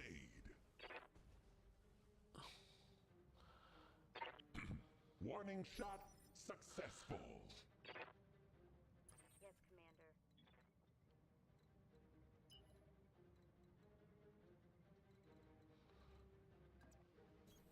Double time, let's go.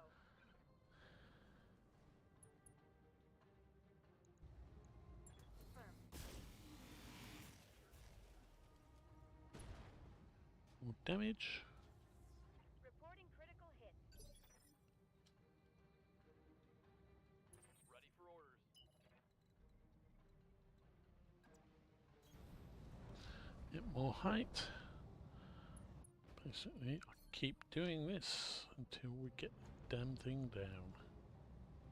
Oh man, we got this made.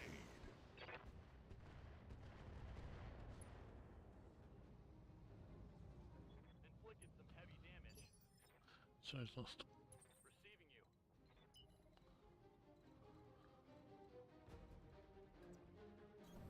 Confirmed.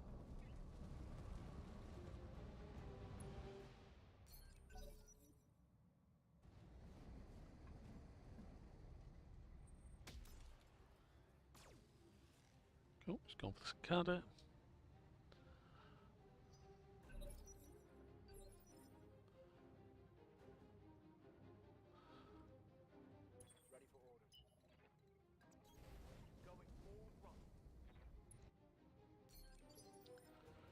Ready for orders.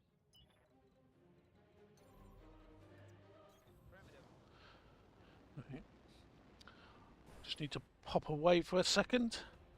I'm not one of these flash streamers that's got a I'll be right back soon screen, so I'm afraid you're just going to have to keep looking at this. Sorry.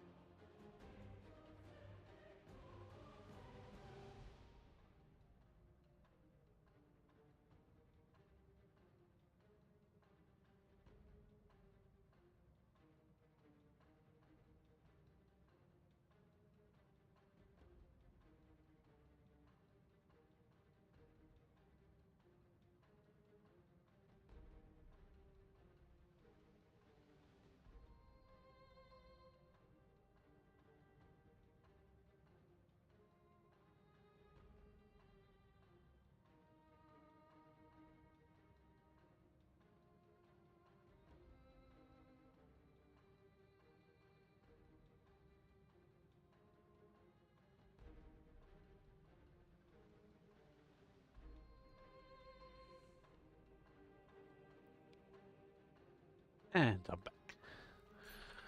So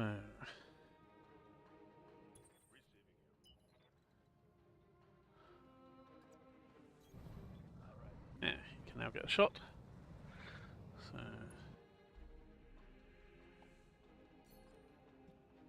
88% chance, that's good. Oh man, we got this made.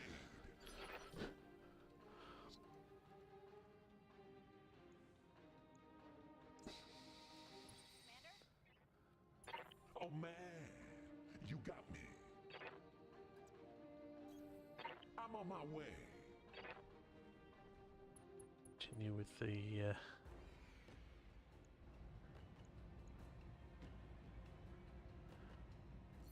Battle Lord, might as well. Ups my hit chance.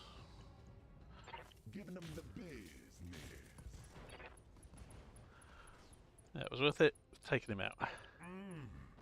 We gave him that smooth jazz.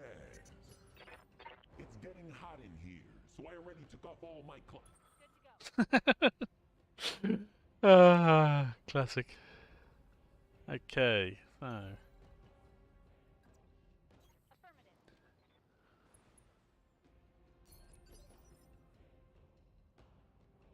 Ready for orders. Roger that. Full speed. Standing by. Understood. Moving fast.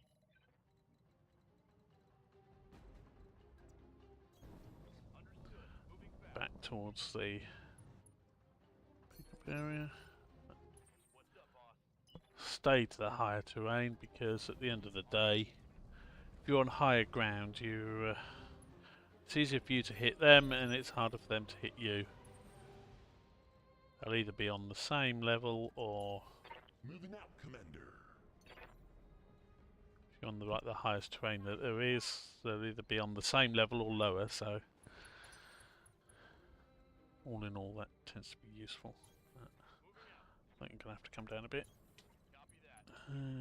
Cicada, can you make, yes you can make it in, excellent. So Cicada will do the pickup. And Scorpion will move to there. Infiltrator will zip down to there. And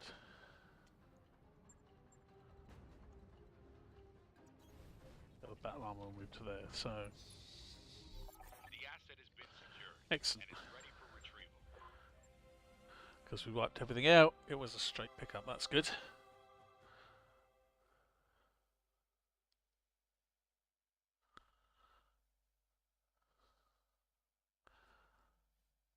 So we need to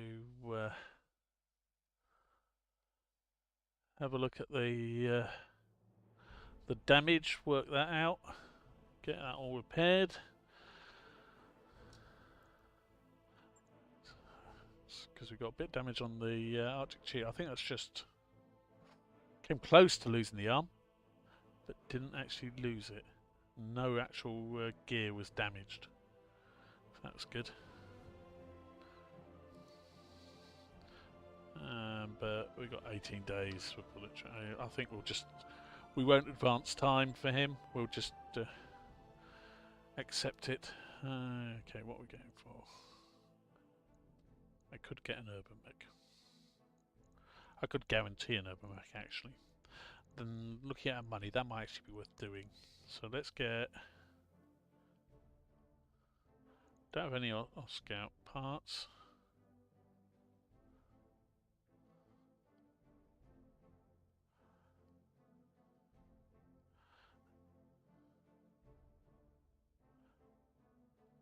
Actually, your Scout looks very nice. Let's get 3 Scout parts.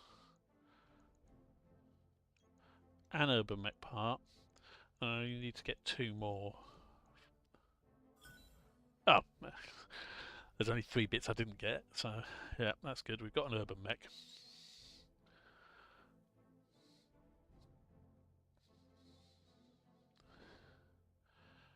We are quite low still on money, so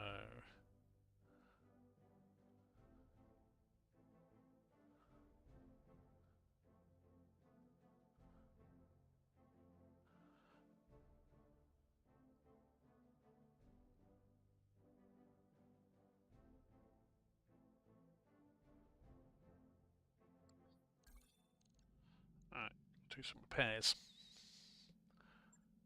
Basically, if you're not aware, after a mission, your mechs will be in one of three states. Unhurt or armor damage, which is basically the same thing. Armor damage is just repaired. Could be like the Arctic Cheetah. The only damage it's taken is to internal structure. It hasn't lost any modules, hasn't lost any actual limbs or anything like that. So you can just use the standard repair, which will take 1 day. Or it could be like this battle armor, where it's actually lost components as well. So repair here is grayed out. So you have to go into refit, replace, and then you try and find some better battle armor weapons as well at some point.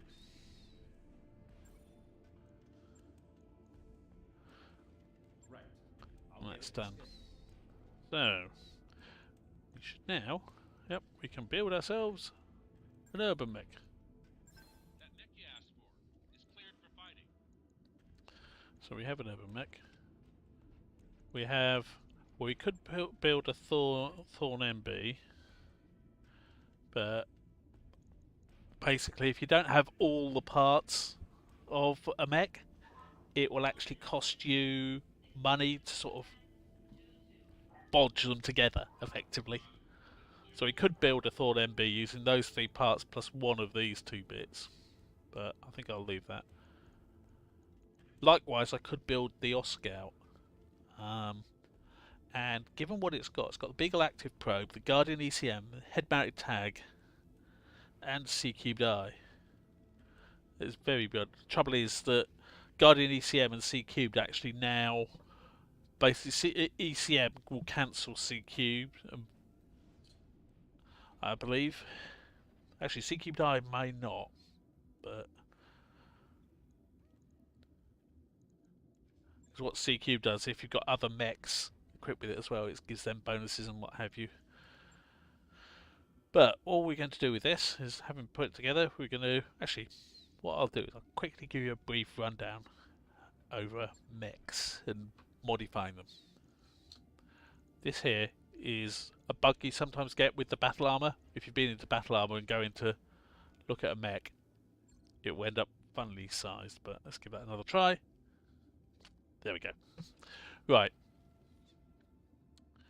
Important things are up here are how many of each type of weapon the mech can take. So it can take 4 ballistic weapons and 2 energy weapons, no missile weapons and 2 support weapons maximum. And then each actual location can take so many. So the only place with this particular variant of the urban mech where you can put weapons is the right arm, which can take 4 ballistic weapons. It's got just a single AC-10 at the moment. And the left arm, which can take 2 energy weapons and 2 support weapons. At the moment it's just got the single support weapon, the small laser. So you can't just put whatever weapon you like on a mech unless it's an Omni mech. And Omni mechs just have so many slots, and they'll have the same number for each type of slot. So if you look at, for example, the Adder,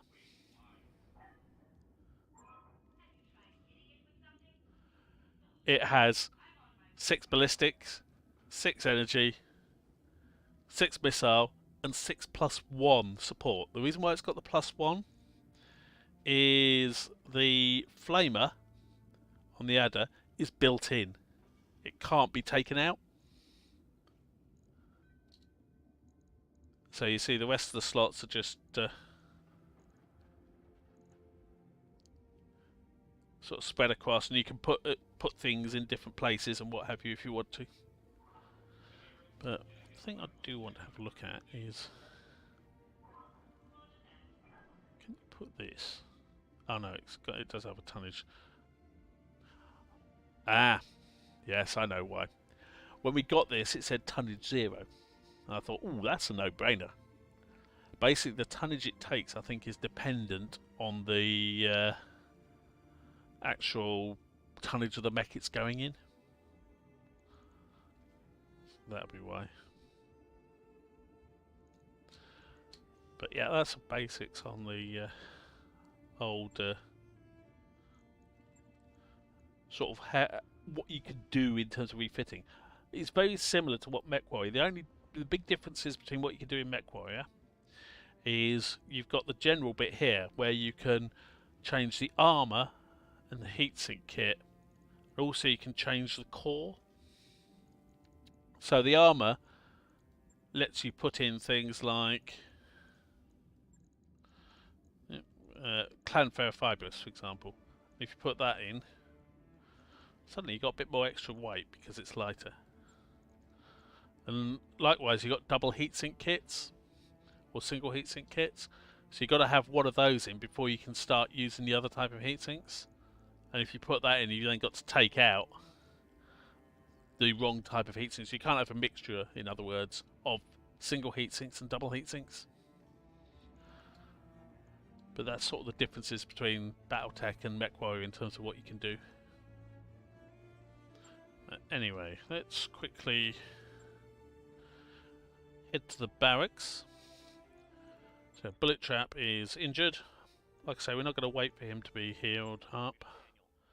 Capricorn.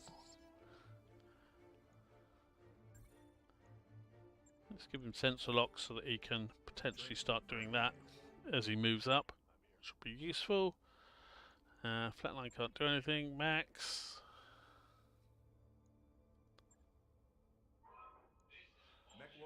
That could be useful. Revolt is scout. That's worth getting. Slapdash. Slapdash I can wait because I want to get that similar skill, the extra defense. Same as Striker. And Trigger. Why am I in a cockpit? It's not going to do anything. Right, okay, so I have stored the urban mech, haven't I? Nope, not yet.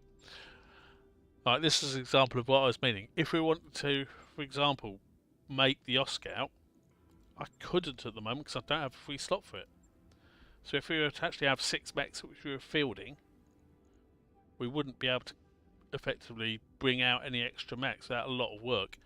And while the first time you build the mech, it takes no time, if it's a mech that's in storage as opposed to parts, you've then got to spend the time to put the components that you're wanting, so like the engine core, weapons, armor if it needs it, etc. You've got to spend the time to put that back on, and the money. So putting things into storage, having space is far better than having to put things into storage and pull them out all the time if you want to swap things around. But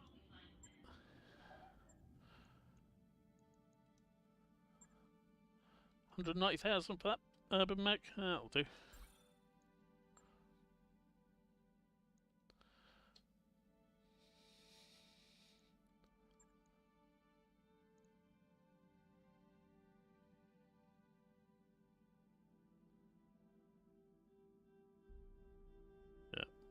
Nothing. Ooh. What Clan Streak SOM available?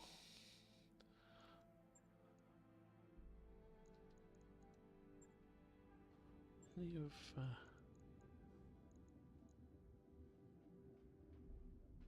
Oh, that's SOM6 it's got. Yeah. Okay. So.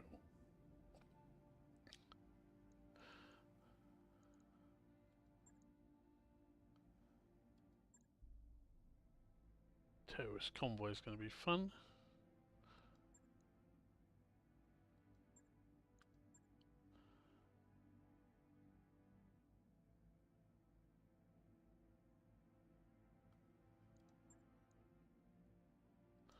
Yeah, these 2 missions certainly are going to be the ones I want to be going for next.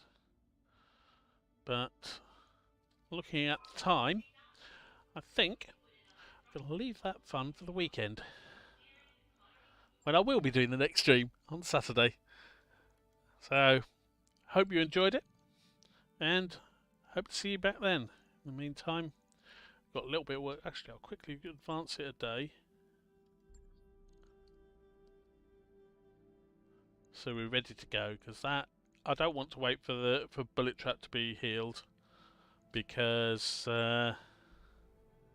Striker has got that high spirits, which is good for another 19 days. If I waited 18 days or 17 days for bullet trap to be healed, that's basically going to wipe out most of that high spirits. I'd far rather have it available for more missions, because you can, as you see, it's not unusual for you to have to wait a day or two between missions because of minor damage.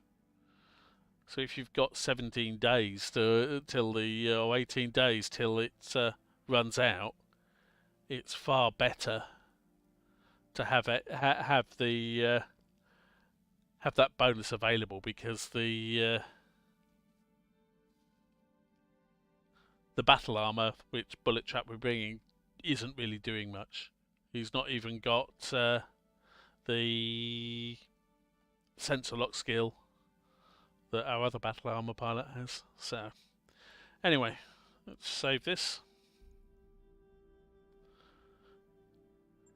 and I will say farewell and see you all hopefully